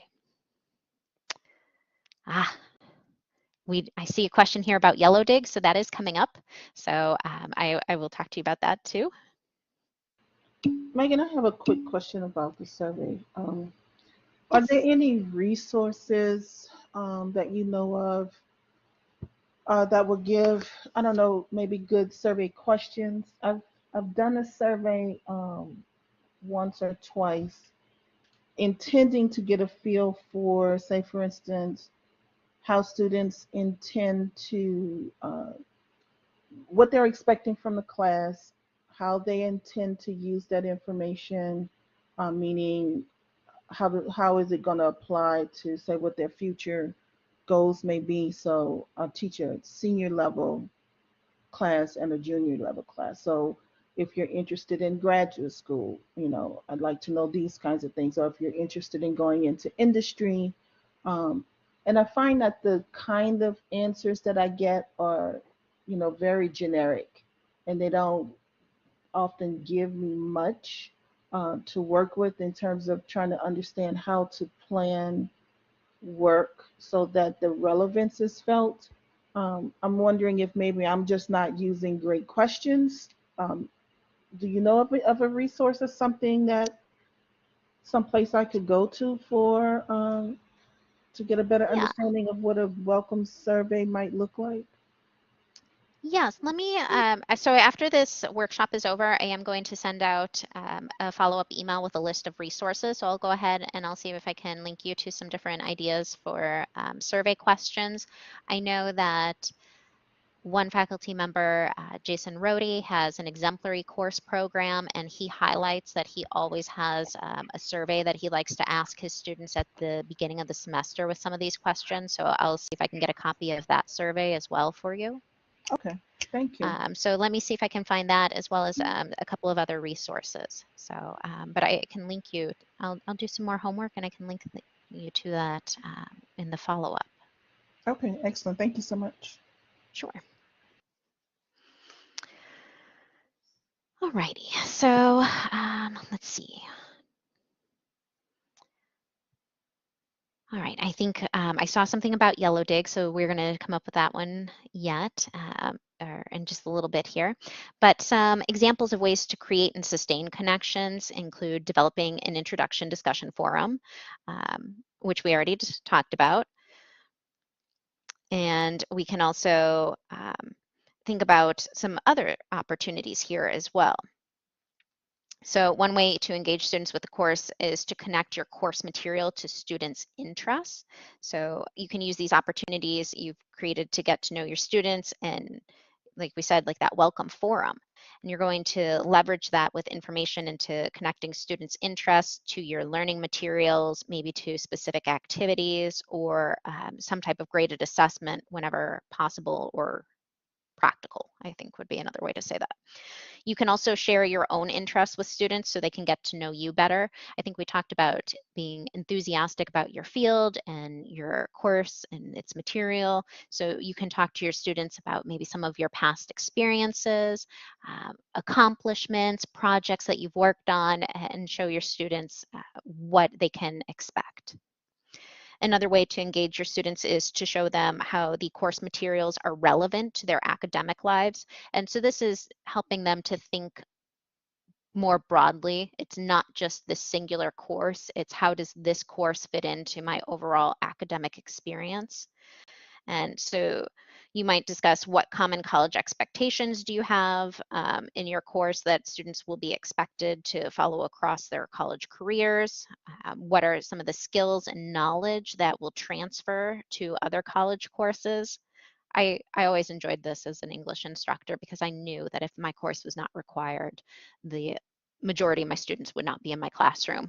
So I always enjoyed playing with this idea that we could still build skills that they could use for courses that they would rather be taking. So it's a challenge, but it's always worthwhile to see if you can help them understand why they're here and what they can expect to draw from your course. And you can also ask how can you build connections between your course and another course. So you can ask them specifically to develop maybe a plan or a map and show that strategy. So instead of you just explaining it, you can ask them to identify the skills that they're acquiring in your course and where it will lead to.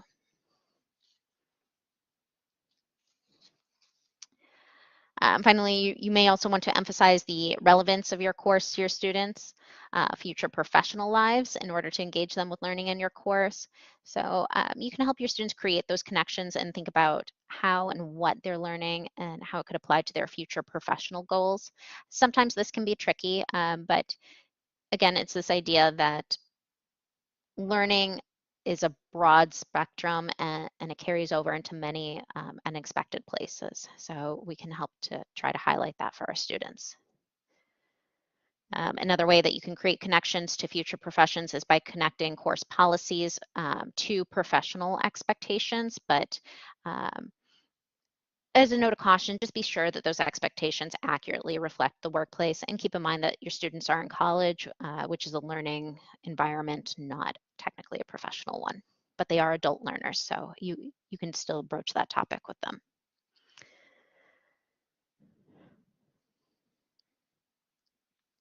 Okay. I think I've given you some ideas here up on the screen as well. I always hate to read slides to you. I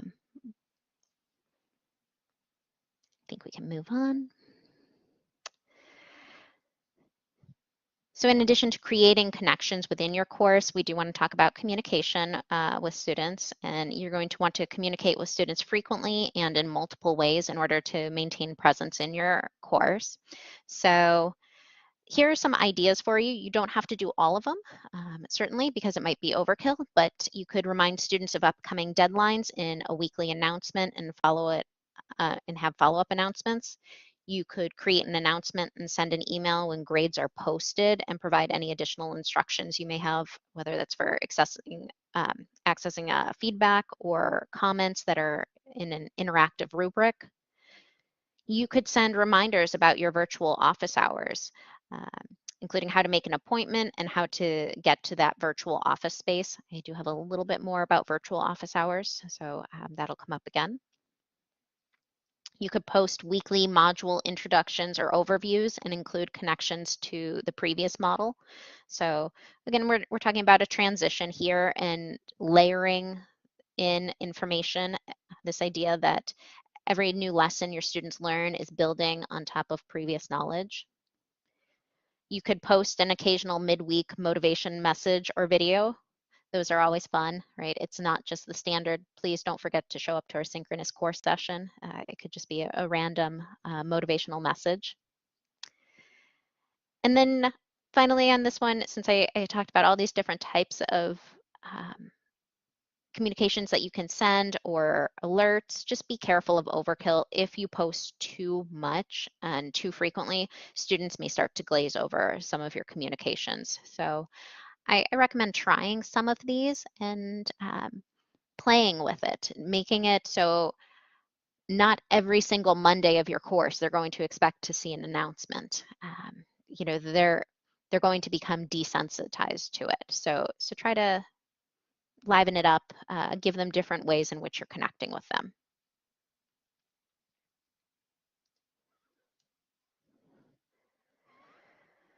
In addition to posting announcements, if you're using Blackboard Ultra, you now have maybe tested out the messaging tool. So the messaging tool is an intercourse tool, but it does have a little checkbox where anytime you type a message, you can also have it forwarded to their email. So that's a nice way to keep up with your students. And they're more likely to respond, we've noticed, if it goes to their email. So I do always recommend that feature. Another important component to, for communicating with your students is providing that timely feedback. And so we're thinking about formative and summative assessments. The formative assessments are the smaller pieces, right? These could be your discussion boards, a homework assignment, an in-class quiz. But any of these smaller activities that are leading up to the summative assessments. So for the formative assessments, the students are going to want timely feedback so that they can learn and feel like they've prepared for that larger summative assessment. And so I tend to think of summative assessments as things like midterms, finals, portfolios, things of that nature. And when it comes time for students to look at the summative assignments or assessments, they're going to want to receive feedback for those activities in order for them, you know, to be meaningful and useful. They also want to know how their grade was calculated. And so they need your comments and your feedback to be able to learn and improve so that they can move on, you know, to the next unit, the next module, the next assessment, whatever the next milestone may be.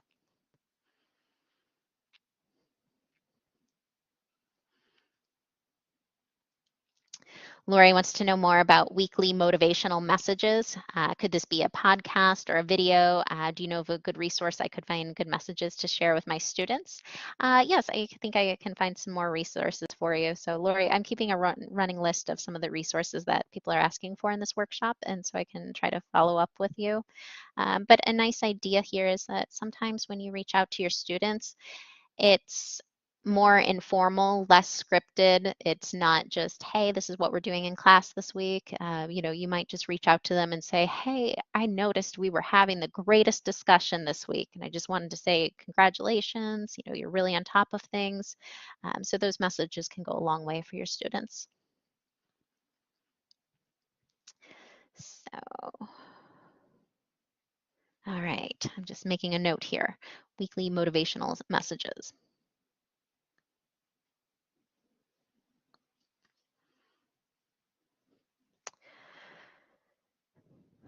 Okay, returning back to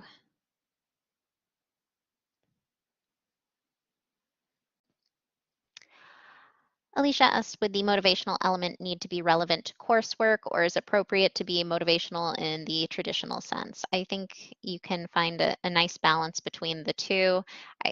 I highly doubt you would be sending motivational messages that don't in some way connect to their course. But again, it's one of those ideas where it's just being authentic with your students and connecting with them.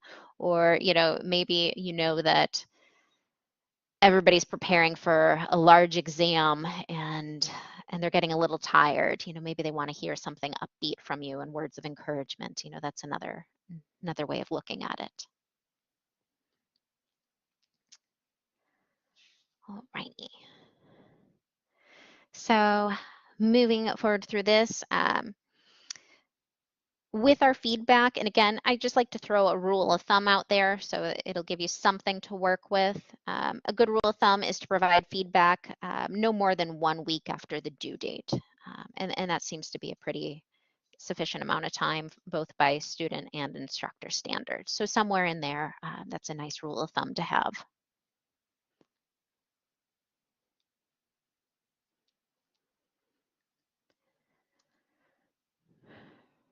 Okay. So another way that you can maintain presence in your online course is through that frequent communication, or by recording module overviews or videos that include you on the video, or at least audio. Again, this idea that they could hear your voice, they know you're a person. And that shows to students that you're communicating with them, and it makes it seem more personal. These videos can help students connect with you and the course, and it demonstrates to students that you are personally invested in their learning. So again, it's just a nice touch that not everything is a written text.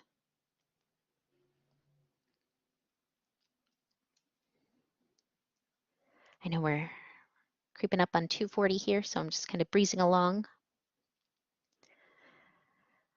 All right, as far as establishing the communication plan goes, another best practice is communicating with students to make sure that you respond to their communication in a timely fashion. But this does not mean that you have to be on call 24/7. So I do want to emphasize that. You can easily say that you will get back to them within 24 to 48 hours. Anything that's a reasonable amount of time, I think as long as you state that in your syllabus and you tell your students about that, usually towards the first week or two of class, that seems to help kind of insert your instructor presence. It makes you feel like a human. They know who you are. They know how to connect with you. I remember as a student, I really greatly appreciated when instructors said, I know you're an online student. I know many of you have busy lives, and so this is why you chose online education. You can email me anytime you want. So that's fine. Just don't expect me to respond right away if you email me in the middle of the night. But as a student who was waitressing and had long evening hours, sometimes I was doing my homework in the evening. And it was really reassuring to hear from an instructor that said, hey, I understand that you might be doing homework in the off hours. That's fine. If you have questions, you can send me a message. But just so you know, I won't get to it until the morning. Something to that effect. You could consider holding regular virtual office hours as well, so that students can meet with you one-on-one.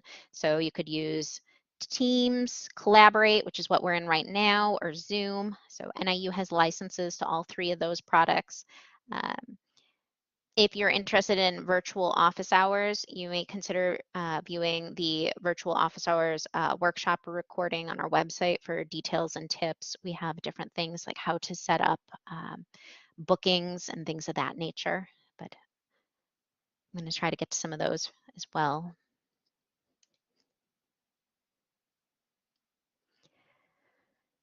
You should also include some of your expectations for communication, and these can include what your students can expect from you as well as what you can expect from your students. Again, it's this two-way street that you have expectations for them as well. So if you think it's necessary, you can give them an example email template.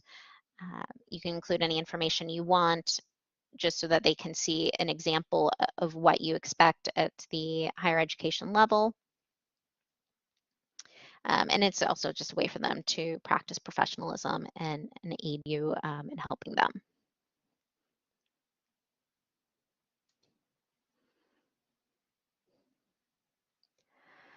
All right, so the world is your classroom, and I love this photo. Online courses happen everywhere, so they are not just isolated to a computer. And I love this photo. There's a student out there, definitely not just sitting in front of a laptop and inside. So don't be afraid to show your students your environment, encourage them to show you theirs if they're comfortable doing so. You can also encourage them to take videos out and post them to discussion boards. So this is really an exciting idea here. And again, we do have more information specifically on how to do this. We have a mobile app. So sometimes we don't know what technology our students have, but we do know that almost everybody has a cell phone. And so we have a free mobile app for our video platform, Kaltura. So people can literally go anywhere, take their cell phone and record a video. So again, it's this idea that their classroom is the world. It expands far beyond their computer or their laptop. So if you live in a city, record a video with your city view. If you're out in the country and you want to include some cornfields, you can do that. You might find that you have students all over the country or even outside of the country as well. So it's this really nice idea that everybody is sharing and contributing.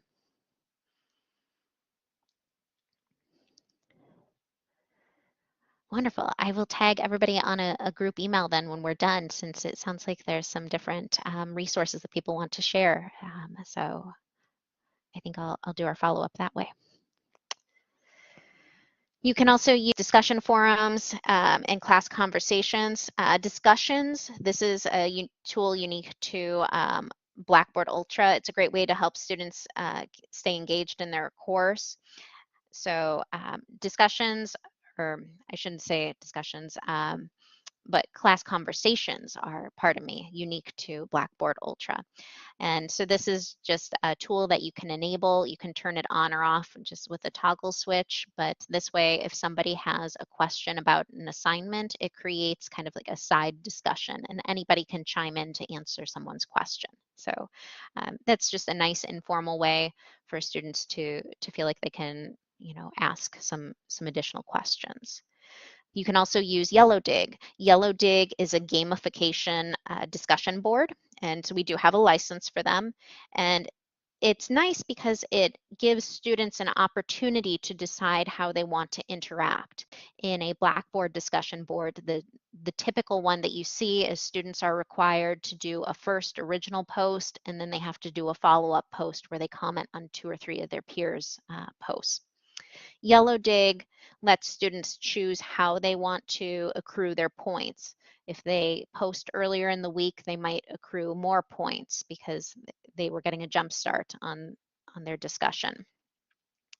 You can earn points for responding to others, and if somebody does an exceptional post, the instructor can award additional points to, reinforce, this great behavior and let them know that they've done some outstanding work.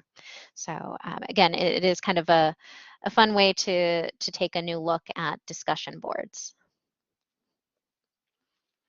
The class conversations toggle switch in Ultra is if you're in an assignment, in an assessment, anything like that, you can turn that on when you go to the gear icon.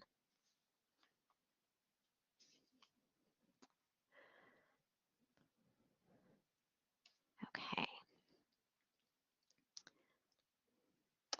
Another way that you can encourage students to interact with one another and for you to respond to questions about particular learning materials, activities, or assessments is, again, to enable that class conversation. So that was actually, I just wanted to show that to you. It was funny that somebody typed that in the chat. I've got the picture right here, and the one thing it doesn't show you is the gear icon. But if you click on that gear icon, you should see the little button. It's like a little toggle switch that says Allow Class Conversations. And you'll be alerted anytime somebody posts something in the conversations because you'll get a little purple chat bubble. I don't know if I'm psychic, but thank you.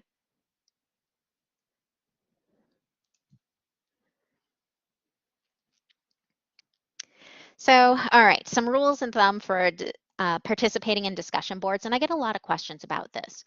Nobody is going around and looking at instructors saying you have to respond to every post. There is no quantification for how many times you need to respond. And in fact, you may, again, want to take a step back so you can facilitate the discussion and put more ownership on your students to run the discussion. So again, the idea here is You might want to chime in with a comment or two every week to show your students that you're engaged, that you're looking, that you're watching. It's not busy work, but you're also doing it to model for your students the types of responses that they should be posting. So you're looking for a balance, basically, of your participation in discussion boards, but also you don't want to dominate it as well. So don't post too much because students may rely on you to carry the conversation. So again, if you have to take a step back and you can even just say who wants to answer this, or you can ask specific questions of your students. So again, look for that balance. Do not feel as an instructor that you are obligated to respond to every student. I've had that question before, and you most certainly are not.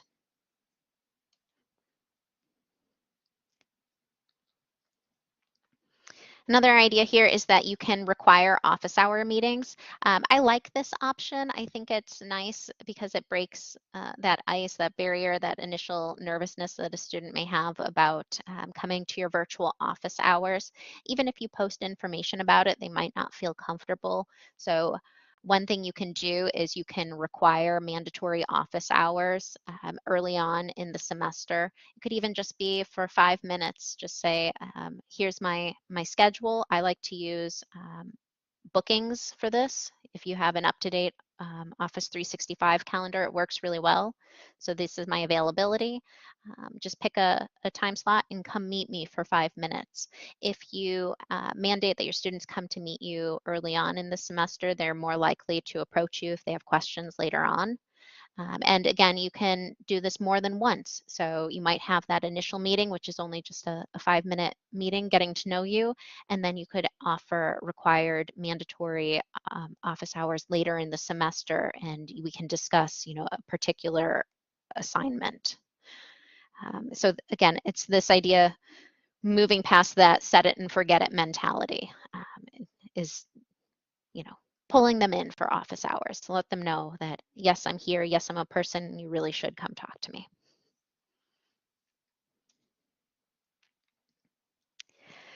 So I know we talked about this earlier too, but you can distribute a survey and you can find out what your students already know about a subject that you're teaching. So this is always a fun one. I used to do this with my English composition students, and I would call it the Are You a Know-It-All quiz. And at the start of the semester, I would just ask them a series of questions about a topic, and they low amount of points really didn't affect their grade. But you know what? You can have 5 free points as long as you fill out the survey. Even if you don't know the answer, give it your best guess. You will only lose points if you don't answer it, or if you say, I don't know. So this is kind of a fun one that you can do with your students, and then you can always revisit surveys later on after you've taught a lesson or at the end of the semester, and you can see how their answers have changed over time. You could do surveys at a smaller level, at a class level. You could have your students come into class and you can say, what do you have a question about with the reading? And you can actually ask them a question as they're leaving the classroom. I have one instructor who said, before you can sign out of our synchronous session, you have to type in the chat one thing that you learned today. Or, if you don't want to answer one thing you learned, ask me one question. What still needs to be clarified? So again, it's this idea that you keep checking in with your students and asking them to give you some sort of a response. It's going above and beyond. Do you have any questions? Because a lot of times they'll just say no, or they'll shake their head.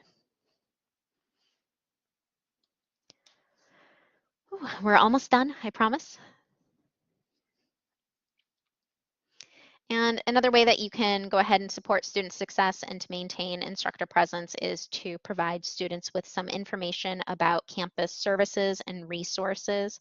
So if you don't already have this, you may consider having a section in your course or in your syllabus dedicated to sharing these resources, and to be proactive in pointing students to specific things, such as, if you have an essay coming up, you might want to highlight the Writing Center. You might want to remind students about the DRC if they need special accommodations. You can also target resources that are maybe needed for specific students. So if somebody mentions to you that they're having a problem with someone on campus, you can link them with the ombudsman person. But again, it's just this idea that you have a list of resources and you may continue to expand on that. I know during the pandemic, one instructor had resources for, what was it? Internet free hotspots. I had one instructor who was linking information to food pantries and all sorts of things. So you can also ask your students to contribute to this list of resources because they may know of some additional ones. And I also wanted to point you to Blackboard Assist, which is a relatively new tool. So I don't know if any of you have seen this or not, but now we have a list of these student resources all in one concentrated area. So when you log into Blackboard, instead of going to courses, scroll down and you'll see Assist. And going in here, your students will have links to all sorts of different resources on campus or related to NIU. They're all up to date and current, which is nice. So you could even just post information about this in your syllabus. So it's really just one concentrated area where students can get all of this information in one spot. So other things that you may want to consider as well with your students, I think I forgot to mention, is you may want to let them know about some other additional resources that they have with Blackboard. So you can give them the information they need to change their name or their pronouns in case that, you know, they're tired of people mispronouncing their names or they want someone to know their pronouns. So you can also provide information like that. So that's a great way just to insert your presence and to let them know that you're seeing them as an individual and not just a name on a roster.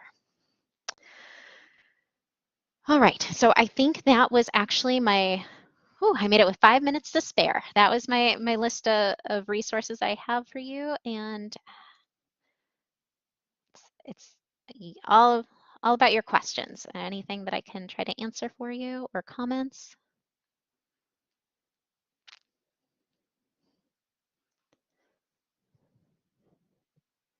All right, well, floor is yours. So last 5 minutes, if you have questions or comments, let me know. You can hop on the mic, you can type in the chat. Otherwise, I'll give you back 5 minutes of your day, and I promise I will follow up with some resources for you and a link to. Good morning, good afternoon, or good evening to everyone, depending on where you're joining us from today. Welcome to Engineering for Change, or E4C for short. Today we're pleased to bring you our monthly E4C seminar series, which is spearheaded by ASME's Engineering for Global Development Research Committee, with a purpose to intellectually develop the field of engineering for global development. Each month, we have been hosting new research institutions to learn more about their work in advancing the United Nations Sustainable Development Goals and global development more broadly. Today's seminar is with Dr. Evan Thomas, and we'll hear a little bit more about him, his group's work later in the seminar. The seminar you're participating in will be archived on the E4C website as well as our YouTube channel. Both of the URLs where you can access the recordings are listed on the slide in front of you. Information on upcoming seminars is available on our seminars page, and E4C members will receive invitations to upcoming seminars directly. If you have any questions, comments, and recommendations for future topics and speakers, please feel free to contact our team at research@engineeringforchange.org. And if you're following us on Twitter today, please join our conversation with the dedicated hashtag E4C seminar series. Before we move to our presenters, I would like to share with you a little bit of information about E4C is a knowledge organization, digital platform, and global community of over 1 million engineers, designers, development practitioners, and social scientists who are leveraging technology to solve quality of life challenges faced by underserved communities around the globe. Some of these may include access to clean water and sanitation, sustainable energy, information and communication technology, agriculture, and more. We invite all of you to become E4C members. Membership is free and provides access to news, thought leadership, insights on hundreds of essential technologies, professional development, and current opportunities such as funding, calls, jobs, fellowships, and more. And E4C members also receive exclusive invitations to online and regional events, as well as access to resources aligned to their needs. We invite you to visit our website to learn more and sign up. Our research work cuts across geographies and sectors to deliver an ecosystem view of technology for good. Original research is conducted by E4C's research fellows annually on behalf of our partners and clients and delivered as digestible insights. We invite you to visit our research page, the URL is listed on the slide, to explore field insights, research collaborations, and review of the State of Engineering for Global Development, a compilation of academic programs and institutions offering training in this sector. If you have a research question or want to work with us on a research project as a fellow, please contact us at research@engineeringforchange.org. And we're also pleased to share news about our current challenge on E4C, focused on expediting solutions related to the United Nations Sustainable Development Goals of zero hunger and clean water. The Innovate for Impact Siemens Design Challenge aims to nurture breakthrough ideas and apply human-centered design to engineer innovative hardware solutions that help achieve SDGs 2 and 6 by 2030. Learn more and sign up on our website. The URL is listed. Applications are open now to all E4C members. Given the current pandemic, the deadline for submissions has been extended through May 4th. I encourage all of you to apply. Now, with that, just a couple of housekeeping items before we get started. As always, we like to take a practice round with using our WebEx platform. So we invite you now to type in your location into the chat window. As some of you have already done this, obviously have been part of these seminars before. We have folks from Cameroon, from Sweden. I see folks from New Jersey, a little closer to home, North Carolina, New York City, Barcelona, Portugal, Alaska. Oh, that's the first one. Welcome, Alaska. Kathmandu, the Rockaways in New York, Kenya, Ghana, a Ghanaian from Turkey, Nigeria, Dayton, Ohio. Welcome, everyone. We're so pleased to have you here. Welcome, Ann Arbor. Welcome. So with that in mind, do please put your questions into the Q&A window, which is right below the chat window. If you do not see the chat or the Q&A windows, please take a look for the two icons that are located in the bottom in the middle of the slides to have those open up for you. I see some answers coming up in the Q&A window. Welcome, friends. If you have any comments that you would like to share with your fellow attendees, please use the chat window for that purpose. Questions for our speakers today, we invite you to please put them into the Q&A window so we can keep track of those. If you have any issues with WebEx during this time, please make sure to email our admin. The Engineering for Change admin can be directly IM'd in the chat window. And if you're listening to the audio broadcast and you encounter any trouble, try hitting stop and then start. And you may also want to try opening up WebEx in a different browser. So with that and those instructions, and again, welcome everyone from Mombasa to Pakistan to Montreal. We're very pleased to have you here. I am pleased to introduce our presenter today, Dr. Evan Thomas, who is the director of the Mortensen Center in Global Engineering and holds the Mortensen Endowed Chair in Global Engineering at the University of Colorado Boulder. He's a tenured associate professor, jointly appointed in the Civil, Environmental, and Architectural Engineering and the Aerospace Engineering Sciences departments, and an affiliate faculty in the Environmental and Occupational Health at the Colorado School of Public Health. Evan is currently a member of the NASA and USAID Surveyor Applied Sciences team. He has a PhD in Aerospace Engineering Sciences from the University of Colorado Boulder and is a registered professional engineer, as well as having a master's in public health from the Oregon Health and Science University. We're honored that he is also the co-chair of the ASME Engineering for Global Development Research Committee, and really thrilled to turn it over to Evan to share his insights. All right, Evan, I'm going to pass over controls to you. And then I also want to introduce today's moderator, Dr. Jesse Austin Brenneman. If you've joined the series before, you would have heard his bio, and I will spare you from reading it. It is also equally extensive and illustrious, and you can see it on the slide right now. Jesse is going to take us through the Q&A session and provide his insights as well. So with that, I turn it over to Evan. Thanks, Yana, and thanks, Jesse. It's a pleasure to work with both of you and to speak with all of our attendees today virtually. I'm going to share a little bit today about how do we measure impact in global engineering, and even before that, what is global engineering? What does it mean to be an engineer working to address global challenges of poverty reduction, both these persistent challenges of access to safe water, safe sanitation, safe infrastructure, safe energy, but then also how some of these global changes, including climate change and COVID-19, are impacting some of these communities around the world, and what's our role as engineers in trying to assist with solutions. This is our world. I'm sure this looks very familiar to everyone. What's neat about this is it's not a graphic. It kind of looks like a graphic. It's actually a picture. It's a bunch of stitched satellite imagery of everywhere on Earth on a cloud-free day. But we all can see where each of you are around the world on this map. Here's another way of looking at the planet. So you see two different images here. One is electricity, lights. So you see in North America and in Europe, and you can see the Nile lit up in North Africa. You can see India and China outlined. That's where there's electricity use, and it's contributing to light that you can see from space. But then the more orange colors, or the more red colors, those are biomass fires. So some of those are forest fires, but most of what you see there are people cooking with wood fuel and charcoal. We still today, even in 2020, about half the world's population still uses firewood for their daily energy needs. And many of those people live in the global south, and in particular, sub-Saharan Africa.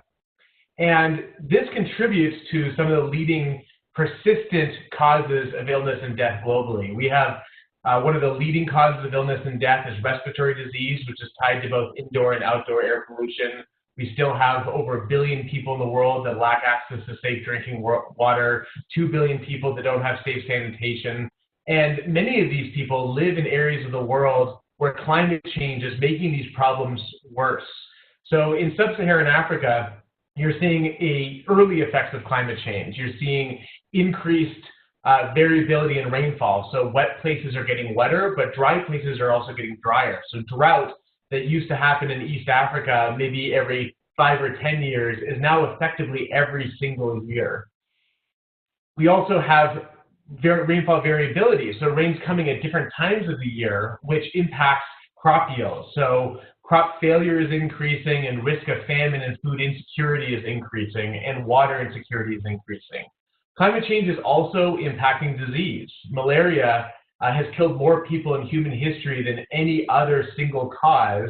And the one saving grace of malaria is that the parasite, which lives inside mosquitoes, couldn't live above about 5,000 feet. So population centers like Nairobi, Kenya, actually evolved, came into being because people realized they weren't sick from malaria. And now, just within the past few years, as the average mean surface temperature warms, there's now persistent and chronic malaria in Nairobi and other major cities around the world. So we're actually seeing disease patterns being resurgent and changing. This is another way of looking at the planet. These are aerosols. So you see here in Africa, a lot of these aerosols are associated with biomass cook stoves and charcoal stoves. In North America, a lot of those will be forest fires. In North Africa, those are dust storms. And out in the ocean, you see typhoons and hurricanes.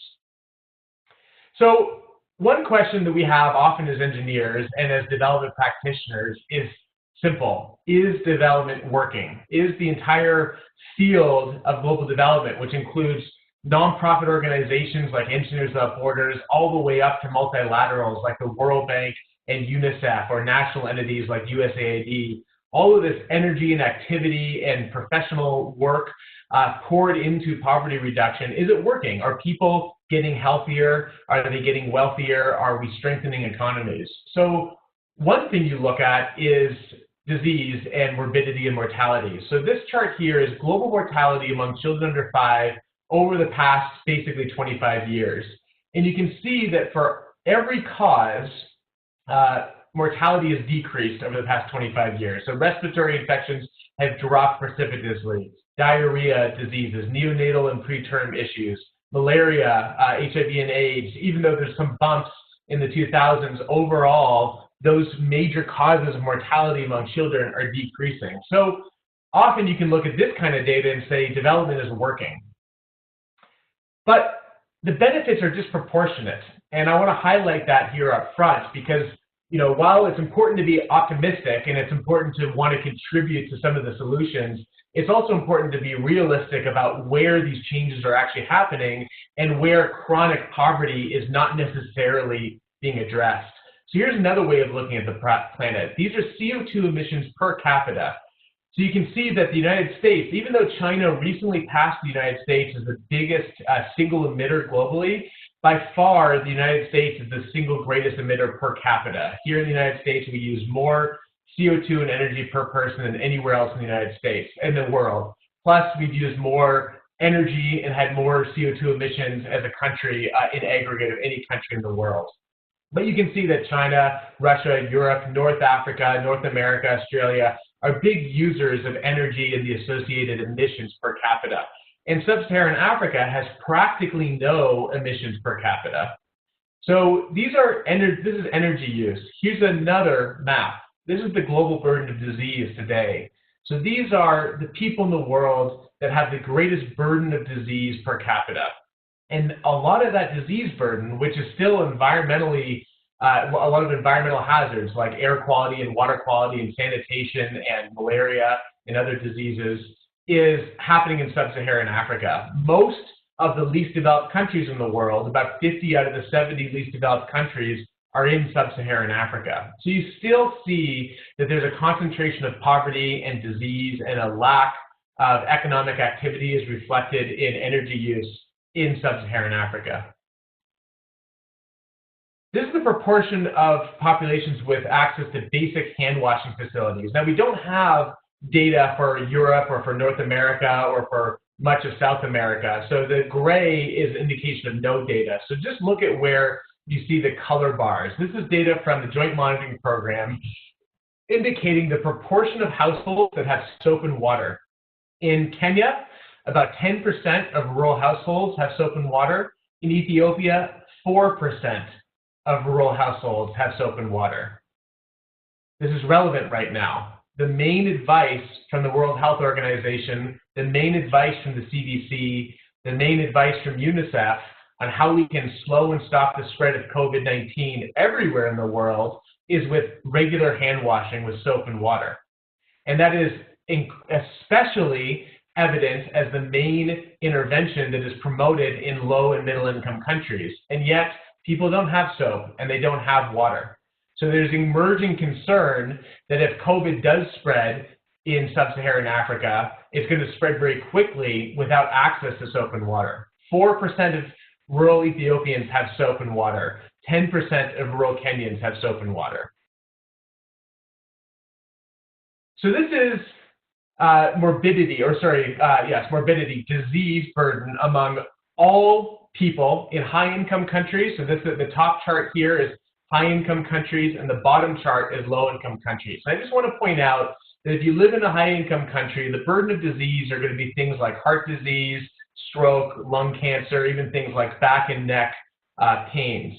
In low-income countries, the burden of disease is highly skewed to environmental hazards, lower respiratory infections, which are correlated to air pollution, diarrhea, and malaria. And we're going to look at a similar chart, but only for deaths among children under 5. So if a baby is born in a high-income country and he dies, it's likely going to be a neonatal, a preterm issue, or a congenital defect. If a baby is born and dies in a low-income country, she likely is going to die of a respiratory disease or diarrhea or malaria again.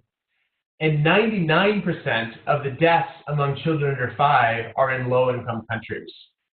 So is development working? On one hand, we can say that people are getting healthier, but on the other hand, you can say that we're not necessarily making progress among the lowest income countries. This is, again, 25 years of data of all the people in extreme poverty, which is living on less than $1.90 per person per day in equivalent purchasing power parity, which, by the way, is an extremely low number. Other statistics like to use numbers of less than $5 a day, and you suddenly start seeing that billions of people are still living on less than $5 a day. But still, this illustrates something. So the number of people living on less than $1.90 a day has dropped from 2 billion people in 1990 to projected about 500 million people by 2030. But where is that progress happening? It's happening in India and China. India and China each have 1 billion people. For the vast majority of that progress are national economic activity and economic policies which have brought people into the middle class and has been reflected in decreasing disease burden and increasing wealth. Sub-Saharan Africa is increasing in the number of people in extreme poverty, and it's projected to continue to increase over the next 10 years. So I think it's very important that as development practitioners, we focus specifically on the question of whether or not our interventions are directly impacting poverty reduction. While as a world, as a planet, the number of people in poverty has been decreasing and wealth has been increasing, the focus of development priorities in large part remains in sub-Saharan Africa, where we have a stubborn 500,000 people living in extreme poverty. So this is the world today. Some of you might have seen this chart before from Gapminder. We've used terms like low and middle income countries or global north and global south, or an old term was third world countries. Of course, we don't use that anymore. None of those terms really make a lot of sense when you look at the spread of income and life expectancy in the world. So on the bottom is a log scale of income, per capita income, and on the X scale, or on the Y scale, sorry, is life expectancy. And if you've seen Hans Rosling's animation of this data, the main case that he makes is that 200 years ago, everybody in the world and every country in the world was clustered in that lower left-hand corner, that everybody is poor and died young, and that over 200 years, everyone has moved up to that level 4 area where you have high income and high life expectancy.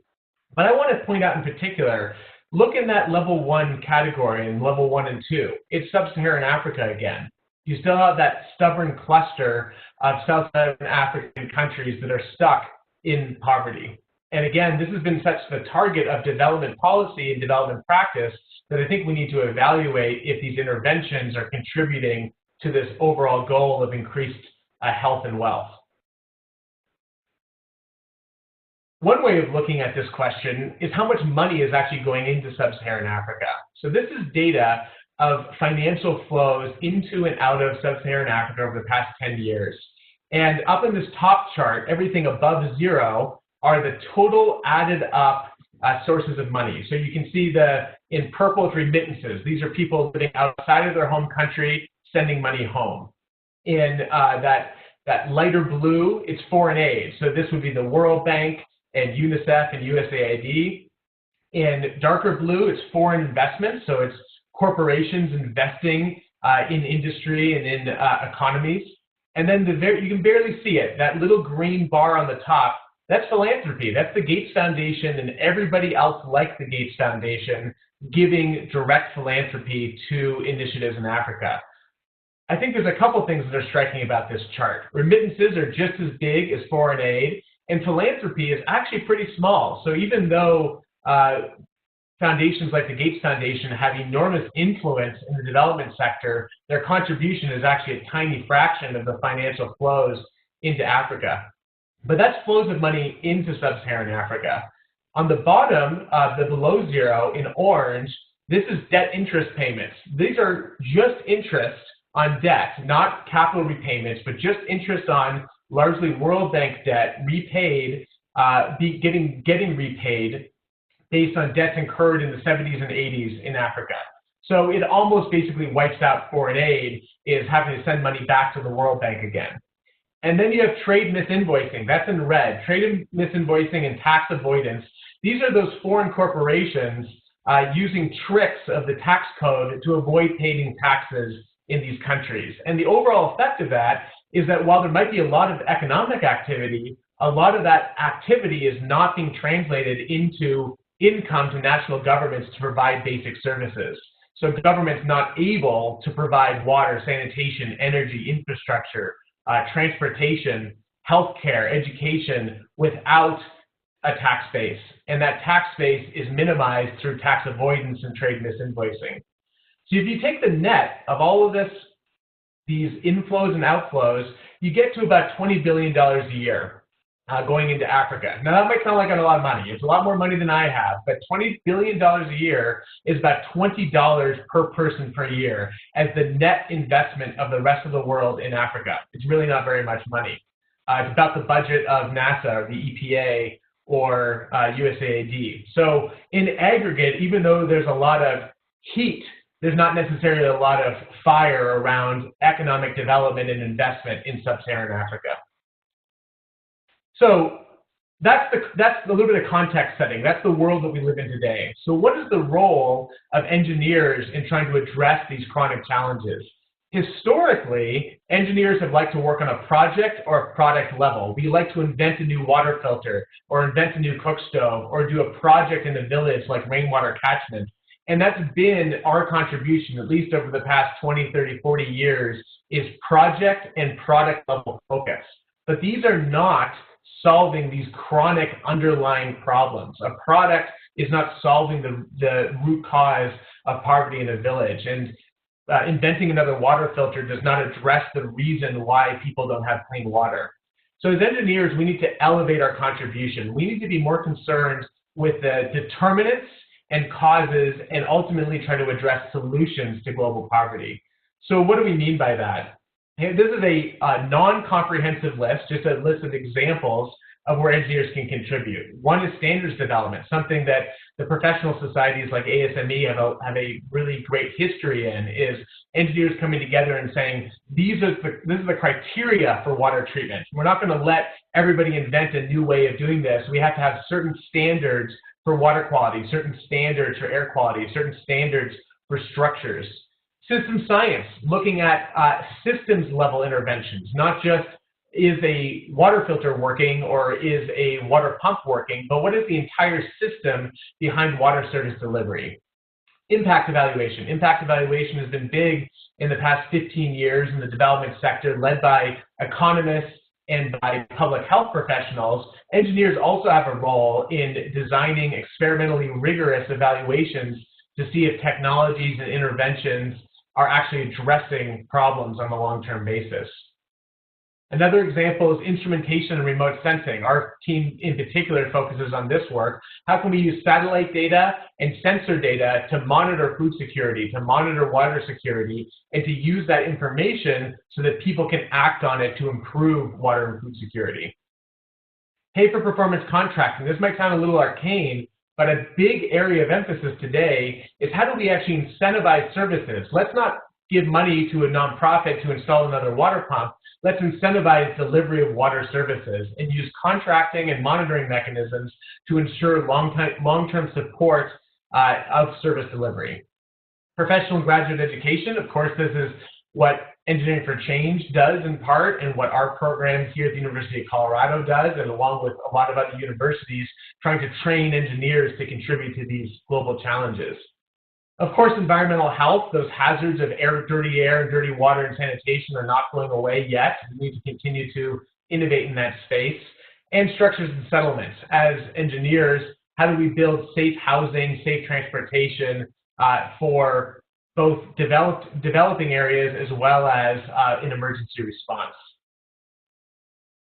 So how does this all come together in terms of actual interventions? This is a little infographic of how foreign aid flows today. Money often comes in, as indicated on the left, through organizations all the way from Engineers Without Borders to the World Bank to go into projects that often have a technology component, a water project, a cook stove project, an off-grid energy project.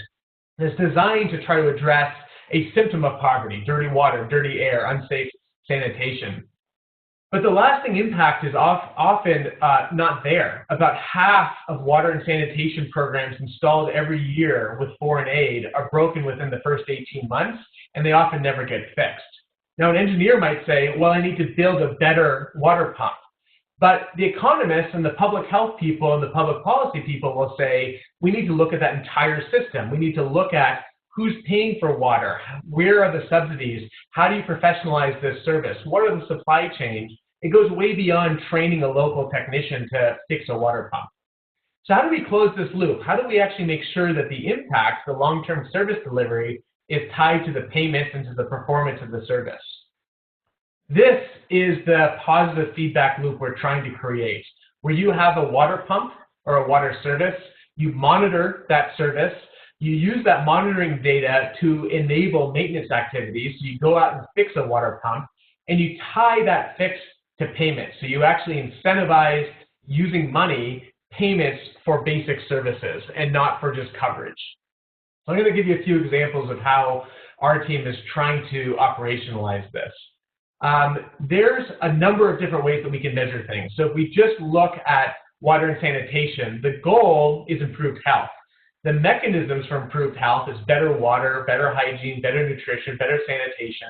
The way we measure that is whether or not people have soap, whether or not people have access to water, what the quality of that water is, what the cost of that water is. But way out here, way outside these rings, are how we actually measure this today. We use surveys and observations and sensors and test kits. And these are really not sufficient. In many ways, we're not directly measuring the impact of a service on health, which is the actual goal. So this is Rwanda. I'm going to give a brief overview of one program that we have in Rwanda. Rwanda is still about 80% of people live outside of urban centers and are subsistence farmers using biomass, wood primarily for their daily energy needs. And that wood contributes to these emissions that you can see. Now, some people cook outside, as in this picture, but many people will cook indoors and be exposed directly to those that indoor air pollution. We ran a program over the past, well, I've personally been working in Rwanda for the past 16 years, starting with Engineers Without Borders all the way to a national health program that we ran over the past few years, where we provided interventions and behavior change messaging to address the two leading environmental health hazards, dirty water and dirty air. So we provided cook stoves and water filters covering about 2 million people in Rwanda, combined that with public health behavior change messaging, continuous engagement with households, and a financing model that let us pay for this using private finance, and we were incentivized to continue upkeep and monitoring of the program through revenues that were earned under carbon finance, which I won't spend too much time on today. I'll spend more time just talking about the intervention itself. So this is Rwanda. Over on the left side in yellow and blue, you see the western province of Rwanda, and on the green side, a couple of northern districts and the eastern province. In 2014 through 2016, we reached about 2 million people with water filters and cook stoves, covering the entire western province of Rwanda and the eastern province of Rwanda, the poorest households in each of those regions. And we ran a randomized control trial to evaluate if the program impacted water quality, air quality, and health. So over in the western province, the districts in yellow didn't receive the interventions at first. And we compared environmental health in both, compared between the yellow areas and the blue areas.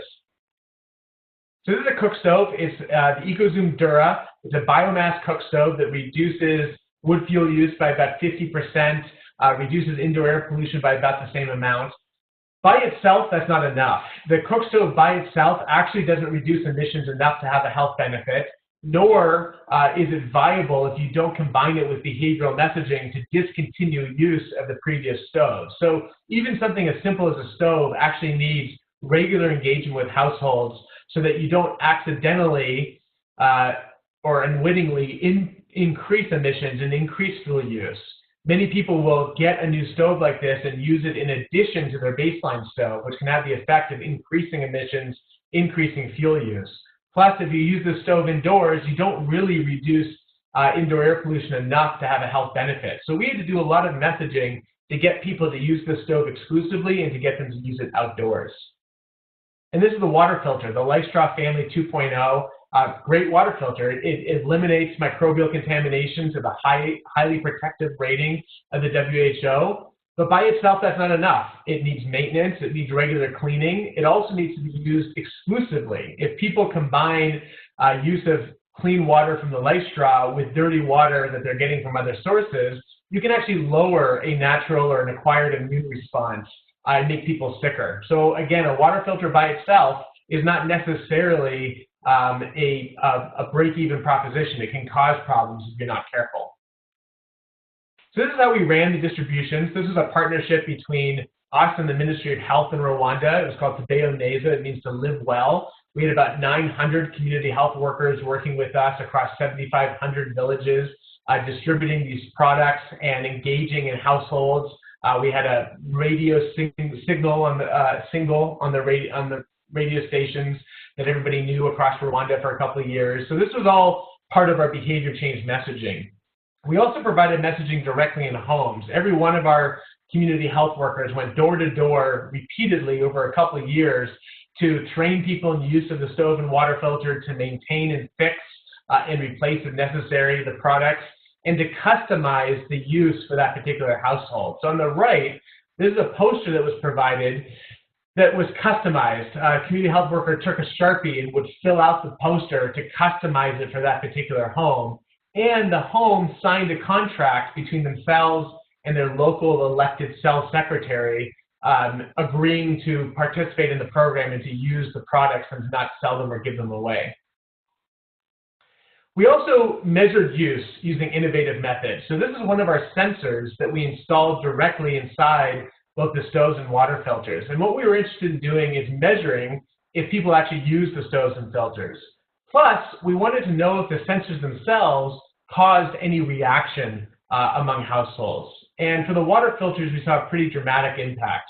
Using survey data, which is currently the most common and most widely used method for evaluating things like water filter interventions, people report using about 1.5 liters per person per day, which is also exactly the right answer. When people know a sensor is watching them or is in their water filter, they're using about 1 liter a day. And when people don't know that a sensor is there, which is our best estimate of actual behavior, it's only about 0.5 liter a day. So we see big reactivity. We see a disparity between survey data and what people actually do, but we also see a big difference between what happens when people know a sensor's there versus when they don't know a sensor's there. So we've expanded on this recently. This is an ongoing study applied to cook stoves in Rwanda, where we took advantage of the fact that we've actually used sensors to cause people to engage in healthier behaviors and adapted it for monitoring indoor air pollution. This on the right is a indoor air pollution sensor, a PM 2.5 sensor that monitors air quality, and it shows that air quality as a kind of a barometer in the child's lungs here on a scale that goes up to the WHO 24-hour mean exposure for particulate matter. Then when we detect a cooking event, if we detect people using an indoor cook stove, a biomass cook stove, it plays an alarm. Now it's not like this is basically a smoke detector, but it's not a smoke detector alarm. It's some Rwandan drums that were recorded. It's a behavioral reminder, a nudge to use a clean cook stove indoors. So in aggregate, this program had a big effect on health in Rwanda. We nearly doubled the number of households with clean water. We reduced indoor air pollution by 73%. We reduced diarrhea among children under 5 by 30% and respiratory disease by 25%. And in aggregate, we're able to estimate that about 90 children, we avoid their death every year that the program is running, and we save 7,500 disability-adjusted life years. So 7,500 years of lost, of avoided illness in aggregate across the program.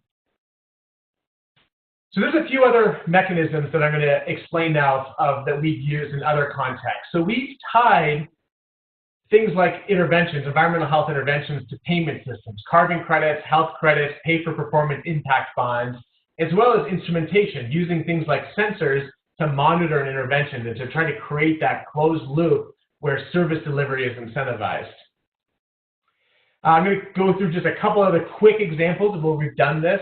We've used sensors to monitor latrines. This is Sanergy's operation in Kenya. They're a franchise-based sanitation model in urban areas in Nairobi. We put sensors in these franchise toilets to monitor fill rates of the toilets and to help franchise operators communicate with Sanergy to ask them to come and service the latrines. We've used these same sensors in India to try to monitor behavior and to try to correlate that to health outcomes. And we found over and over again that what people actually tell us they do is not really what they do with sanitation behaviors. We've also linked this type of data to sanitary inspections. Sanitary inspections are a survey tool to monitor, to estimate risk of exposure to microbial contamination at water points or at other kinds of wash interventions. We've actually shown that sanitary inspections have almost no predictive power for water contamination. So we're trying to influence the measurement tools that are used in the sector today. And we're using this across infrastructure as well, not just environmental health, but environmental resilience. This is a program where we are evaluating, run by Bridges Prosperity. Bridges Prosperity puts in pedestrian footbridges that link isolated communities to things like clinics and schools and hospitals, and most importantly, markets. And we are running the impact evaluation where we're looking at things like health. So we're measuring health in homes, we're measuring market access, we're measuring livelihoods like increased wage earnings. We're even measuring bridge use. So we have cameras monitoring bridge use, and we're correlating that to these health and livelihood outcomes. And then one of our biggest initiatives now is DRIP. It's called the Drought Resilience Impact Platform, where we're trying to help reduce and ultimately end drought emergencies in East Africa. About a quarter of the world's population is facing increased water insecurity, and as I mentioned earlier at the top of the presentation, in East Africa in particular, drought is essentially an annual occurrence now, and they're becoming more severe and more frequent in part thanks to climate change. This is a very arid region of the world where people used to use surface water, but are now increasingly reliant on groundwater sources. So they're drilling holes in the ground to extract water as a resilience effort during times of extreme drought. So that's what you see here. These are from northern Kenya. We're operating across northern Kenya and across northern and eastern Ethiopia, monitoring groundwater supplies and trying to improve drought resilience through the maintenance of these water systems. So what happens is, during the rainy seasons, people will get water from streams and rivers and holding ponds and other rainwater catchment methods. During the dry season, people will migrate to these groundwater sources and access water from these pumps and these storage tanks. But often these systems are broken. About 40% of them are broken in the middle of the drought. And it's not necessarily because the groundwater supply runs dry. A lot of these are deep aquifers, they're ancient water. So it's actually the infrastructure itself that breaks. And that can lead to a drought emergency where people are displaced, livestock die, and crops fail.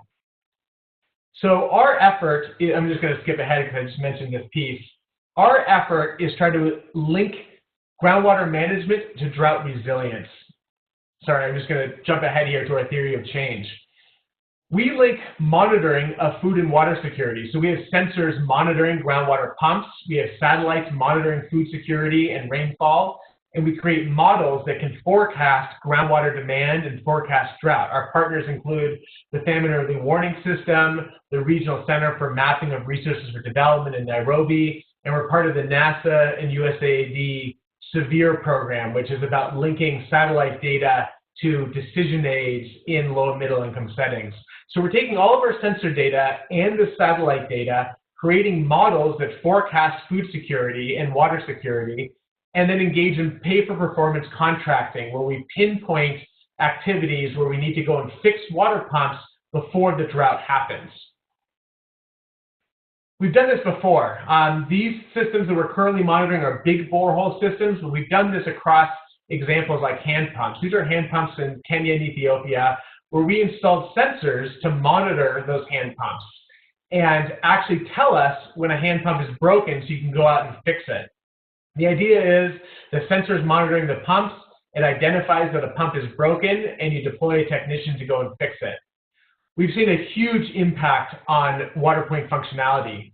Typically, these hand pumps are broken about half the year. They're broken for about 200 days, any given failure, and on average, a group of pumps are only about 50% of them are working. We were able to get about 90% functionality and get repair intervals from 200 days down to 20 days proactively using sensor data to go out there and make a repair. So now we're doing this at scale. This is a map of the Horn of Africa. Every one of these dots is a groundwater supply serving on average about 5,000 people each. And we have a satellite connected sensor monitoring every single one of those water points on a continuous basis. And we're linking that data to local operators, local governments, local ministries of water, but also national entities like the National Drought Management Authority and international entities like UNICEF and USAID, who can collectively act to try to improve water security. This is not some simple story of a local community locally maintaining a water pump. Water is subsidized for everybody in the world, including everybody on this phone call. And this area of the world is some of the most resource constrained and earliest, feeling the earliest impacts of climate change. So this isn't about making a local community fully maintain their water supply. It's about aligning incentives and responsibility and accountability collectively to make sure that people have access to water during drought. The colors that are underneath the map are the famine early warning systems food security classification for the same region. So we also see the direct relationship between climate change, rainfall, and groundwater demand. We've seen this across the region. We're currently monitoring about 3 million people's water supplies on a daily basis for the past 4 years. We have about 250,000 site days of data over the past 4 years. It's a big data set, and we're able to compare the use and function of those groundwater pumps to climate variability like rainfall. And we see that as rainfall decreases, there's increasing demand on groundwater resources. So that's where we are putting our focus. So just in conclusion, so we have time for questions. The point of measurement, and improved and continuous measurement, doesn't exist in a vacuum. Data by itself is not that interesting unless it's actionable, unless it's acted upon. And for it to be acted upon, you also have to care about the incentives. So I am an engineer, and I like working on things like sensors, but I have to know about contracting. I have to know about policy. Our team has to be engaged in those conversations. We don't just throw it over the fence to an economist or throw it over the fence to a policy person, who, by the way, are also domain experts. This idea that engineers should stay in our engineering lane is kind of silly when the economists like to talk about engineering and the public policy people like to talk about public health. We need to be at those same conversations, at those same tables, bringing in our expertise, but also calibrating our contribution against what is actually needed to address the underlying causes of poverty, not just the symptoms. All right, thanks. I'm happy to take some questions. Thank you, Evan. It's very valuable. Jesse, I invite you to take us to our discussion. So just as a note, I've been taking some notes on the questions that have been coming in the Q&A. As I'm asking, so I'm going to try and synthesize those into a few questions for Evan right now. Evan, thanks again for really an inspiring talk. I always read your papers, and then just to see it all in this one sort of comprehensive, bigger picture view is really great, especially within the context you said at the beginning. A lot of the questions, so as I'm asking, please continue to write in the Q&A, and I'll try and address those as we move forward. A lot of the questions come up around building this team. You've just talked about in your conclusion, having all of these ministries. It's a large cost to be able to do this sensor and evaluation over years, multiple years as you're talking about. How do you build that team and convince that team, or at least get consensus among the team that this type of evaluation is necessary, or what is the best way to do it? Right, so you talked about both disciplines, but also across organizations, right, and countries. So what does that process look like for you? So everything I described today is our consortium efforts. Each of the examples I provided have many different organizations involved. I'm just speaking about some of those projects, but we're not doing all of that work as just our organization. If I just use DRIP as an example, DRIP itself as a concept is a number of different USAID programs funded through a number of different implementers, including the Millennium Water Alliance in Kenya and Lowland Wash in Ethiopia. We have NASA funding some of the technical work. We have the National Science Foundation funding some of the instrumentation work. So a lot of this is about putting the pieces together from different funding sources and with different organizations towards a common goal. In terms of convincing anybody, generally people don't need much convincing that we should increase our focus on service delivery. The big challenge has been changing the incentives. When historically big funding agencies fund infrastructure, you'll have smart professionals and engineers who are there saying, yeah, I know I'm building a pump that's going to break in 2 years, but that's the contracting mechanism. So it's less about convincing people that these are challenges and more about trying to offer collaborative ways to change the status quo. So introducing new ideas, introducing instrumentation, introducing pay-for-performance contracting. And, while we have had some successes in our team and there's lots of great promising work out there, everything here is a work in progress. We have not ended drought emergencies in the Horn of Africa. We're monitoring a lot of water supplies right now. I can't prove to you that we've improved water security yet. So these are long-term efforts that require frankly, some courage on the part of the implementers and funders to support. And I think the other thing that's challenging, Jesse, is this balance between wanting to be innovative and the rewards we get in our sector around innovation, and also not being too fickle. And we also know how to deliver water, and it doesn't take another invention to do that. So how do I resolve that in my head? Our sensors, while being innovative and are introducing this technology into the sector, the purpose of them is to help get the water pumps fixed. By themselves, they don't do anything. So there's a tricky balance there between innovation and doing the hard, long, expensive work of delivering basic services. We've looked for gimmicks and products and innovations for a long time to solve poverty, and we've avoided making the expensive, necessary investments to ensure service delivery in the same way that we do in higher income countries. Sure, great. Yeah, I think that you rephrased my question exactly in the direction I was looking for. Could you speak a little bit more? Someone who, let's say, is a researcher in a university or somewhere else, how do they go about building this? So you guys have a whole center, you have a whole group of people, these consortiums, you have past relationships with. I guess, could you talk us through sort of the trajectory of someone wanting to build something that ends up, several years from now looking like DRIP, looking like one of these projects? How do they start and get on this process working with their local partners? They're working right now, as you said, in the status quo of I'm working with a village, I'm working with a community, I have one NGO I work with, right? How do they then, if we want to move everybody towards this more system level impact and evaluation, what's the trajectory, what has the trajectory look like for you? And what would you suggest it to be for other people? I think that's what a lot of these questions have been asking. Yeah, I think I wish I had a simple answer.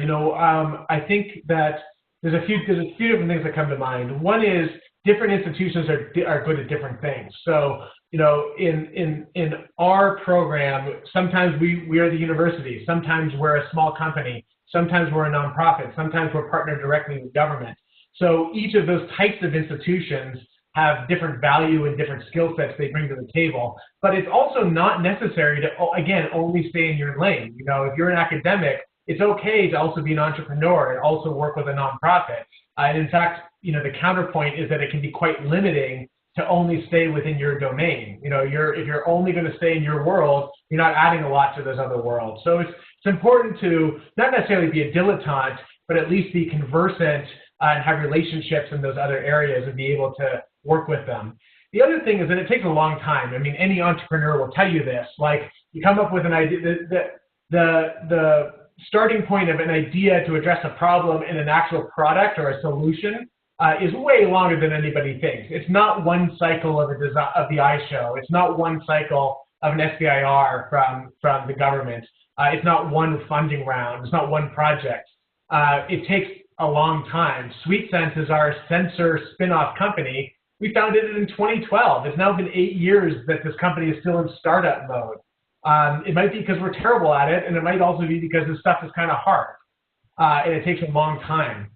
And that iterative process sometimes also bumps up against the other modalities of foreign aid development, where USAID wants you to write down your 30-step milestone Gantt chart 2 years before you start a 5-year project. And that's not really how innovation and iteration works. And both of them have strengths and weaknesses, and they're both appropriate in different places, but sometimes you have to figure out how to play that game a little bit of different types of organizations contributing in different places. Now I'm forgetting the question, but hopefully I addressed part of it.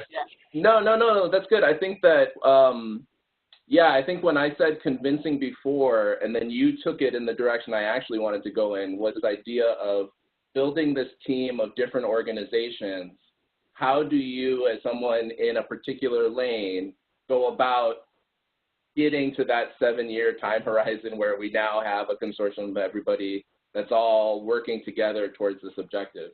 I agree that everyone has the same objective. I think that you guys have been very successful in building these teams. And I think that that is a little bit unusual when you look at the other players in these spaces, right, that are very much sort of in their own lanes as you're talking about. So breaking out of that, having the skills to be able to break out of that. One of the things I wanted to ask you was across disciplines, you were just talking about being conversant in other things. You talked about public health. You talked about development economics. How does someone who's a research engineer, let's say myself, and wants to work with these other groups, they're asking different questions, they use different methods. How do I begin to become conversant in those other ways? What is the way you have found to be able to get these teams to work effectively together?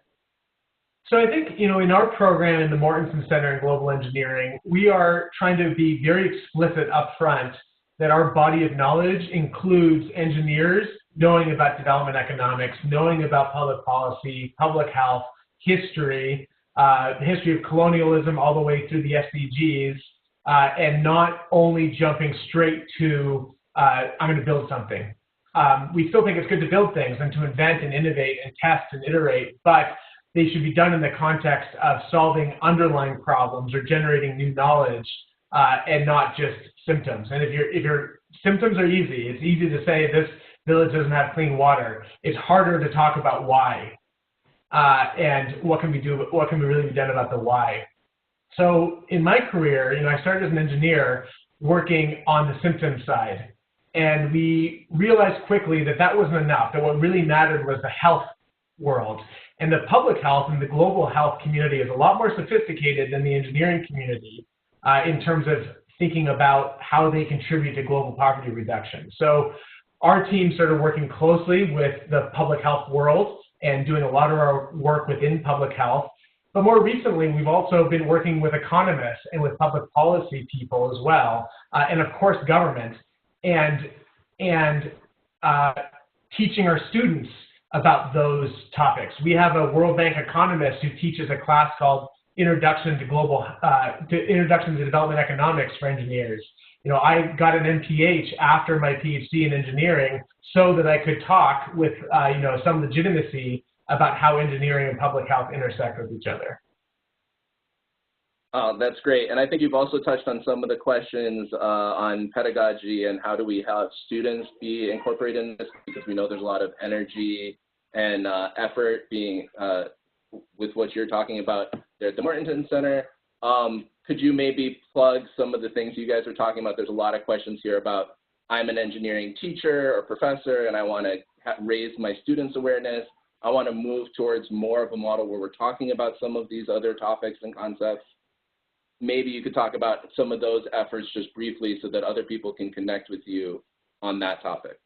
Yeah, and for us, this has been evolving too over the years. Engineers Without Borders USA was started here at the University of Colorado, and I think many of you probably on this line are involved with EWB or have been in the past. It's how I got started too. EWB is a great entry point for becoming aware of some of these issues, but we also need to not just work on a project level. And we've been moving our pedagogy and our curriculum away from projects to trying to address the longer term issues, as I mentioned before. So how do we actually do that with a student experience? You don't just get to go play doctor in Africa on spring break as an undergrad. And we really shouldn't go play engineer in Africa on spring break either. We need to have gates, we need to have training, we need to have vetting, we need to have professionalization acting as engineers in global poverty reduction, because messing with somebody's water system is just as important, just as risky as messing with somebody's health clinic. To do that, we embed our graduate students with development agencies. So at the graduate level, a requirement of our program is a field practicum where all of our students, or nearly all of our students, are embedded with an international NGO or social enterprise or multilateral, usually for 3 to 6 months, to actually get work experience. And on one hand, it kind of looks like an internship. On the other hand, it's a field experience. And it's very different than designing and running your own project. You know, before you're ready for that, we need to actually understand the state of the art and best practices in the sector. So that's a piece of what we're trying to do. Now, at the same time, we don't want to run off students. You know, we're taking over here at the University of Colorado a freshman level residential program next year. We're going to have about 150 freshmen who are learning about these things for the first time. And the goal is not to say, you know, to scare them into not doing anything. It's to try to put them on a track where they can best use their privilege and their technical skills towards addressing these long-term problems we have as a planet. That's amazing. Thank you so much for that. Yana, I think we're approaching the end here. We are. I'd like to thank myself again for your answers to the question, and I'll switch it over to Yana for the response. I'm actually going to, if you allow me the liberty, there is one question that came in that I think is a tricky one, and you addressed to some extent, Evan, but this particular listener asks, for nonprofits, how do you balance this long-term process of change with the need to show supporters that progress toward impact is being made? I think that is such a difficult balance. And Evan, any reflections for us to close out the seminar on that particular front? Yeah, let me give 3 quick examples. One is Bridges Prosperity. Bridges Prosperity is one of our partners. They install pedestrian footbridges, and they used to do a lot of this through volunteer organizations, student chapters, professionals coming from industry, and they still do some of that. But they've been taking donations to build bridges all over the world. Avery Bang, who's the CEO of Bridges Prosperity, and Christina Barstow, the Chief Operating Officer, they pivoted in the past couple of years to try to focus on pay by results, pay for performance contracting in a narrower geography so that they can go to scale. So today they're trying to go to scale in Rwanda, putting in 300 pedestrian footbridges across Rwanda, with the government paying for 40% of those costs, investors paying for some of those costs, and donors paying only after the bridges are not only completed, but have been proven to have an impact. So actually paying for the impact and the performance of those bridges. And for Avery and Christina and the rest of the Bridges Prosperity team, they had to bring their donors along with that. They had to bring their volunteers along with that story, a harder story, a longer story, a more uncertain story, but one that seems to have a much more significant impact longer term. So that takes leadership, and it takes commitment to doing it the hard way.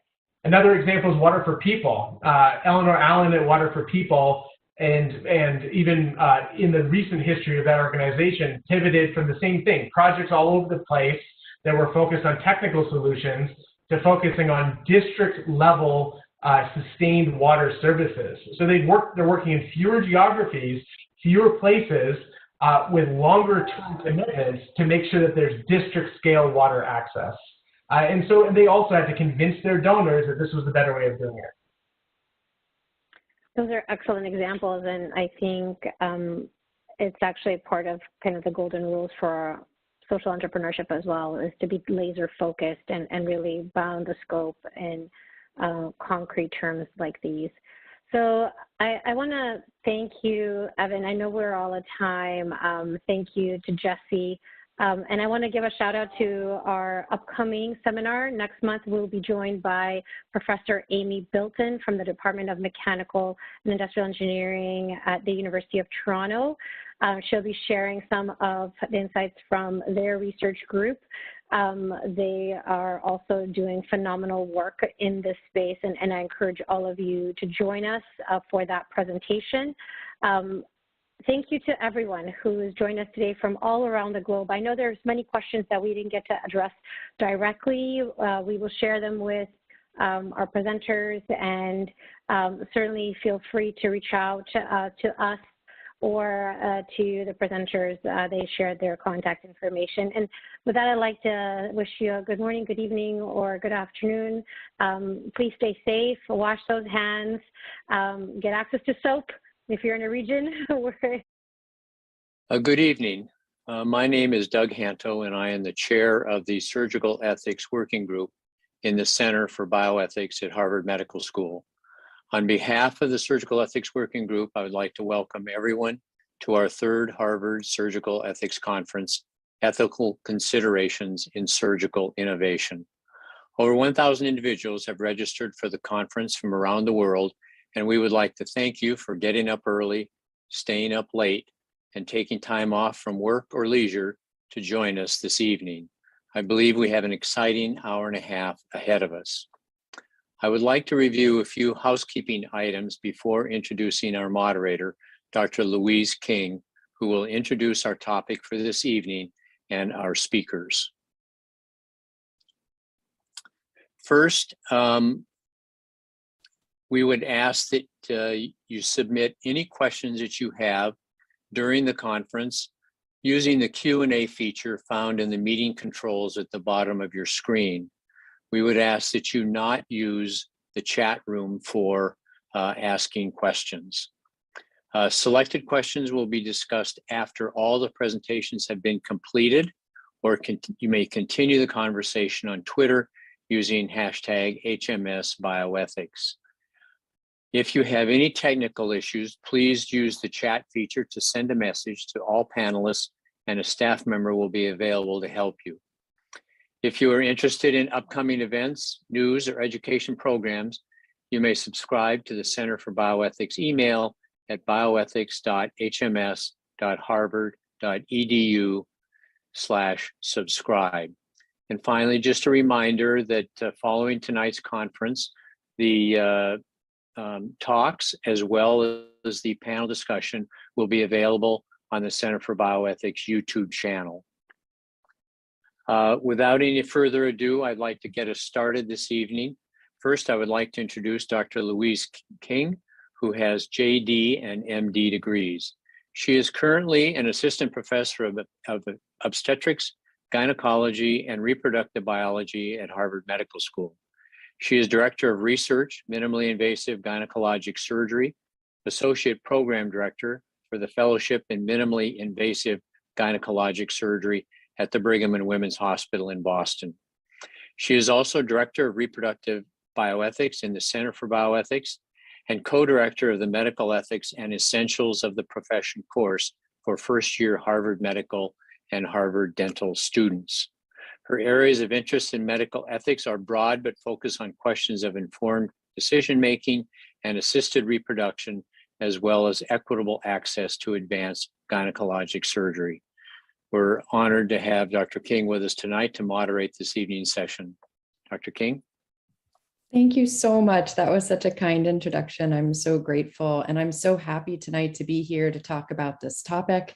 It's one that I'm deeply passionate about in my own area of gynecologic surgery, and I've been lucky enough to have sort of a preview of these talks as we've met to prepare for tonight. I think you're going to find them very, very interesting. I'll be moderating the chat as best I can. I have my own questions for the speakers, and I will weave in as many questions as I can from the questions that you submit. So it's my honor right now to introduce Richard White, who is the Vice Chair of Surgery at Beth Israel Deaconess Medical Center, Professor of Surgery at Harvard Medical School. He received his MD from the University of Pittsburgh and MBA from Wharton.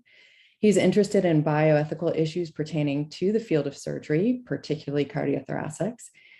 He is on the ethics committee of two national surgical organizations, the Society for Thoracic Surgeons, and where he is the chair, and the American College of Surgeons.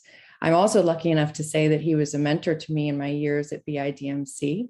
I was so grateful, and remains one today, but so grateful for the time he spent with me, inviting me to his office, talking about surgical ethics, providing me support and encouragement. He's an incredible person, and I'm looking forward to his talk. Louise, thank you very much for the kind introduction. Let me just share my screen. Just get this set up fairly quickly. There we go.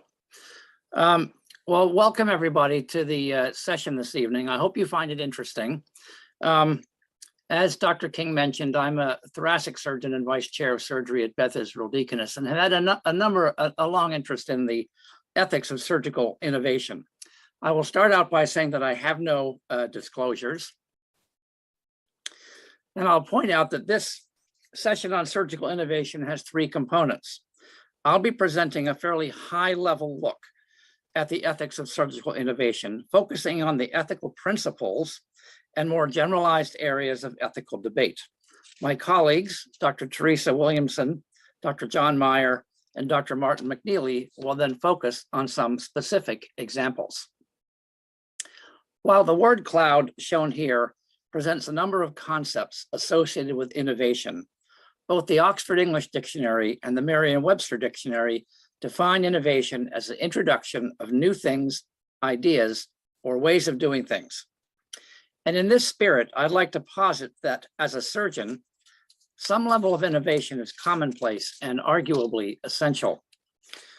While I was tempted to start the presentation with a case, the introduction of minimally invasive surgery or robotic surgery as a replacement for open chest or abdominal surgery, or the use of extracorporeal membrane oxygenation as a bridge to lung transplant, or the introduction of aortic valve replacement by transcatheter devices rather than traditional open surgery using cardiopulmonary bypass. You're going to hear some of these things in the second and third portions of the talk. Furthermore, I think that you can use your own experiences in surgery to look at current surgical techniques, and I think you'd be hard-pressed to come up with many examples of things that were done exactly the same way that they were done 20 or 30 years ago.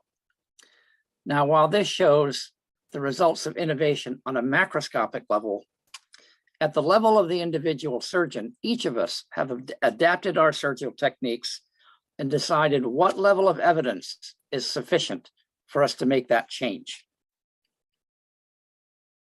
While you may take the statement that innovation in surgery is essential as a postulate, there are a number of ethical frameworks that we can use to examine the statement. For example, if one chooses a consequentialist approach to ethics, meaning that what is right or wrong depends on the outcome or intended outcome of an action, the desired outcome of a surgical procedure is an improved state of health. Given that current surgical techniques are not perfect, nor are all surgical outcomes perfect, it would be a good thing to do to devise new and better ways of doing things. As the primary focus, if the primary focus is on the individual, the surgeon's obligation is to provide an optimal outcome for that patient. If one takes a more communitarian view, the obligation of the surgeon is to provide optimal surgical care to the community as a whole. Again, our current techniques are great for some conditions, but clearly wanting for others. In other words, there's clearly room for improvement, and it would be our obligation to pursue those opportunities, but more with the best interests of the community in mind, rather than those of a specific individual patient. If one chooses a deontological or duty-based approach to the analysis of ethical issues, we have obligations to provide our patients the best care possible. Our duties are codified in descriptions of the physician-patient relationship, which involves fidelity or loyalty, among other things, meaning that we have a fiduciary duty to put the patient's interests above our own. Again, since we know that surgical outcomes are currently not ideal, one could conclude that it's in the patient's best interest to improve upon our current armamentarium of techniques and devices. Interestingly, while a specific patient or clinical problem may stimulate the idea for a clinical innovation, the pursuit of that innovation is probably made more with the interest of future patients in mind. Also, while many of our obligations as physicians and surgeons are to our patients, we are all members of a profession, and professionals have certain obligations. While the obvious one is that which I've alluded to above, a fiduciary duty to our patients, It's been argued that these obligations include not only having and practicing a specialized body of knowledge and skill, but to apply that skill and knowledge to the betterment of society and to the advancement of the professional field. Finally, from a virtues ethics perspective, or what would a truly virtuous surgeon do, there would be an obligation to recognize the limitations of what we can currently offer our patients and to pursue better approaches to the diseases that we treat. Who would argue that the truly virtuous physician would be satisfied with the status quo? So whether one takes a consequentialist approach, a deontological approach, or a virtues ethics approach, as they say, all roads lead to Rome, and it's our obligation to improve upon the current state of the art of surgery. But we've omitted one of the common approaches, and that's the principalist view. And I think many students in the US are quite familiar with this text, Principles of Biomedical Ethics. I think that perhaps in other countries it's not so widely used. But it uses the familiar Beecham and Childress quartet of autonomy, beneficence, non-maleficence or minimization of harm, and justice. The principle of beneficence obligates us to improve upon the current conditions. That said, as we cannot predict the future regarding new devices, techniques, or ideas, the potential for harm or that which we are trying to avoid through non-maleficence is lurking behind the veil of good intentions. Now, while I will come back to the principles of autonomy and justice, both of which are important in the discussion of innovation in surgery, I'll first focus on the balance of the goal to be beneficent with the risk of doing harm. Can the individual surgeon be trusted to balance opposing forces for the potential for good versus the potential for harm?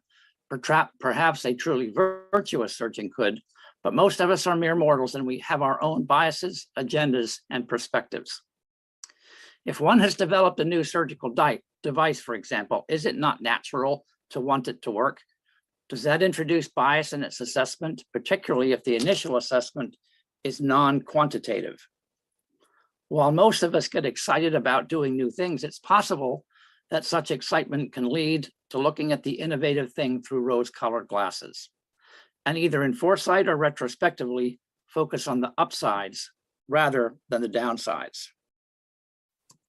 Now, digressing slightly from the issue of the potential for benefit from the potential for harm is the issue of patient autonomy. While the concept of autonomy is multifaceted, one of the issues is that of informed consent, meaning that the patient has some understanding of the issue at hand, as well as the options for treatment and the relative risks and benefits of those options. In the context of standard operations, the risks and benefits of the procedures are well known, as are the rationale and intricacies, which are well characterized and can be presented to the patient at whatever level he or she desires. But in the context of innovative surgical care, the relative risks and benefits may be less well characterized. How would we pose the risks of the innovation to the patient, particularly since at the outset, these risks may be largely unknown? And for a new technique involving innovative and complex new technology, how do we even know what the patient wants or needs to know? Is it sufficient to simply ask the patient to trust the surgeon and to make the right decision? And while this may be applicable in the emergency situation, for instance, the case is going poorly and all normal avenues for salvaging things are exhausted and the patient may die, an innovative approach may be completely appropriate. But really, how often does this really happen? And aren't most opportunities for innovation known well in advance? Finally, there is the issue that if the surgeon has a vested interest in a new device or technique, might this cause him or her to downplay the potential for harm? So this leads to the discussion of the oversight of innovation. And some of the questions I've posed, the answers to them lie in the area of incremental innovation and with some level of oversight. Now, while none of us enjoy being under the microscope, I would say that some level of oversight of innovative surgical techniques is probably necessary. While some innovations are done really without patient consent, particularly those that are urgent in nature, or to the surgeon's perspective, rather minimal, I choose to use a new stapler or suture, for example, or I do my anastomosis a little bit differently. For many of these changes or innovations, there's been a body of predicate investigative work that makes my modification reasonable. In other words, I have expert knowledge that the patient doesn't have. But while expert knowledge is an essential characteristic of being a professional, along with it goes the responsibility to use the knowledge wisely, reasonably, and in the patient's best interests. While I probably shouldn't bring in a new instrument from my garage to try on a patient, it's probably completely reasonable to use a commercially available device, particularly if there is literature support in its use in a similar situation. But again, what about the first time it's used? Again, for commercially available devices, there's usually a regulatory process that justifies change. But again, it generally boils down to the potential for benefit versus the potential for harm. So I think that we see a distinction between trivial innovation and non-trivial innovation, as well as a distinction between planned innovation and an essential or urgent one. So if the innovation is both planned and not trivial, some element of oversight is arguably essential. An unbiased assessment done through the lens of peers or others with expert knowledge can be protective of both the surgeon and the patient. Who else besides the patient and the surgeon has a vested interest in the act of innovation? Well, at some level, the general public does have an interest, thus leading to a regulatory process. On the other hand, I don't think that we generally allow the general public to micromanage physician-patient interactions. The hospital where we practice also has a vested interest, as it is responsible for what occurs within its wall, and it has an interest in preventing unreasonable and perhaps even dangerous practices. Now, further along the lines of oversight of innovation, I'd like to point out what some institutions have done, and I have a picture here of Dr. Shav Kasavji from the Toronto General Hospital, who's made some remarkable innovations in the field of lung transplantation. Dr. Kasavji, a number of years ago, introduced a surgical innovations committee at Toronto General, whereby new procedures are vetted for appropriateness. The approach has the obvious attractive feature that proposed innovations are scrutinized by a body of peers, primarily surgeons, but also others in the operating room environment, those who are likely to share a common body of expert knowledge and to have a similar appreciation for the needs of innovation. On the other hand, a group of similarly minded individuals may be more prone to groupthink, and a lack of diverse input may lead to conclusions that, while they may seem right to a group of surgeons, may not be so well received by other physicians or the lay public. The concept of the Surgical Innovation Committee has apparently been adopted successfully by other institutions, some of which have come up with centers of innovation. Some of these are focused on peer review and support of innovation, and others seem more focused on research around innovative approaches to surgical technology and are designed to foster improved interactions with industry.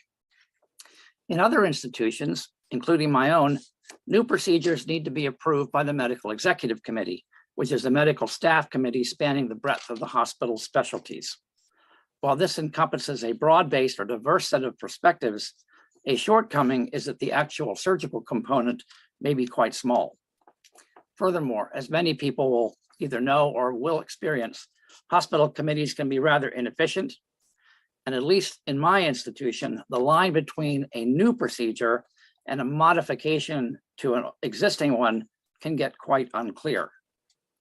While it might be reasonable to have every surgeon who wants to use a surgical robot trained in and credentialed in the use of the robot, does it really make sense to make a, quote, robotic lobectomy a new procedure when a thoracoscopic lobectomy has been done for 25 years? This being roughly the same operation, but with hand-operated instruments rather than robotically or remotely controlled instruments. Or what about when a new robot becomes available? If every time we change robots, we have to call it a new procedure, will spend our lives dealing with the medical executive committee and not actually getting anything done. If one of our colorectal surgeons does a procedure with a new single port robot, when he normally does it with several ports and an older device, is this a new procedure? Some would have argued yes, others no. But while these may seem like fairly straightforward questions with straightforward answers to surgeons, they are not so straightforward to non-surgeons, let alone lay people who often provide oversight to medical leadership. Finally, I'd like to point out that the National Academy of Science, what was the Institute of Medicine, has recently established a task force to examine how medical and surgical innovation is conducted in the US and how to define best practices. So while we have considered surgical innovation committees, medical executive committee, and hospital board committees, is there a role for human subjects research committees or IRBs to weigh in on surgical innovation? In the context of IRBs, we generally consider research to involve the generation of generalizable knowledge and to involve fairly rigid protocols. Not everything to do with human subjects is research, and not all research deals with human subjects, but the IRB typically deals with the interaction of research and human subjects. Now, while some surgeons at some institutions may want to study a new technique, i.e. research, others simply want to do what others have done and have been found to be beneficial. Now, certainly a systematic analysis of an innovative technique would require IRB approval, but innovation, like quality improvement, is often continuous and not taken in large steps. So one can easily argue that IRBs are probably not well suited to the processes involving continuous change. Finally, in terms of regulatory oversight, I would bring this example to the front. The recent transplant of a genetically modified pig heart to a human. This was done at the University of Maryland roughly 3 months ago.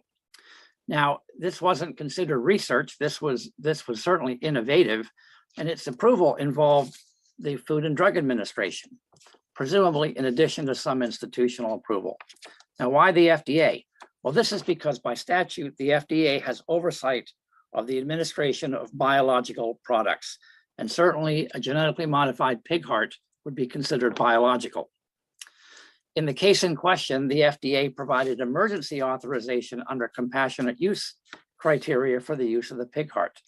Now, the FDA also provides oversight for some other innovative devices, such as certain types of endografts, under their investigational device exemption pathway, or IDE pathway. And it's interesting to note that while early trials of many new devices are conducted in countries other than the US, one has to ask if this is solely because the regulatory burden is lower in other countries, and they're not all third world countries, I might add. It could also be that the risk-benefit ratio or availability of what we call standard treatment is different in other countries. Finally, I'd like to invoke the concept of justice. We've talked about autonomy, we talked about beneficence and non-maleficence. In terms of justice, who gets access to innovative approaches to surgical disease? And this is another fertile area for ethical discussion. While we have heard of and read about racial and socioeconomic healthcare disparities in this country, how does one ensure that the benefits of an innovative approaches to surgical care are distributed in an equitable and just fashion? Unfortunately, allocating the benefits equitably probably also means allocating the risks similarly, as it's obviously patently unfair to assign the benefits to one group and the risk to another. Given the uneven access to healthcare, unequal levels of trust in the medical establishment, differential reimbursement mechanisms often based on insurance, and the obvious fact that innovative techniques by their very nature are that they are new, low in volume, and geographically limited, makes it difficult to distribute, at least initially, an innovative technique on a wide level playing field. Yet these issues must clearly be considered by both the surgeon and the institution involved. So with that, and while there are many other questions, such as when is an innovative approach justified, there's just not enough time to do this now. I'll conclude my broad strokes and high-level discussion, and will now turn the podium over to my colleagues, and I thank you all for your attention. Thank you so much for that excellent overview. And we're going to have questions at the end. I haven't seen any in the Q&A function of Zoom. Remember, that's where to put your questions. And it's labeled Q&A, I believe, at the very bottom of your screen. It's my honor right now to introduce Teresa Williamson. She is a neurosurgeon and surgical ethics researcher who cares for people with all types of spine disorders, as well as brain and spinal trauma. Dr. Williamson is a graduate of Yale College, where she played varsity soccer, I learned as I prepared this, and Yale Medical School. She came to MGH, one of our affiliate hospitals, from Duke University, where she completed her neurosurgery residency and then her orthopedic surgery complex spine fellowship. She also completed the University of Chicago McLean and American College of Surgeons Surgical Ethical Fellowship in 2021. Her research focus is neurosurgical decision-making and patient-doctor communication, and she also focuses on healthcare disparities. She's a member of the Center for Outcomes and Patient Safety in Surgery, which is abbreviated COMPASS, at MGH.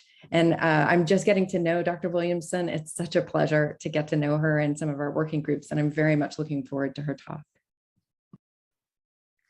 Thank you so much, Dr. King. I'm going to go ahead and share my screen.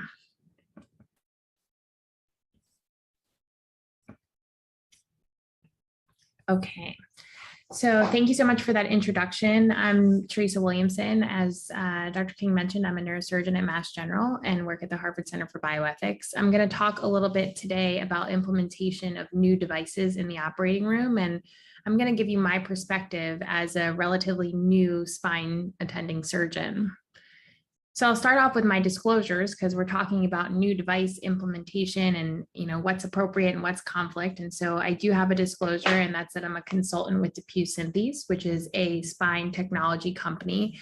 And I think that's important for you to know because, in spine surgery, we have really close relationships with industry. We have, tables and tables of instrumentation every time we do a surgery, from screws to rods to, different devices to put in cages. And it's important for us from an educational standpoint, from an innovation standpoint, from a patient care standpoint, to have some type of a relationship with industry. The question is, when does that relationship go too far, and how do we best manage it in an ethically appropriate manner? So this is me in the OR, and I'll show where those relationships can be a bit challenging. So while I'm in the OR, I'm working here with a resident. We're actually working on a new technology, taking care of a patient using augmented reality to put in pedicle screws. And this is my email inbox that I'm going to come to when I get out of the operating room. And so I'll just read you a couple of the examples of things that, might be said from an industry representative about a surgery that, they may want me to do, or, a technique that they may want me to use. So your business is extremely important to me, and I want to build a relationship where you can trust us for all your needs from an instrumentation standpoint and technology front. I was curious if you had thought about our MIS screw system and if there's anything in particular holding you back from giving it a try. And then this is in reference to a new technology that they were interested in me trying. Here is the fill in the blank new technology surgery training certification quiz. Just start the exam.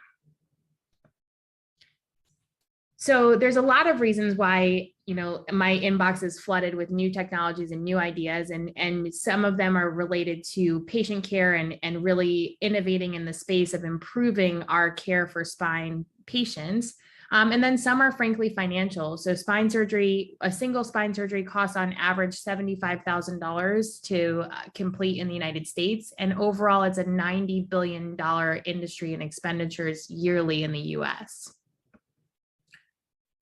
So when we're thinking about balancing such a large financial gain field with a critical need to take care of patients with back pain being sort of the largest disabler worldwide for patients, we have to think of some really critical ethical questions. The first is, should there be a relationship with industry? If there is, which devices should I try? How much training as a surgeon am I obligated to pursue prior to implementing a new device? And then how do we go about monitoring that device for safety and ensuring that we're doing the right thing as we use it? So when I think about the relationships that I'm forming in the operating room with industry representatives, I put them into sort of categories, and I make sure to think about commercial relationships and what's appropriate there, as well as what is conflict of interest. And so I like this definition that comes from the ophthalmologist that talks about commercial relationships and basically the principle of beneficence and non-maleficence, that patient care must not be affected by economic interest in, commitment to, or benefit from professionally related commercial enterprises. And then further, a conflict of interest being where your professional judgment should not be influenced by other interests of the provider, whether that those be financial, publications, participation in trials, etc. And that's, can be challenging, because I'd like to point out that in a typical spine surgery, we use a lot of technology. And so how to manage those relationships is really important, rather than just sort of separating yourself from those relationships. And I'll show you on this picture why I can't separate myself. So this is a patient that had a large spine surgery. This patient in particular had prior surgery, had serious pain, weakness, and needed an extension of their fusion, meaning putting screws and rods in their back, as well as decompression to free up the nerves. So in order to set up this whole space, we have a CT scanner in the operating room that's operated by one company. We have augmented reality to navigate the screws. That's another company. We have a table or two of instrumentation of screws and rods, et cetera, and that's a third company. So those representatives are often present in the operating room, and we have to be forthcoming with our patients about that. And so knowing that we have a lot of technology to use, and that, in order to use it safely and efficiently, it's constantly changing. Not everyone is trained or familiar, particularly nursing staff, with all the different types of instrumentation. So we know that we have to have some type of relationship. The question is how. And so the things that I think are important are to be forthcoming with the patient. So, they're vulnerable, they're under anesthesia, and you want to make sure that you're not doing any harm to them. And so we actually put on our consent form that there's going to be industry representatives in the room with them. And I actually, beyond just reading letting them read the consent form, I will actually mention that fact to them and tell them which companies are going to be there, so that that's fully disclosed. I mentioned not being able to really rush that separation between industry and medicine, but that it's important to discuss the benefits of having an industry representative there with your patient. And then there's the other side of things, which is not letting things get too far. And so we don't want to rush to replace clinical judgment with industry judgment, particularly given the possibility for financial conflicts of interest. So this is an interesting article out of the Hastings Center that I would recommend to you, that talks about industry technicians being embedded in clinical teams, and times at which device salespeople are sort of taking over the case, in the sense that the surgeon is unclear on how to proceed without their help. And then we have to think about how actually that device got into our hands, and how it got into our operating room, and should it be there? Because when you're evaluating a new device, you want to make sure that it truly is doing something better for the patient. It's innovative in some way, that's adding something, and that it's sort of free from bias in how that process has been evaluated. And so this is an article from the Boston Globe that talked about how many Boston hospital CEOs sit on healthcare company boards. And there's nothing, special about Boston. There's certainly a role for surgeons and doctors to be part of companies, because without us, it's really hard to inform change in clinical care and to figure out what the needs are for new things and new devices. But it's important to remember, what type of bias may or may not be playing a role in the decision to, as Dr. White mentioned, use that new robot. That was a big capital expenditure, and there's a motivation for it to be used. Or as a junior surgeon, I often will have people come to me and say, try this device, and they may or may not be financially sort of have stockholders in that company or consultants for that company. And it's just something to keep in mind. It can be a place where getting multiple opinions, where hearing from your colleagues about a new technology can be really helpful to sort of mitigate that bias coming from one view to use a certain device. So in summary, as I think about using new techniques post-training, now that I'm a new attending, these are sort of some rules that I've thought of in my head. And thinking about them through an ethically guided framework. So a new technology should have a benefit. It should be better, or at least thought to be better than what you were using before. If you're getting ready to use something, you should be competent at using that, meaning you should be agile at troubleshooting and figuring out, exactly how things work. You shouldn't be fully dependent on a salesperson. And that a competence is actually comes from commitment to formal study of that device, not just from certification. So if you remember that email that I got about, just a 10-question quiz, that's not sufficient if you want to use a new device. And then it's really important as you go to use that device, and I'll use an example in a second, to think about patient selection and, thinking about the process of how you're going to select a patient who can be well informed and can understand what they're taking on in terms of a novel innovation, but also doing that in a way that you're making sure is equitable and you're getting good resources to all patients. When you're thinking about the process of informed consent with a new technology, especially we have lots of patients that come to us as surgeons, as spine surgeons, that are very vulnerable. They're in a lot of pain. They're really, really eager to get better. And so that vulnerability can beget eagerness to participate with a new device. And so you need to be cautious of that and also make sure that we're giving enough sort of informed information about the risks of a procedure. And then this concept that research is research. And so when you're bringing in a new device, really need to be sure that you're not doing research. And if you are, that it's gone through the appropriate IRB processes. Just to talk a little bit about that new device process. So currently in the US, we use the 510(k) pathway for devices with moderate risk that are considered to be just a small change from a prior device. But that process has come under a lot of scrutiny because it's a way that a significant, at least a third of the devices come into the US ORs. But it's not totally clear that that process does a good job of evaluating new technologies. And so the Institute of Medicine was actually tasked in 2010 and 2011 to look at our current process and look at what I've highlighted in red are some of what I think are really ethically from a individual patient and also public health ethics standpoint, very important. So how do we optimally protect patients, promote innovation, and support public health, doing the best for the common good? And if we're not doing that, what are the processes to do so? So they wrote a report on it and really said that this is not a new device process that we should be using, but rather we really have to be careful that this is just looking at devices that are very, very similar to those that were used before. And I think they overall called for some changes to that process. And there's a lot of people, probably a lot on this call even, that would be critical of this process and want us to make sure that we're thinking through guidelines as to how we're using new devices.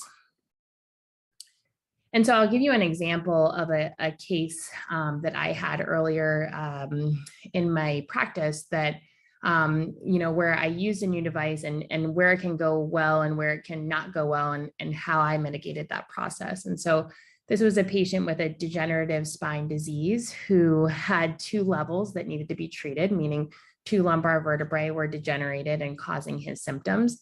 Typically, when I do this surgery, you have to go through the front of the belly and sometimes the side and the back as well. And so there's a new procedure from a certain company that allows you to just go through sort of anterolaterally and potentially saves the patient positioning, operating room time, a smaller incision, a smaller surgical corridor. So there's some early evidence that this would be beneficial.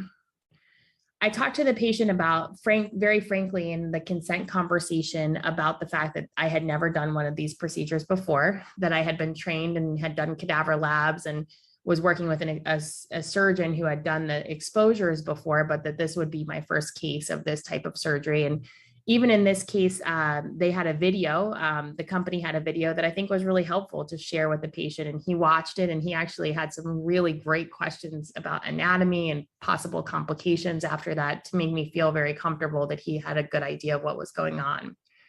Unfortunately, during his surgery, we got into a small bleeder, but it was really difficult to contain in a small sort of surgical corridor, and we ended up converting the surgery to open.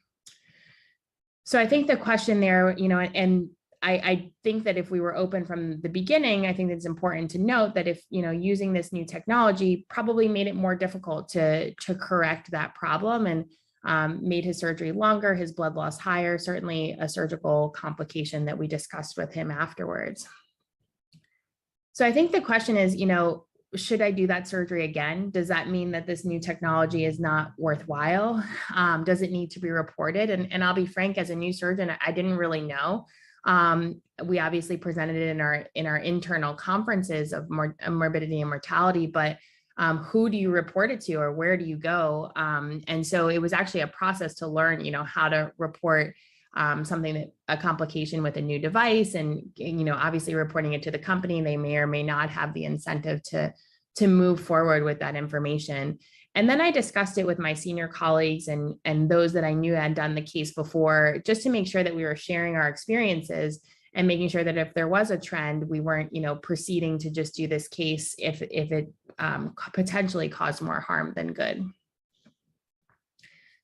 So learning from that experience and from the literature on implementation of new devices, these are some things that I think are really important. When you draft guidelines or when you propose a new device, it should be free of bias. And so including folks that are not necessarily financially tied to the particular device in decision-making, seeking multiple opinions, as I mentioned in the last case, making sure there's adequate data prior to transitioning that into a full clinical practice or standard, and then making sure there is long-term oversight, both institutionally and on the sort of national or international level, to think about how we're going to log data to say, if there are sort of poor outcomes or complications from this particular intervention. There's several groups that have thought about this and published on it. So this is the Responsible Development and Application of Surgical Innovations position statement that talks about how to define a new innovation, which I think is part of that challenge when you think about like the 510(k) pathway, and then talks about setting up institutional committees and registries in order to track information when you bring in a new device. The ideal framework was recently published in JAMA, which similarly talks about how to look at the quality of evidence before using a new device, and how to implement a new device if you feel like it's appropriately innovative and safe. So in summary, as I look, as a surgeon who works in an industry that is very financially beneficial, but also really beneficial to patients in terms of the ability to treat and improve people's quality of life, there's a balance between the role of relationships with industry. And so that relationship, I believe, should be an ethically guided one with the patient first, thinking about how we can do the best for our patients. When we think about implementing new devices, which devices do I try? The answer is the better ones. So devices that have a potential for improved outcome or shorter lengths of stay, better patient experience. How much training is enough training? I think that's defined by competence. So making sure that you actually have the ability to understand how to use and how to navigate a device. And then how do we monitor device safety? We have data and registries and guidelines that involve multiple opinions and multiple sources without bias. So thanks so much, and I look forward to taking questions after all the talks. Thank you so much. I just want to say, Dr. Williamson, thank you for sharing your experience in such an open and honest way. We all know that that's very hard to do. But it's exceptionally helpful for the people listening in and trying to learn about these topics to be able to hear your personal perspective of this in such a way. So I'm really grateful to you for sharing that. We have a few questions coming in that I'm going to be working to collate together for everyone towards the end. I'm about to introduce two people at once, just to give you context as I do these introductions, and then we'll have our final speakers together.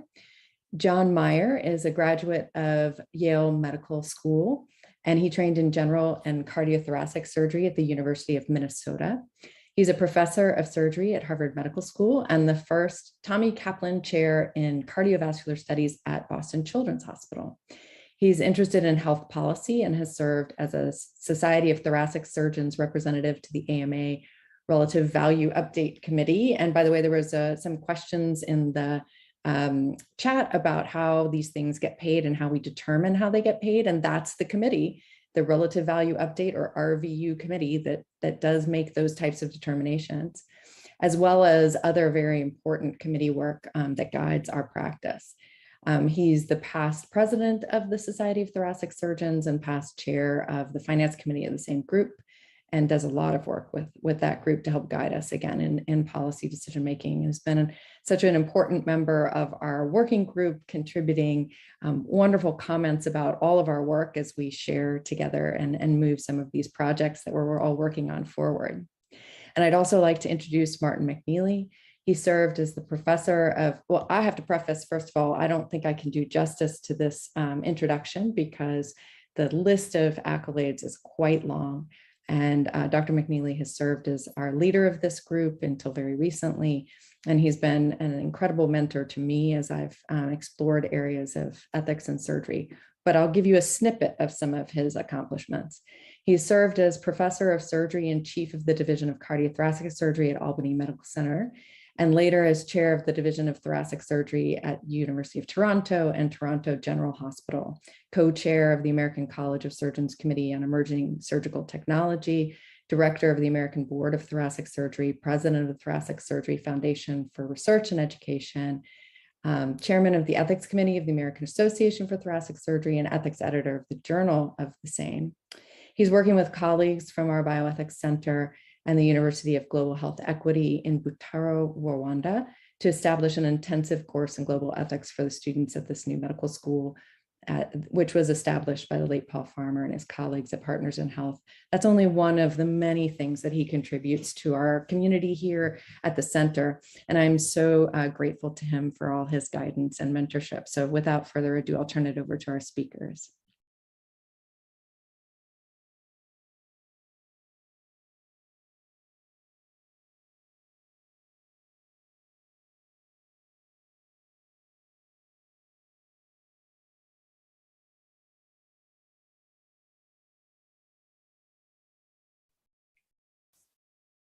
Can everyone see my slides, I hope?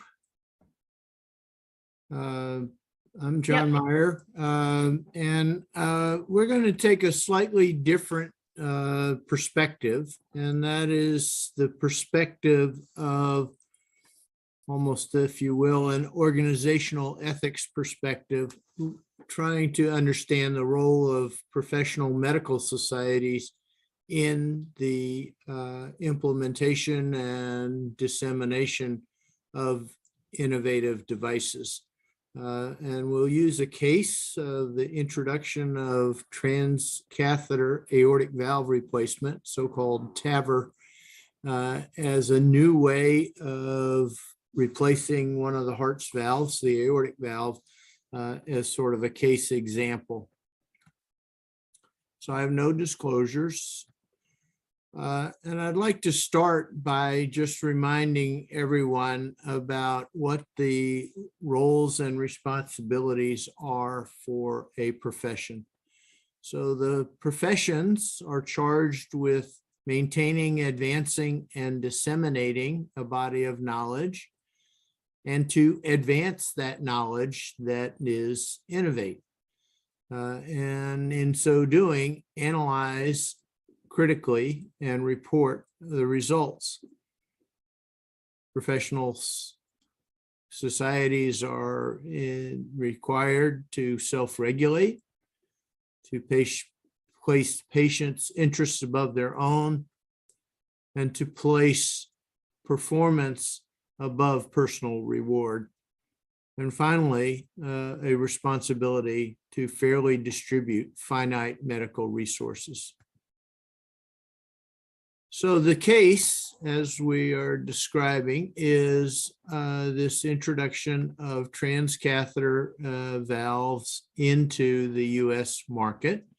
And the promise of this technology was that a heart valve could be replaced with a much less invasive method and could actually be done during a heart catheterization rather than an open heart operation, which would mean the patients did not need to have an incision in their chest. There was no need for using a heart-lung machine and stopping the heart to carry out this procedure, and offered, because of the less invasive aspect of this to have a shorter hospital stay and be less morbid for the patients. The uncertainties at the outset, though, was how well these new devices were going to work. And this slide will just demonstrate to you what some of these devices look like. So this is a typical surgically implanted aortic valve over here in the upper left corner, which would require an open heart operation, as I said. This in the upper right-hand corner is the transcatheter valve, which can be sort of compressed down, as demonstrated in the illustration in the left lower quarter of your screen. And so it can be compressed down around a balloon catheter, and then passed through an artery, typically in the groin, up into the position in the aortic valve. The balloon expanded, as is shown both in this X-ray picture here in the middle, as well as this cartoon here in the lower right part of your screen. But basically to expand this valve into the aortic position, and then would be deployed without a problem. So our case involves what happened at the beginning, if you will, of the introduction of this device into the US market. There were actually at least two devices that were being pursued and marketed by two different US companies. The background is that these devices had already been approved in Europe. They've been given the CE mark, which is the equivalent of FDA approval. And although initially they had been treated as somewhat experimental and were placed initially in high-risk patients, but very quickly, when it appeared that they seemed to work at least reasonably well, they were disseminated throughout all patients needing this type of valve replacement, including much lower risk and much healthier patients at the start. And the early results actually indicated that the complication rates were higher for those patients than they were in a comparable surgical patient population. So applications had been placed by both of these companies for the FDA to approve and for Medicare to pay for this because this disease process, aortic valve disease, is more common in the Medicare age population in the United States, that is over 65. So there were a number of obvious potential conflicts. On the one hand, this would be a new procedure for the cardiologist, so there would be an opportunity to effectively increase one's practice and generate more revenue. And the cardiologists were frequently the ones who were identifying the disease to start with, and there's the whole issue of self-referral for monetary gain. At least that argument could be made. Conversely, for the surgeons who traditionally had owned this area, that is, it required an operation to replace a heart valve, this was a big threat because if all the patients were having procedures done by somebody else, that would mean there would be a loss of revenue. Both situations representing significant conflicts of interest between what was potentially good for the patient, although that was still in doubt, and versus what was good for the individual surgeon or cardiologist. The regulatory issues were a little bit muddy in the sense that multiple US entities, regulatory entities, are involved. So the FDA assesses devices for safety and efficacy, whereas Medicare has to make payment decisions, particularly for this patient population in this age group. And then the issue ultimately was this device was not inexpensive. In fact, was just for the device, forget the hospitalization and the professional fees and everything else. The device alone was at least $30,000 in costs. So there clearly were an abundance of potential conflicts of interest, as I've already outlined. There was the potential for adverse effects on patients. And as profession, the members of that profession have duties to patients, as you've already heard Dr. White talk about. There was a significant question about patient selection and how much the patients should be allowed to choose what form of treatment they got. There were clearly the obvious potential for turf wars between a medical specialty and a surgical specialty. And from a professional society perspective, there was a significant potential for legal liability in the sense that if this was not an entirely free trade, if you will, sort of process, then there was the potential for antitrust issues to be raised, as well as the obvious and ongoing issue about medical malpractice, particularly when you're doing something new.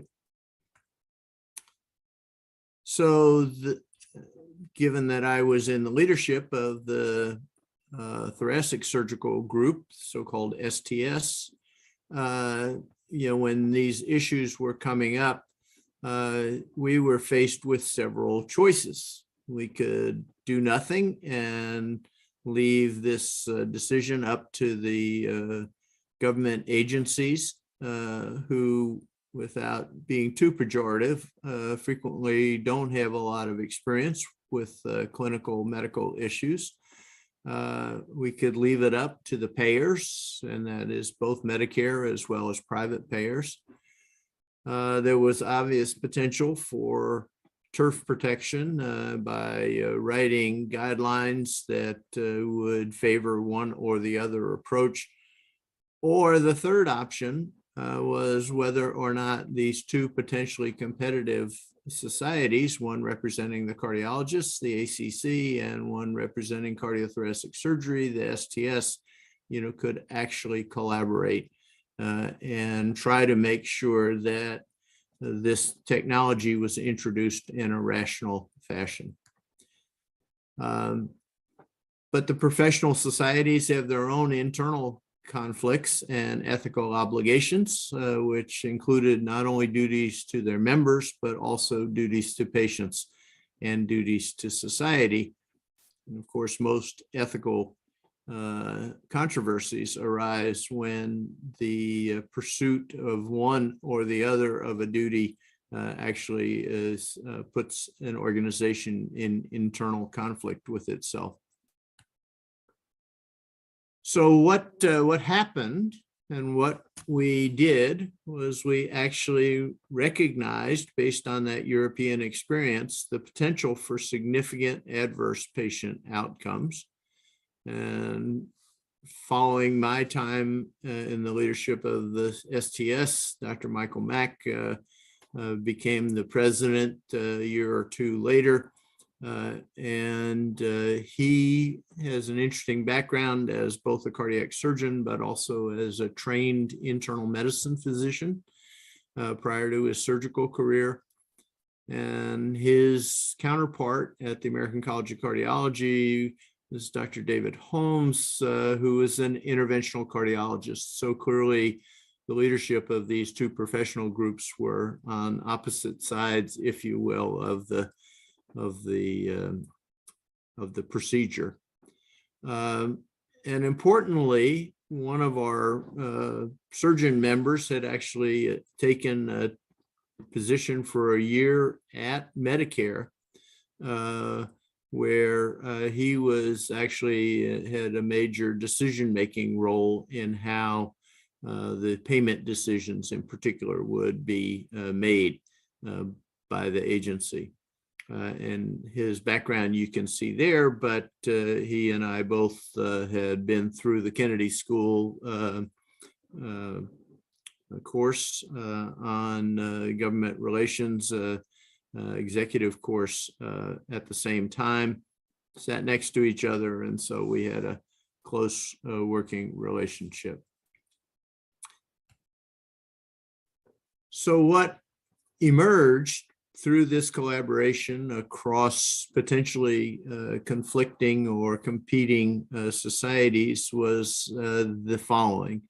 There was an agreement to begin with a randomized trial, which would be the only way that any patients would get access to the new device here in the United States. And this was actually a comparison of surgical valve replacement versus the transcatheter valve replacement, appropriately named the partner trial, which included informed consent that was uniform, required local IRB approval, but also the collaboration between the two professional societies established several requirements that the regulatory agencies, particularly the FDA as well as Medicare, actually bought into. And one of them was that there would be heart teams established, which would give equal footing to both the cardiologist and the surgeon in evaluating patients and also in actually carrying out these procedures. The number of sites where these procedures could be done were limited. And there were some criteria agreed on in order to qualify a given center for being able to participate in this trial. And an existing database that has been maintained by the Society of Thoracic Surgeons for quality improvement purposes was used to generate the risk model that would allow us to classify patients in particular for the initial phase, which was the high risk phase, so-called partner 1, where patients who were thought to be at high surgical risk would then qualify for this trial. And then based on those initial results in that higher risk group, then subsequent trials involved gradually loosening the patient eligibility criteria. And as part of trying to generate new knowledge, a collaborative registry was established that followed all patients, was committed to publishing the results as they emerged from the trials. And remarkably enough, this registry actually was supported by the device manufacturers. So this example, which I think is probably somewhat unique, at least in American medicine, did achieve several of the professional societies' responsibilities. It certainly helped to maintain and advance knowledge, to introduce and evaluate innovation. It represented clear-cut self-regulation such that not every cardiologist or surgeon in the country could qualify as a participant. There were standards that were set. Ultimately, the collective belief was that we actually were serving the patient's interests because of the lack of certainty about many aspects of this device. We certainly were interested in performance above personal reward because not every one could go out and do these procedures and enhance their remuneration. And in a sense, this provided the basis for fairly distributing our finite medical resources, because the door was not thrown open wide with the rapid dissemination of this technology as had occurred in Europe. with potentially at least some compromise of the patient's best interests. So I would argue that we have demonstrated through this case that new technology can be rationally and ethically introduced at a nationwide level, accomplishing the goals of advancing knowledge and minimizing patient risk. And as evidence for that, the results from the transcatheter valve now are equivalent to those of the surgical valve, at least in the United States. There was an ability to demonstrate cost effectiveness, and I would argue this provides a template potentially for future innovations to be introduced. Professional society collaboration and leadership were essential. And I think it's actually, in retrospect, it was a remarkable public-private partnership between the potentially competing professional medical societies, federal government agencies, and even the device manufacturers. Now, there are a number of questions that we could always put on our rose-colored glasses and say, of course, this is exactly the way we should do things going forward. But I think I would pose the questions: was this an ethically appropriate role for the professional societies to take? Was the way that this was rolled out in the United States, particularly beginning with high-risk patients and a randomized controlled trial, actually equitable?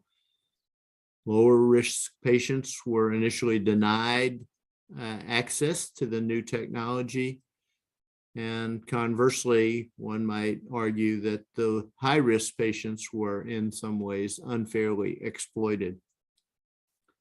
And finally, I leave you with this question about whether or not the audience feels that this represents a reproducible template that should be the basis for the introduction of other new technologies, particularly in this country. Thank you.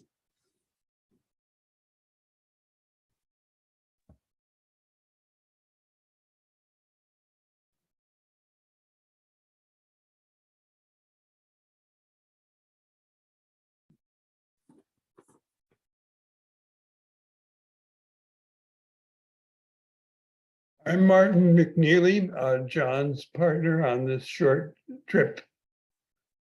I have no financial conflicts to disclose, but I must disclose that I've operated on uncountable numbers of patients using innovative technologies and procedures, often with fully informed consent, though many patients don't want to know the amount of detail that was disclosed in most of the talks that you've heard earlier. Next slide.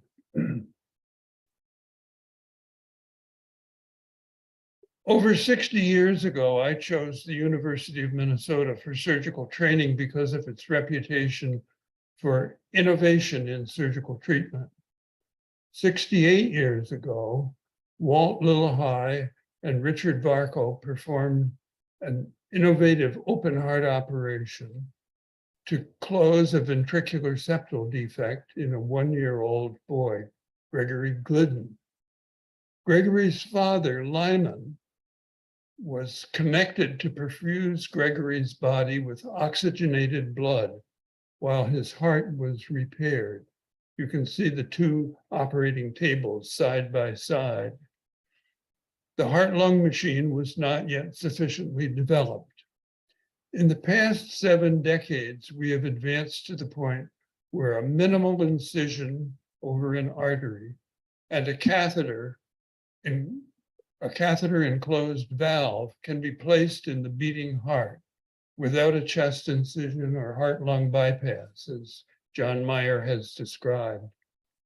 I've taken us back to Gregory's operation to remind us of the courage and persistence of the heroes of surgical innovation, particularly the patients and their parents, and the pioneering surgical teams also their overseers, all are part of a moral community.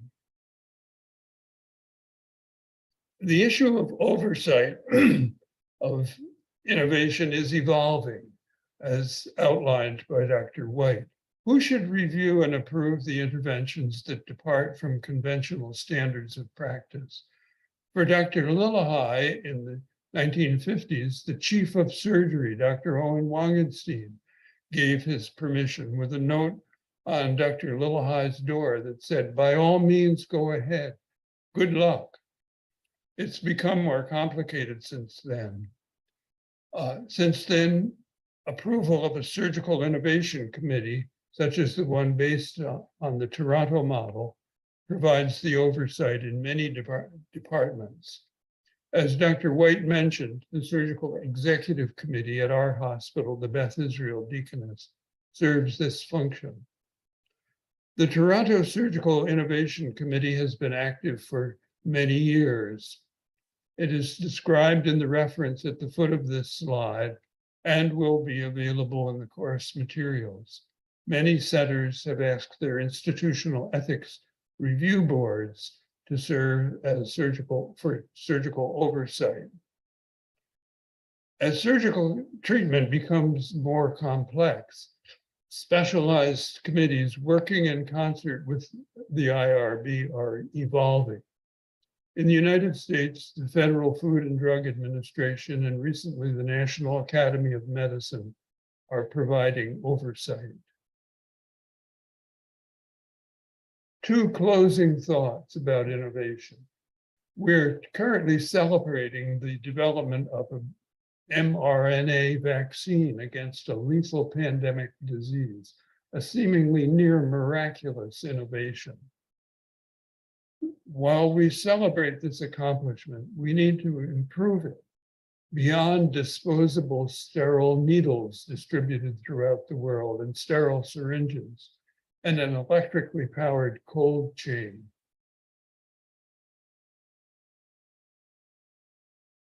It is a communitarian, we celebrate this accomplishment, but we realize that we must improve it to the level of applying a stable oral vaccine, which would overcome the geographic and socioeconomic hurdles still before us. The COVID vaccine, the TAVR that Dr. Meyer described, and open heart surgery in general are examples of collaboration of the government, industry, and clinical care. It is a communitarian, not an individualistic approach to innovation for the common good that provides a framework for the heroes of innovation to succeed. In this menacing time in our history, it has been inspiring for us preparing this course, and for you participants. It is hopeful for all of us to gather together in the Surgical Innovation Conference and celebrate these accomplishments. Thank you for your attention.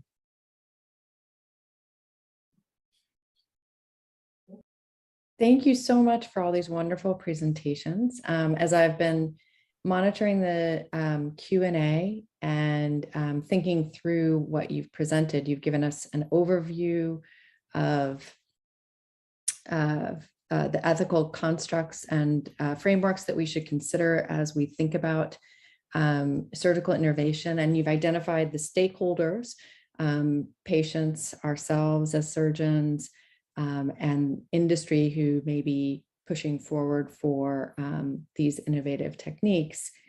And within those stakeholders and probably others we can all identify, there will be certain conflicts. So you can imagine that our questions are all centering around these conflicts of interest that arise and how each of you might resolve those conflicts. And the questions are nuanced and try to come at various ways in which these conflicts do arise. So let's lead off with a question for Dr. Williamson. As you're talking about the new technology that you'll be incorporating into your work, two questions come up.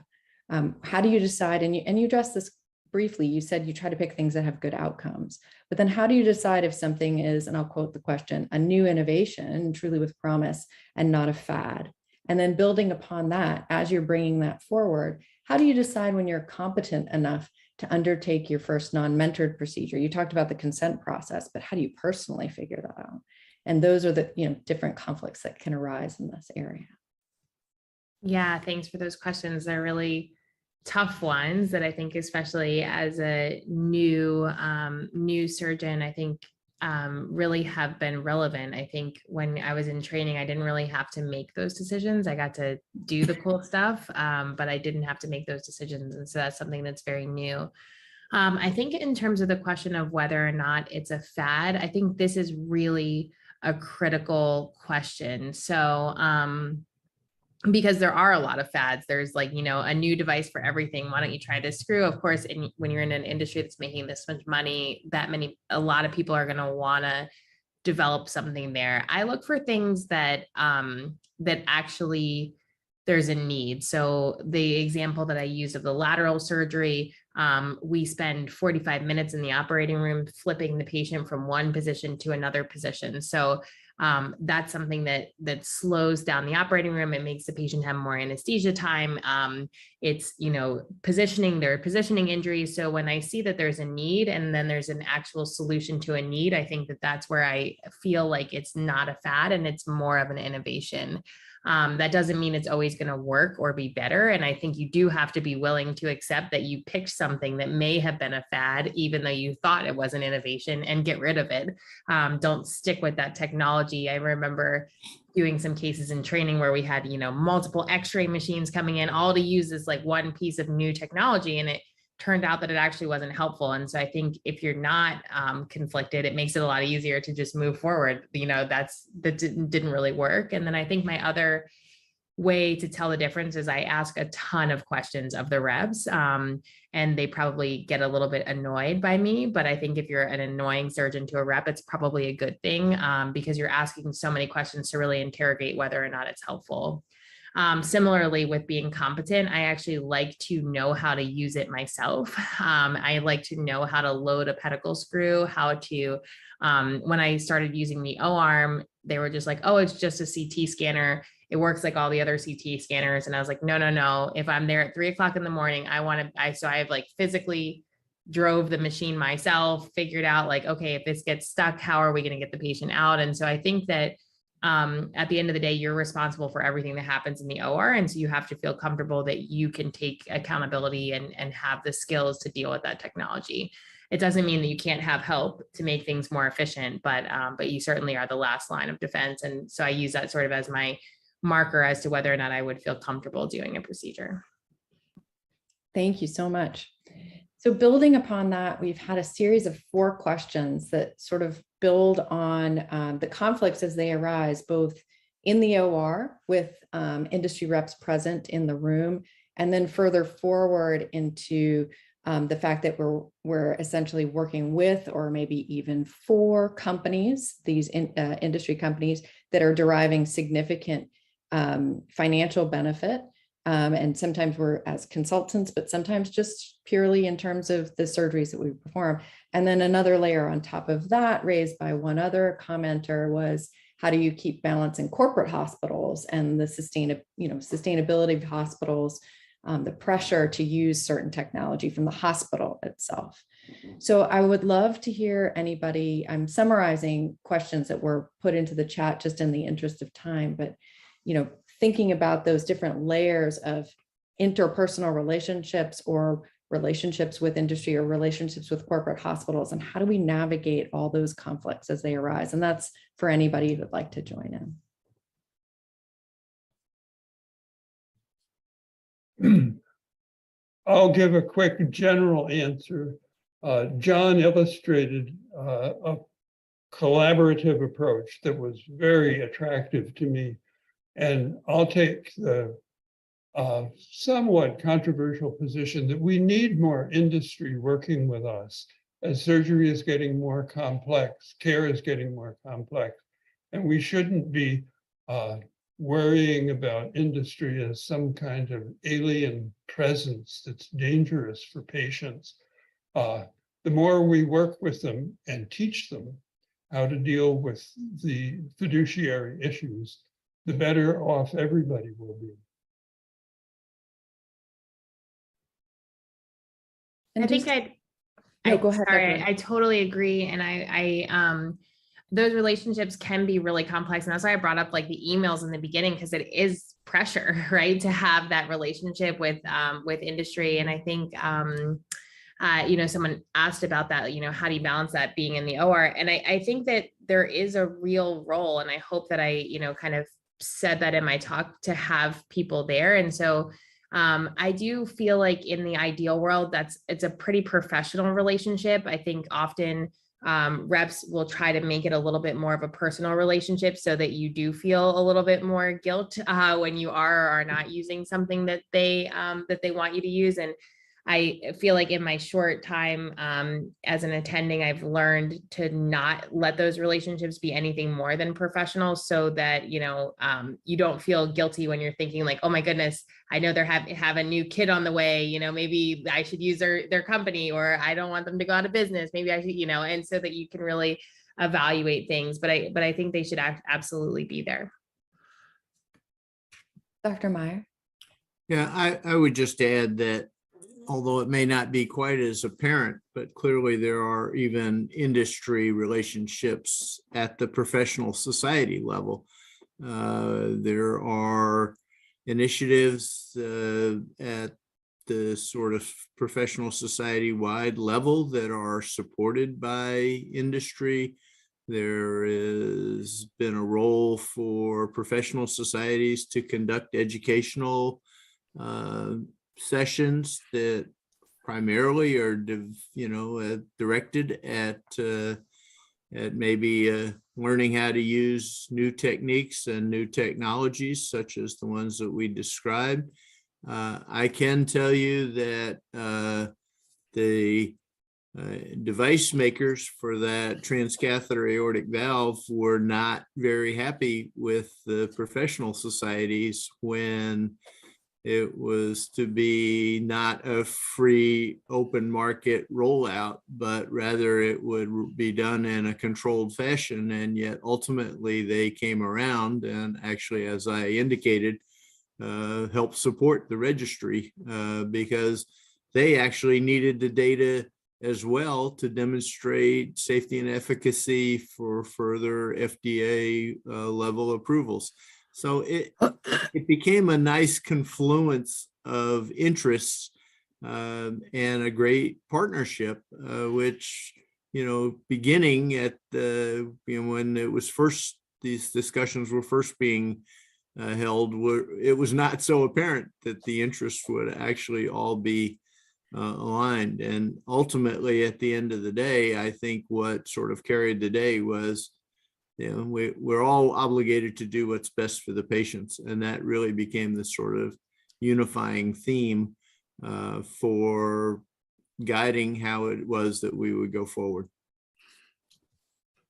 Thank you, Dr. Meyer. I think you've answered a pretty direct question in the chat, which was, essentially, is industry ever truly patient first aligned, in the sense that they have such a strong financial incentive to proceed forward with continually moving more and more technology forward and more expensive options. But as you noted in your case presentation and in your discussion just now, at the end of the day, with the type of collaboration that you've described, you were able to ensure at least that industry that may already have had good intentions for the patient population was truly patient aligned and ethically focused on the patient first. Is that correct? I would say that's a good summary. Yes, thank you. And so someone had proposed that perhaps, so thinking again about this relationship with industry, these are multi-billion-dollar companies. Is there a role, though, in these relationships that we have with industry to not engage with them in any financial way whatsoever? So there's been some people who've proposed, one person proposed in the chat, that we just certainly can't have any financial relationship with industry whatsoever. And at first blush, I'm thinking of consultation fees, but of course we're paid to do the surgeries. We have incentives to do these surgeries that are financial as well. You could get quite into the weeds trying to define where that relationship could even end. Does anybody have a comment about that? Perhaps Dr. McNeely, because I know that you're very much in favor of having continued relationships with industry, and I do see the benefit from that. Well, I was inspired from those early closure of ventricular septal defects, which, when patched, occasionally the conduction system was injured, requiring the invention of the pacemaker. And so the whole pacemaker industry grew out of collaboration between the Medtronic company and the surgeons at the University of Minnesota. That kind of collaboration was inspiring to me to watch, and it can go on, as I'm sure Teresa experiences with the spine companies. If it's a thoroughly patient-oriented, patient-motivated collaboration, then it's a winner for all of us. Any other comments on that point? So I think, Louise, it's important to realize that the companies are there to make a profit, to make money for their shareholders. If they didn't do that, they would go out of business. So their business is to generate, in some cases, new and innovative surgical products.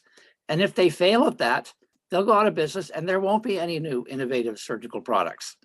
So I think that they may have a bias to the success of their various products, but in no way are they interested in just pushing failing devices on people, because in the long run, it's going to come back to bite them.